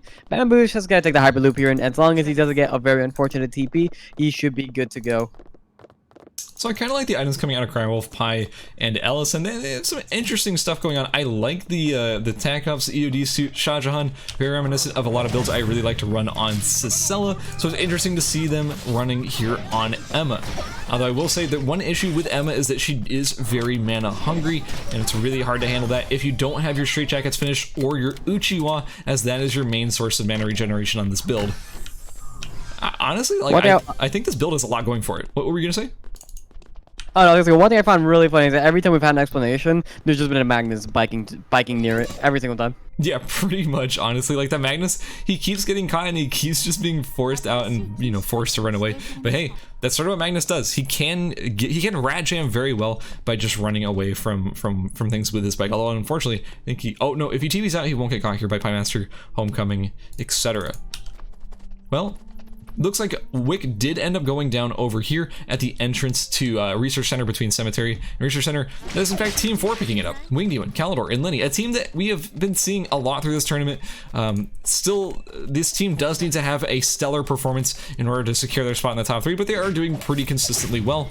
They did manage to pick up Wick. That means they get both the materials, the rare materials, as well as that true damage bleed for the next 6 minutes. Very, very strong buff for this team. Yeah, I think we're going to be seeing definitely a better performance coming out of this game rather than game 1 and 2. They were struggling quite a bit throughout the first couple games, which is pretty unfortunate on their end. But right now they do have the Wick Limby, but looks like we're seeing Team 2 set up an ambush here. But Lenny is wise right, dropping the fire shot to Yuki. I'll drop it down. Gobu going with his own uplift, gonna get the root down. Oh We my are seeing the God. Rampage dropping down, absolutely destroying Lenny and Calidor. And Wing Damon is gonna be forced to run away here, but it is only a matter of time till he drops. No, looks like Vidify is gonna opt to just say, hey, you know what? You get to live. We already took your teammates' lives. You gotta get out of here. And just as we were hyping them up, we were like, okay, look, maybe they'll have a good game. No. Team 2 said, we are not going to allow that to happen. We are going to make sure that does not happen any slice. Pi coming here to try and save Lenny? Keep in mind, though, Gobu's ult's down, Vidify's ult's down, and Dual Swords Rampage, good chance that it is still down as well. But dude, in that fight, I couldn't help but sit there and watch in absolute horror as Alex Itch just shredded all of Calidor and Lenny. An insane amount of damage, just highlighting how absolutely insane that skill is and how much damage it can deal if your entire team is able to lock down the enemy team in one area. Yeah, I gotta say, we hyped it up enough for a reason. This build is insane. Yeah, there's one thing. I mean, you look at that fight, right? You just looked at, you give me that fight on a piece of paper, and you tell me, look, the fire trap's dropping, the Yun Sun goes on 3 people, the Yuki ult drops on 3 people. I'm saying who wins this. I'm saying it's gonna drop. It's gonna go to Team 4, 100%. But no, that Rampage dropped, the Aya ult dropped, and the fight turned on its head in a matter of a second. What looked like a beautiful fight turned into absolute disaster so fast. Yeah, honestly, I thought Alex was sort of caught out of position as he was sort of in the back side of this bush. He had almost gotten slammed by Lenny, but didn't quite connect. But man, as soon as he was able to get back in that fight, as soon as he was able to press that D skill, oof, man, I can't highlight enough how much damage that skill did. Circadia. I've seen him so close to, oh, wait, hold on. When you see a piano wire, a scrap metal, and a gunpowder, and I'm trying to wrap my brain around it. How do you make this thing here? I don't understand. Tom, can you explain to me the recipe of a smart bomb?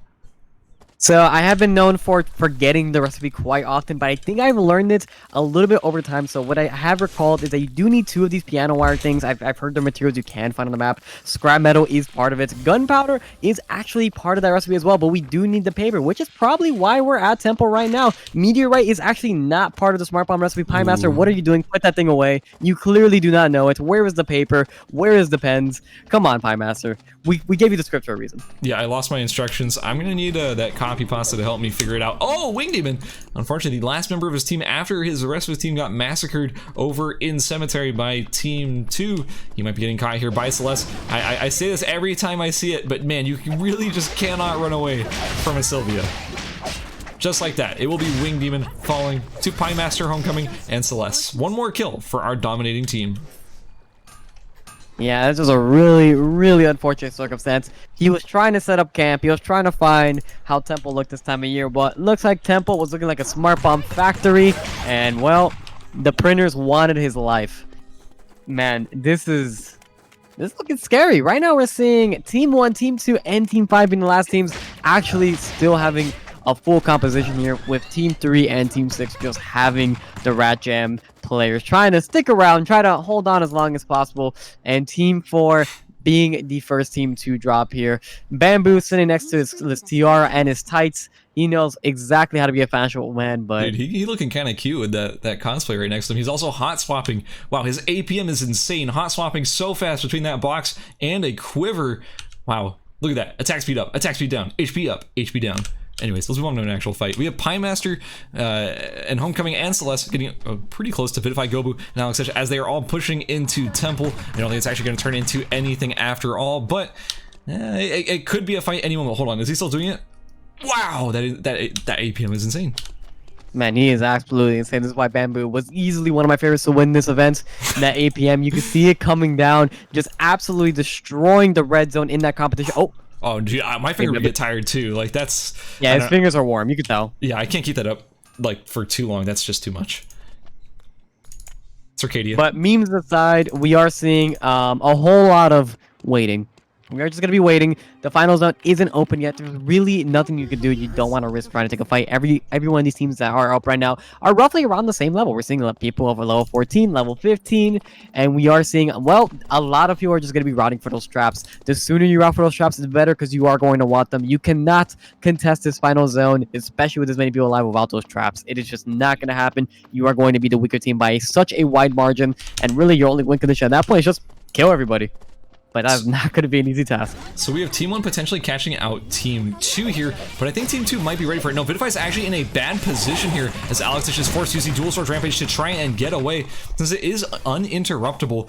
Oh, a beautiful pull over the wall by Vidify. Crywolf will be dropped very low. A beautiful ultimate does land. Crywolf is forced to stand still unless he wants to bleed out. And just like that, these two fights do manage to break away from each other once again. So the thing about Dual Sword Rampage is that it is uninterruptible, so if you do get stunned while you're using it, it may not be the fastest dash in the world, but it is still guaranteed distance traveled instead of eating a stun. So that's why ERCS used it there defensively to try and get it away. Yeah, it was really close to getting that pick on ERCS, but Jackie's a very hard character to finish off, and with the beautiful placement of that Rampage, he is just not going to drop there. The blue Viper coming out of Lennox was almost enough to drop Cryo there, but just wasn't enough. Cryo realized right away he had to stop moving. Ah, yes, the APM is coming down again from Bamboo. Wait, Bamboo, what is going on here, buddy? There we go. He had to take a break. Oh, we have a fight breaking out over here as Team 1 was hiding in the bush. Beautiful Dual Swords Rampage from ERCS, dropping all of Team 1 very low. Although, that being said, Vidify is down in the bush at the moment, as it is just ERCS and Gobu trying to clean up Pi. Remember, Pi is also on dual swords, so he too has that ability to nuke the entire team with a large AoE. Well, that being said, it looks like in this 2v1 situation, oh, an ultimate coming out of Pi, hitting both players. Gobu drops very low, but it will not be enough, as the ult reactivation from ERCS does end up cleaning up Pi, and that is it for Team 1, as Team 2 clears another group. This is going to lead a very similar situation as we saw previously in game. You having fun there, Bamboo? Are you enjoying yourself? He's having a great time. You can tell he's like, I guess might as well get the APM warmed up. Gonna play some StarCraft later. Oh, yeah, dude, having a good time over here. Circadia's been very good about running away too. But anyway, go ahead. What were you gonna say? We are seeing a very similar situation that we saw over back in game 1. We are seeing Gobu, ERCS, Vidify still alive versus Homecoming, Piemaster, and Celeste. This time around, Homecoming's team doesn't actually have to put on such a crazy performance. They got 11 kills last game with a victory. 13. And right now they're only sitting... Oh, 13. I apologize. I just have false information right now. Yeah, put some respect on there, only on... Oh, I put too much respect on these people. I absolutely adore them. They're amazing players. But we are seeing right now they only have 2 kills, and this just looks like an anime standoff. This is like the epilogue of an arc here. Those traps coming down, setting up the barrier. We're seeing Circadia might join Bamboo in his spot. They might share a corner. Ooh.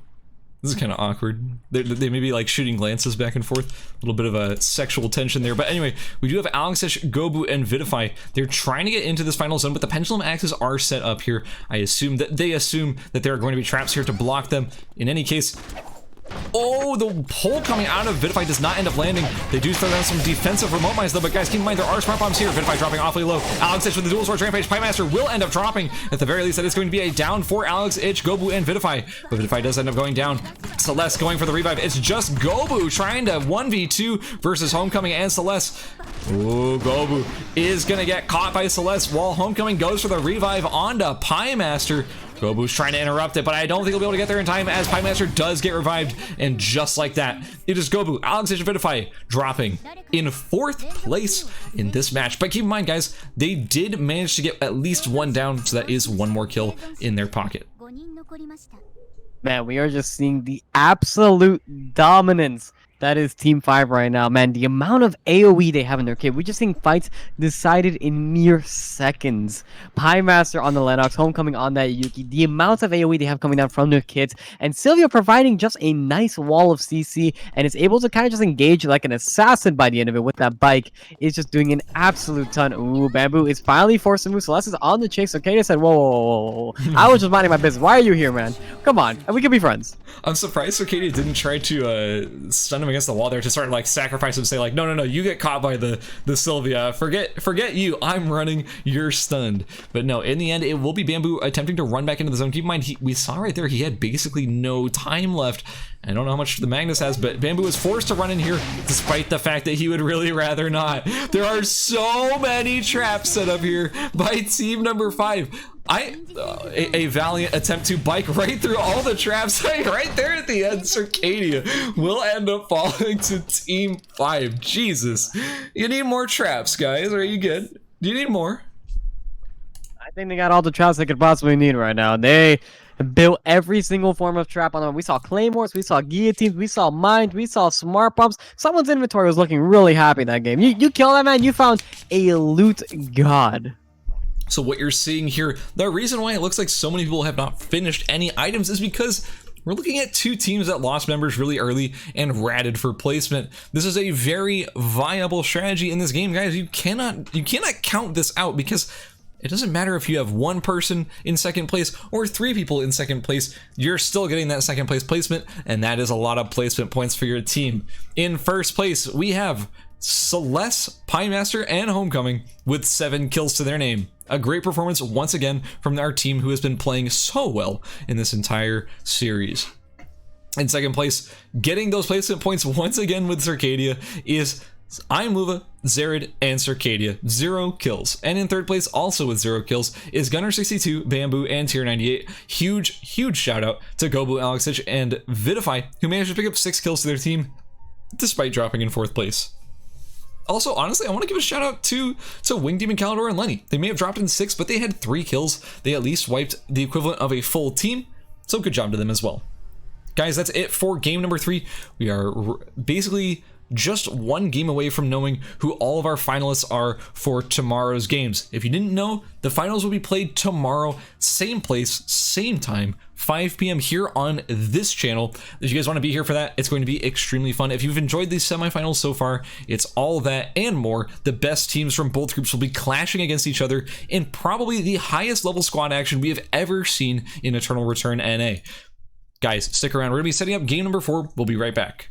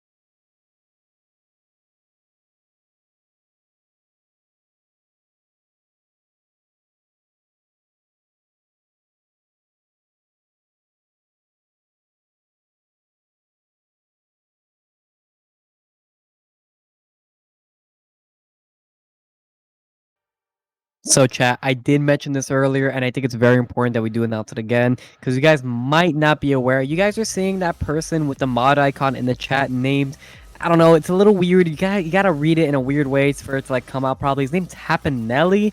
Yeah, she has informed everybody the other day that she actually really loves sand. She eats it on a daily basis, and I really just don't understand why. Chat, can we talk about that? All right, guys, real quick, we have the standings set up already. I'm ready to show them to you. This may come as no surprise as to who is currently in first, second, but maybe third. Maybe third might surprise you. Hold on, Tom, I want to do a guessing game before we get into this. Who is in first, second, and third? So, first and second are clear as day right now. We're going to see Pie Master Homecoming Celeste in first. And in second, we are going to see Gobu, Vidify, and Alex Ich. So you'd be right. Yeah, you'd be right about that. Is really hard. There's been a lot of weird placements, a lot of moving around. Just to make myself happy, Gunner Bamboo tier. So. No. I this may come as a surprise to you. Hold on. Let me bring it up and then I'll announce it. Currently, hold on. That's the wrong group. Okay, currently in first place, we have Homecoming, Pie Master, and Bamboo. This is not a surprise. They have 112 points. They've been doing an amazing job. In second place, we have Gobu, Alex Ich, and Vidify. They have also been doing a pretty good job with 64 points. Now, here's where it gets spicy.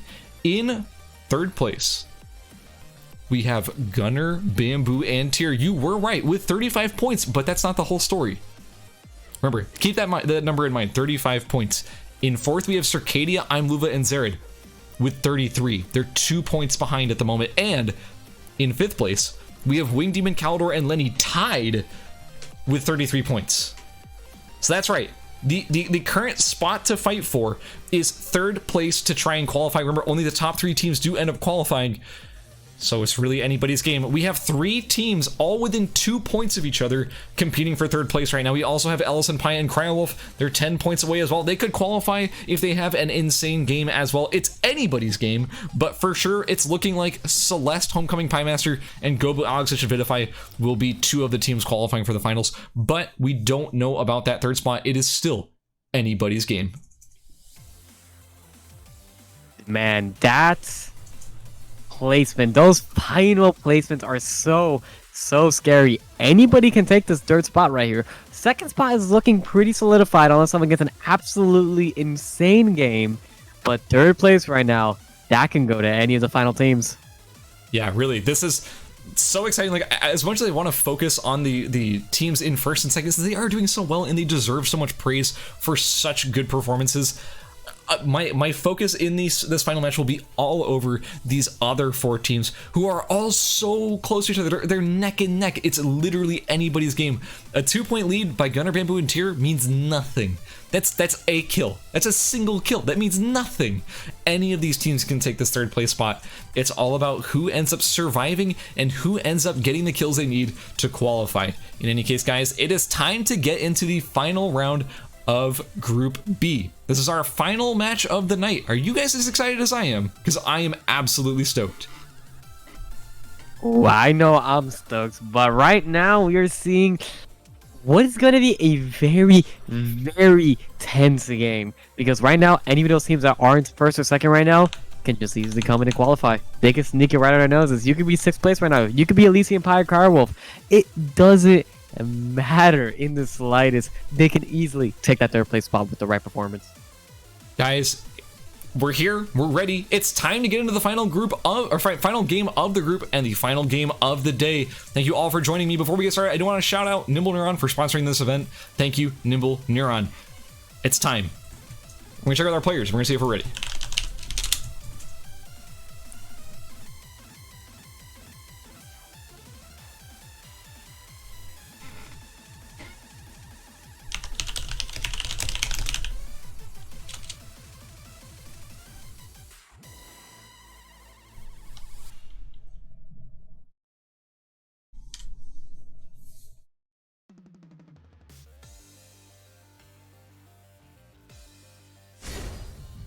All right, we're into the character select for the final game of the tournament.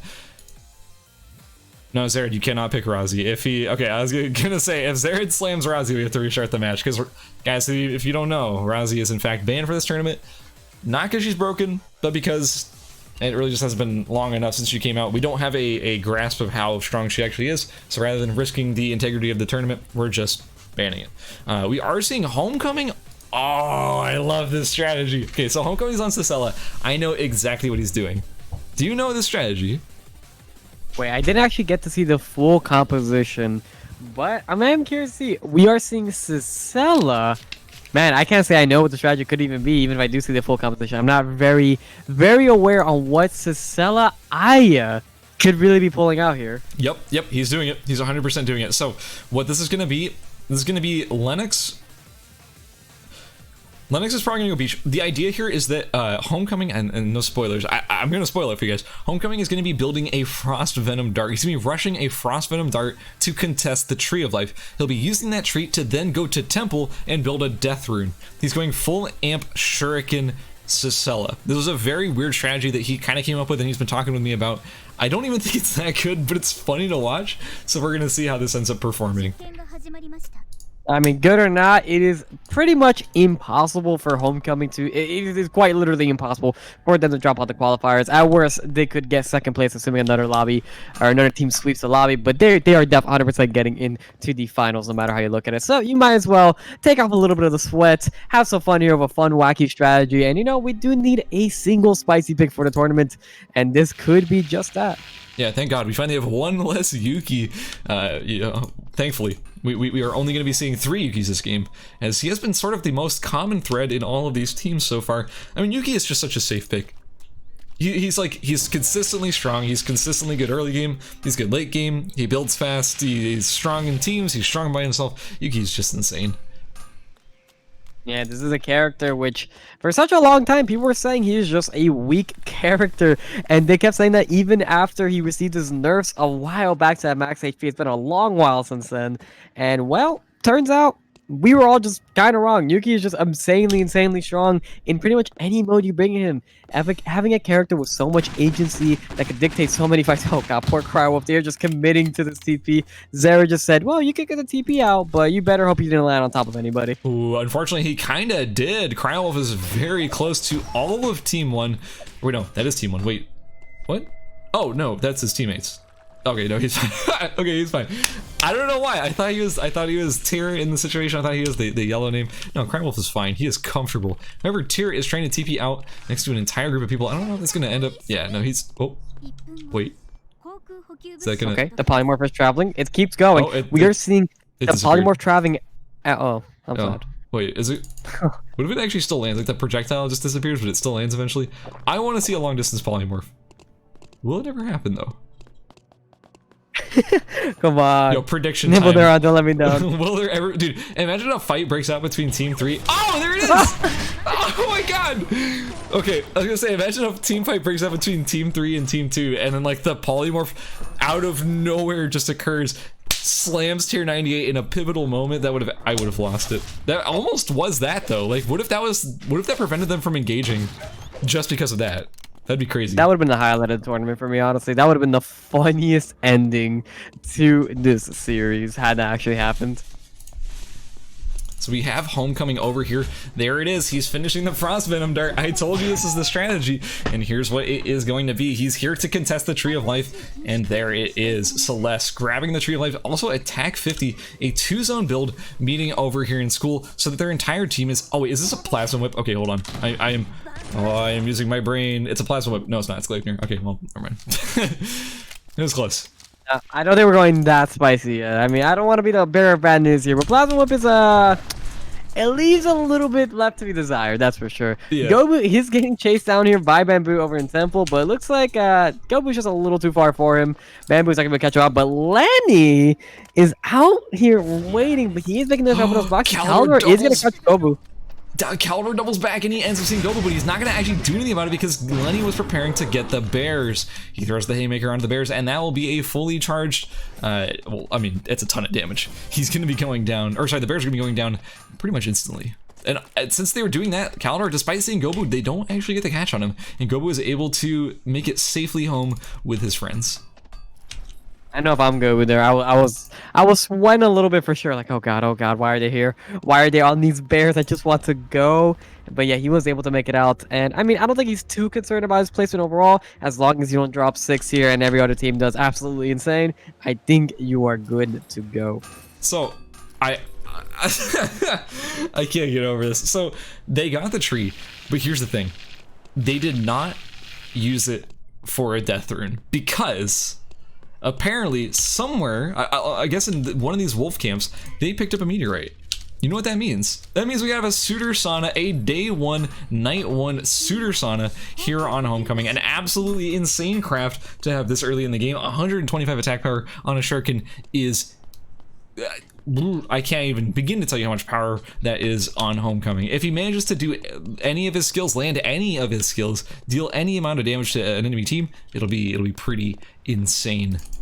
Also, we have Pie Master. He's already got the Gleipnir done, and they're about to run right into Team 2, who might even be getting flanked by Team 1. They're sitting over here, potentially waiting for something to break out into a fight. Alex Edge, I don't believe, has his dual swords rampage yet. Pie Master looking over the wall. Remember, neither of these players, they do have the ability to pull yet, because no one quite has their weapon skill. We're seeing the Suitor Sauna about to be used, and it is not connecting because Homecoming missed all of his skills, unfortunately. Oh, there it is. There's that damage. That's a lot of damage for just 1 Q. Gobu ulting in the bush, dealing a ton of damage onto Pie Master. The ult trades back from Lennox from Vitify. Pie Master will fall pretty much instantly here. There's the Sissela ultimate, dealing quite a lot of damage. He's trying to go for the chase as they go for the revive, but I don't think either of these teams are necessarily going to be able to finish each other. But here's Cryo Wolf and Ellison on the side. They're gonna go try to engage right after the revive. We're gonna see Primorph drop down, but the Yuki ult gonna do an absolute ton of damage. Pie Master just barely surviving due to the Sissela shield, but Homecoming is getting very, very low here. It looks like Homecoming is gonna drop. Wait a second, no, Homecoming's actually gonna survive here. Celeste dropping a beautiful ultimate, but Celeste is actually gonna be the one dropping instead. But this is a very smart choice from Homecoming save, as we're gonna see Sissela is gonna start regenning, and he does have the Suitor Sauna. The damage is gonna be dropping. It's gonna be quite consistent and very strong, even though that we're going to see Elysian doesn't actually have a finished weapon yet. They are quite tanky due to the Sunset Armor, but the damage just isn't there. But they do have the Polymorph to disrupt the revives.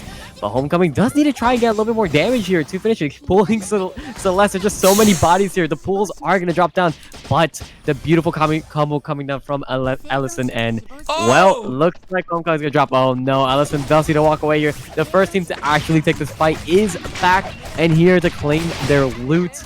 And well, that is going to spell the end of everybody. Ellison is going to be the last one remaining on his team, and home team 5 is going to drop. Like we mentioned earlier, they're not going to care too much about dropping here. There's no way they get out the top 3 placements, but it was a funny showcase of a pretty cute build nonetheless.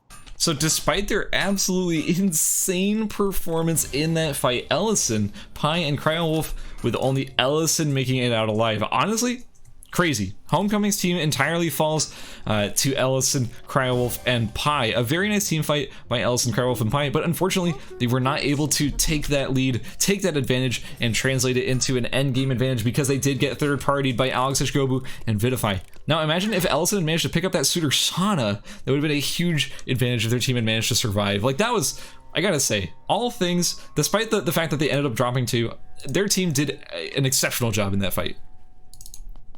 Yeah, their team did absolutely amazing. Every team played it very, very well. They were all very, very cautious with how much they were committing there. But at the end of the day, it did end up at a 1v1 between Homecoming and Ellison. And despite having that sort of Sana, he just wasn't tanky enough to really sit there and tank Emma Burst. Emma Burst is very powerful and is very fast. She's going to be able to spam those abilities pretty much just as fast as a Sissela at that stage of the game. There's really, you know, since Sissela didn't have those items, you don't have the time. You can't just sit there and play the poke game. You had to be very fast with it, which Sissela is just not capable of doing, especially against a character who has so much CC built to the game. You have the shield, you have the polymorph. It's gonna take a long time to kill that Emma.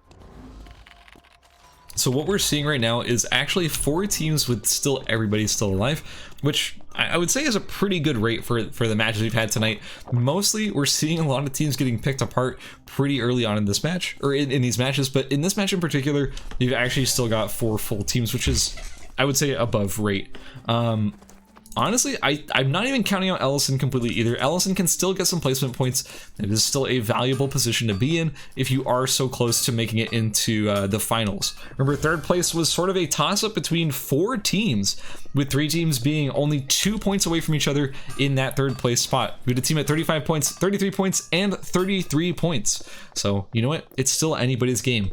As far as the teams that were vying for that position, I believe it was Circadia, Zerid, and Imluva. They need to have a good game this game. Wing Demon, Calidor, and Lenny, they also need to have a good game this game. And Tier 98, Bamboo, and Gunner 62 also need to have a good game this game. Looks like Vitify will be going down, and that will actually be Lenny, Calidor, and Wing Demon picking up their first kill of the game, which puts them currently, I think, tied with Gunner 62, Bamboo, and Tier 98. A very good pickup for their team. That was going to be a pretty unfortunate pickoff for Team 2 there. I mean, clearly you never want to see anybody in your team being picked off, but the last person you want to see being picked off is your frontliner. Having all the damage in the world, it doesn't really matter if you have nobody to soak up their damage or provide the utility to make sure you can actually land the damage. This time around, we're seeing a pretty cute build coming down from Bamboo, sticking with the steel knee pads and the turtle shell sword that we've been seeing with the entire time, but now he's just going pure tank. We're seeing the battle suit coming out of here, seeing the Burnish Aegis, and he did look like he got a mental earlier. Ooh, looks like Bamboo is gonna catch Alex Itch here on the back line. Alex Itch is gonna try to jump away, but Bamboo does get a stun, and he's just gonna stand in front of him and take as much damage as he possibly can. The Spark Bombs will be dropping, providing an absolute ton of damage. The root is gonna drop down from Gobu, but we are gonna see the ultimate come down from Lee Dailin. Tier 98 is gonna drop Alex Itch, but Gobu also getting the drop on Gunner. This is gonna turn into a 1v1 between Gobu and Tier 98. Those Smart Bombs are providing an absolutely insane amount of utility. Tier 98 trying to drop down, and Nunchaku skill is just not going to catch Gobu. They're trying to stop the revive. Looks like they're both trying to go for revives here, but I don't see how Tier 98 could possibly get his revive off. Yeah, Gobu going for the W here. He's going to have so much consistent damage coming out from his auto attacks. You have no way of just sitting there and tanking that. But Tier 98 does have that silence. This is going to be kind of a slugfest. Tier 98 just he's just waiting. He's just spelling out his own doom here. He's just taking way too much damage. He has to let his team go. He will now finally let his team go, trying to buy as much time as possible for his team. And well, the winner of that fight will be Team 2 in the form of Gobu and Alex Itch. Due to those, really just those Smart Bombs. You don't really expect Smart Bombs to be dropping, especially, it is only day 3, I know. Day 3 is kind of late into the game, but never doubt any of these players to have some traps on them. Yeah, honestly, I'm shocked to see Smart Bombs coming out this early in the game. Like, we were basically still in day 2 at the time, and yeah, we were seeing Smart Bombs dropping out of Team 2. I honestly thought they were going to lose that fight, seeing as Alex Itch has also not really managed to get his... He didn't get full value out of his dual sword skill. He kind of got killed mid dual sword skill, which is, you know, a huge part of his damage, but the bombs were enough. Gobu was able to clean up the kill onto both Bamboo and Gunner 62, and in the end, yeah, ended up reviving Alex Itch, and they're back up alive as a 2-person team. Man, that was an absolutely crazy fight, and we were seeing again the 2v3 just coming down. Sometimes the 2v3 is really all you need. Didn't even have time to get that bonus experience to really rack up that lead for being a 2v3 party. But what we did see is just the sheer power of Smart Bombs. And can I just divulge here for a second? I just love how we see Lenny every time we pan to him. This man just has random items on him. Like last, what was it? We had the Sunset Q-Botch, and now he's on EOD Sword Stopper. This man opened the box. He's like, that looks good in that slot. I'm a happy guy. I'm gonna just I'll take that in there real quick. Yeah, I'll take that. That's nice. Pretty good. That fits. Sure, why not? I'll wear that. And Hyun is just a character that you could just put literally any set on him and he's just absolutely hair. Hyun is the definition of just being a giant idiot. That's what if I'm doing. Oh shoot. Well, I mean, at least he has a crown because he is the king. Yo, better luck next time, man. Anyway, so Zerid, we have Imluva, we have Circadia. This is a team that is still fully alive, and remember, they are still very close to getting into that 3rd place spot. That being said, it does look like Wing Demon and Calidor and Lenny are pushing slightly ahead right now. Now that they have, you know, they have a kill, and that's pretty good. Keep in mind, Tier 98. Bamboo and Gunner, they were the team currently in that 3rd place spot, and it was let's just say they were ahead by 2 points. They got another kill, so they were ahead by 2 more points. But right now, It's kind of up to Calidor, Wing Demon, and Lenny to pop off from here, or Circadia, Zared, and Imluva to pop off from here in order to surpass them. Since they did lose 2 members, that actually puts them in quite a tough position where they may end up falling and losing their chance at 3rd place. Remember, guys, it is the top 3 teams that qualify, and these 3 teams I just highlighted, they are all at the start of this game within 2 points of each other of qualifying in the top 3.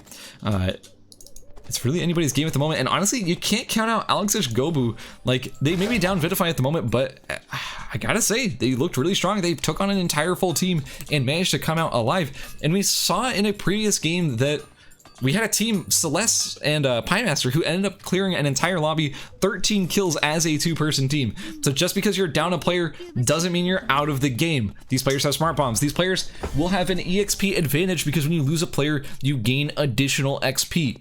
You're not out of the game when you lose a player.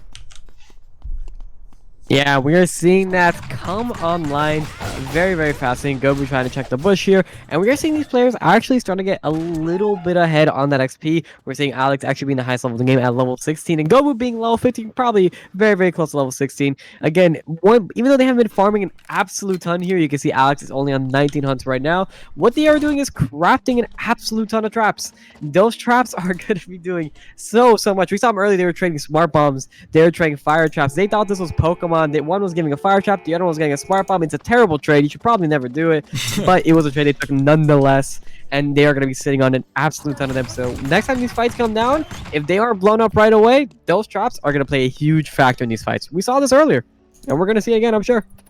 Yeah, honestly, those traps are going to be a huge factor. Also, I wanted to point out that Ellison somehow managed to pick up the Suitor Sauna, I assume off of Homecoming's body. So, oh yeah, there's the Dharma Chakram. So Ellison was able to come over here, loot the bodies, and get that Suitor Sauna that I was hoping that Ellison was going to be able to get earlier in the game. And there it is. Yeah, fully built with the Suitor Sauna, in great shape, honestly, despite the fact that they are alone. But there is a fight about to break out over here in Cemetery as Zared gets caught by Wingu. And remember, these are the 2 teams that are competing to get that 3rd place spot. And it looks like with Zared falling here, that is a huge advantage for Calidor, Lenny, and Wing Demon, as they are going to be the only full team still alive in the final game of this group. This might be the lead that they needed in order to secure their spot in the top 3. That is going to be very, very sad for Team 6. If I'm Team 6 right now, I am very, very upset what just happened there. You do only have 2 more players left to your name, but again, you can always catch up. But the later the game goes, the more unlikely that becomes due to the nature of just, zones are going to close off and it's going to be harder to farm things. There's not going to be as many animals on the map, and the stronger teams are going to be contesting those animals. They're not just going to let you have them for free. But right now, that is second hill going down to Team 4. Team 6 having 0 kills to their name, and they're fighting for that spot. Team 3, despite only having 1 person, is also going to be trying to keep that, keep that 3rd place standing right now, which is where they're currently at. But I don't know, man. It's looking very, very scary. Right now, it's looking like Team 4 is going to be the team to beat in this game, and it's going to be the team to beat for that 3rd place standing.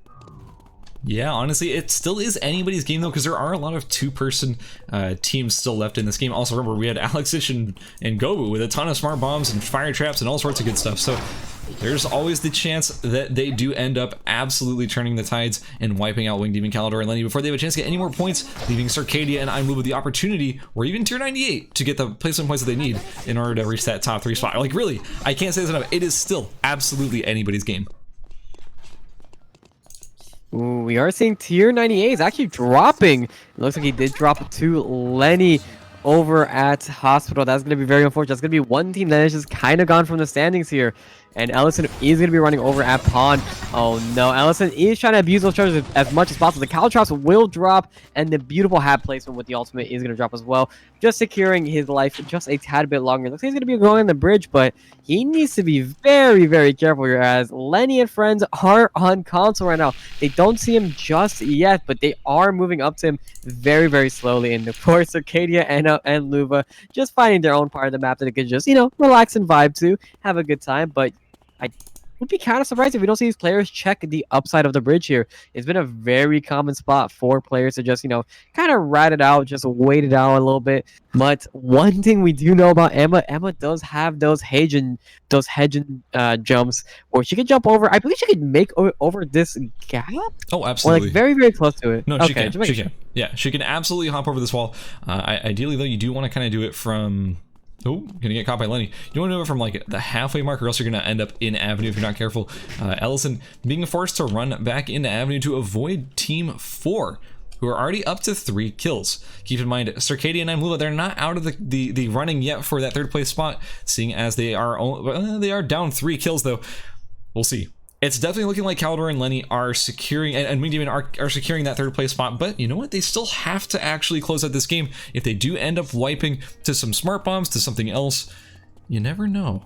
It may end up being a game that Circadia and Einluva taking just on placement alone. Yeah, this is gonna look like, oh man, this is gonna get very scary very fast, just for the sole sake of Team 1, Team 4, Team 6. They all want the 3rd place spot, and honestly, there is a very high chance for all them, but Ellison right now is being pushed to the very edge, and they are going to pop to the zone, and that kill is going to go to Team 4, I believe. Yep, that will be a kill for Team 4. We have to make sure that we log that in the notes, as our scorekeepers are in fact watching this match.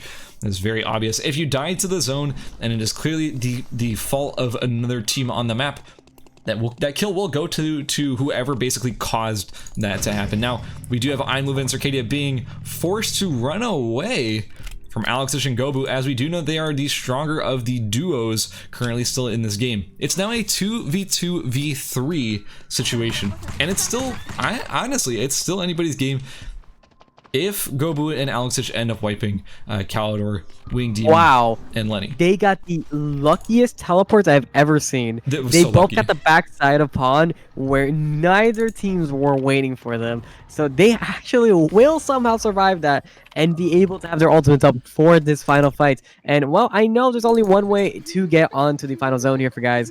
If you don't know, there's really only one way to get to the pond final zone, and it is that bridge. And right now we're seeing characters that can't really make that jump over very long gaps, so they're gonna be forced to walk up that bridge. And we're gonna see Gobu and Alex take the heads up maneuver here and go around, try to hit it from a different angle. They know that bridge is more likely covered in traps right now, and trying to give themselves a little more space to counter on. The last place you really want to be is where Luva and Circadia is, where they have to just walk up very slowly. Like, is there a trap here? Please don't hurt us. Oh my god, the traps are being unloaded right here in the final square. With only 15 seconds left, players are going to be forced into this final square as soon as that countdown reaches 0. Keep in mind though, Gobu, Alexish, they have smart bombs of their own. We did see them. That bat will be triggering all of those smart bombs, unfortunately though. Here comes the fire traps. Here comes more smart bombs from both sides. Yeah, we're gonna see Gobu and Alexish walk in the zone. They're gonna try to proc whatever little traps there is there, so they can make sure to actually secure a little bit of the zone. Gobu's gonna drop the ultimate. We are gonna see the ultimate drop down from the Yuki. Luva dropping, Circadia dropping. We're gonna see Wingdemon drop as well. Lenny down to just a quarter HP here, and it looks like that Rampage did do exactly what it did earlier. And we're seeing Gobu and Alexish taking first place, despite the game being a 2v3v 1v2. I don't even remember. No, it's a 2v3v2 there, and yes, they just crafted a million traps. And again, we're just seeing the power of traps in these final circles. They were able to secure a little bit of the zone. They had the third team third partying as they should be, and well, they were just given a little bit of time to place those traps on, and that's really all it took. So just like that, we have our final placements of our final match. In first place, with a very nice 2vx comeback, we have Alexish, Gobu, and Vitify picking up 7 kills, our second 2-person team to end up winning a game. Honestly, nicely done. The smart bombs really did end up paying off. In second place, we have Wingdemon, Lenny, and Caldor potentially securing their place in the top 3 with a 4-kill second place game.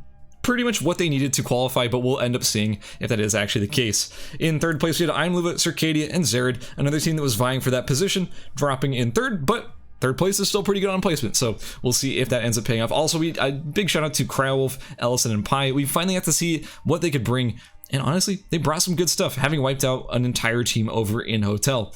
Guys, that is it for the games. We're going to be scoring the scores right now, calculating, tabulating, getting that all ready for you, and then we're going to be posting it here so you can all see it with us. Stay tuned, hang out with us for a little bit longer because we're going to be getting the scores out.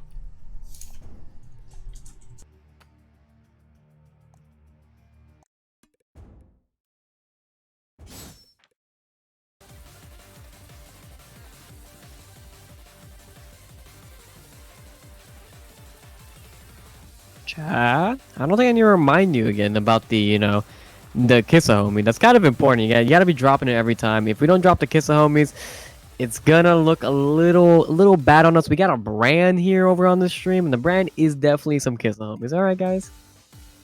But for real, these scores are gonna be out really soon. So I'm sure you guys are very excited to see who took the top 3 spots here. I mean, we kind of have an idea of who took the first 2 spots, but that 3rd place spot could go to an absolute ton of people. All right, guys, the wait is not long at all. I do have the scores ready for you right here, right now. Alrighty. In first place, you know him, you love him. We have Celeste, Homecoming, and Pie Master with 120 points, doing what they do best and playing their hearts out. In second place, we have Gobu, Alex Hitch, and Vitify with a nice convincing 96 points. And our final qualifier, making it just there in the end, is Wing Demon, Calidor, and Lenny with 56 points, just barely beating out their competition. And just like that, guys, we have our final 3, our final 6 for the finals. Guys, in the final, well, I guess that is what it is, tomorrow at 5 p.m. PST, we'll be having a big squad tournament between Celeste, Homecoming, Pie Master, Gobu, Alex Hitch, and Vitify, Wing Demon, Calidor, Lenny, as well as Isu, Kalshroon, Sleeping Lion, Tree to Be, Flammable, and Water Fudge, as well as Lil Dojon, Moonlit, Puppy, and Elaris. Those are our teams that have qualified for the finals tomorrow. Thank you all for being here. I had a great time. What about you, Tom? How'd you feel about today's semis? Dude, I had an absolutely amazing time. These guys were, man, everybody played so well. We saw such dominant performance strategies coming out of Group A. We saw Isu's team just absolutely destroy with the Zahir, the Jukai, the Sylvia. And again, we're just seeing an absolute dominant performance coming down from Homecoming's team. We saw the Homecoming and Celeste absolutely destroy in these solos tournaments, and they brought the same heat back in the squads tournament, and we get to see them again in the finals. And man, I couldn't be more excited to join you tomorrow and cast those games with you. Yeah, thank you so much for joining me, Tom, dude. I love you, man. Everyone loves you. Thank you for being here. I appreciate you so much. Guys. Dude, it is absolutely my pleasure. Thank you so much for having me, man. Yeah. I want to give one more huge special shout out to Nimble Neuron for being our sponsor for this event. Guys, Nimble Neuron, they make the game. They're wonderful. They're awesome people. So if you do love this event, if you are enjoying these tournaments and you want more tournaments like this in the future, why don't you just shoot Aesop a message? I don't know, just tweet at Nimble Neuron or whatever on Twitter. Just say, hey, we love the tournaments. Keep doing them. Thank you for supporting the NA competitive scene. In any case, guys, that is going to be it for our tournament broadcast for today. Thank you all for joining us. The finals will be tomorrow at 5 p.m. PST. You know where to be. It's going to be right here on this Twitch channel. And that's going to be it for me, guys. Thank you all for joining me. I love you very much. Can I get a few more Kiss a Homies just to send us off? And have a wonderful night. That's the best way to end any stream. Thank you so much for having me again, Skaz. Thank you so much for everyone for being here, being awesome. We will see you tomorrow for the finals. And guys, take it easy.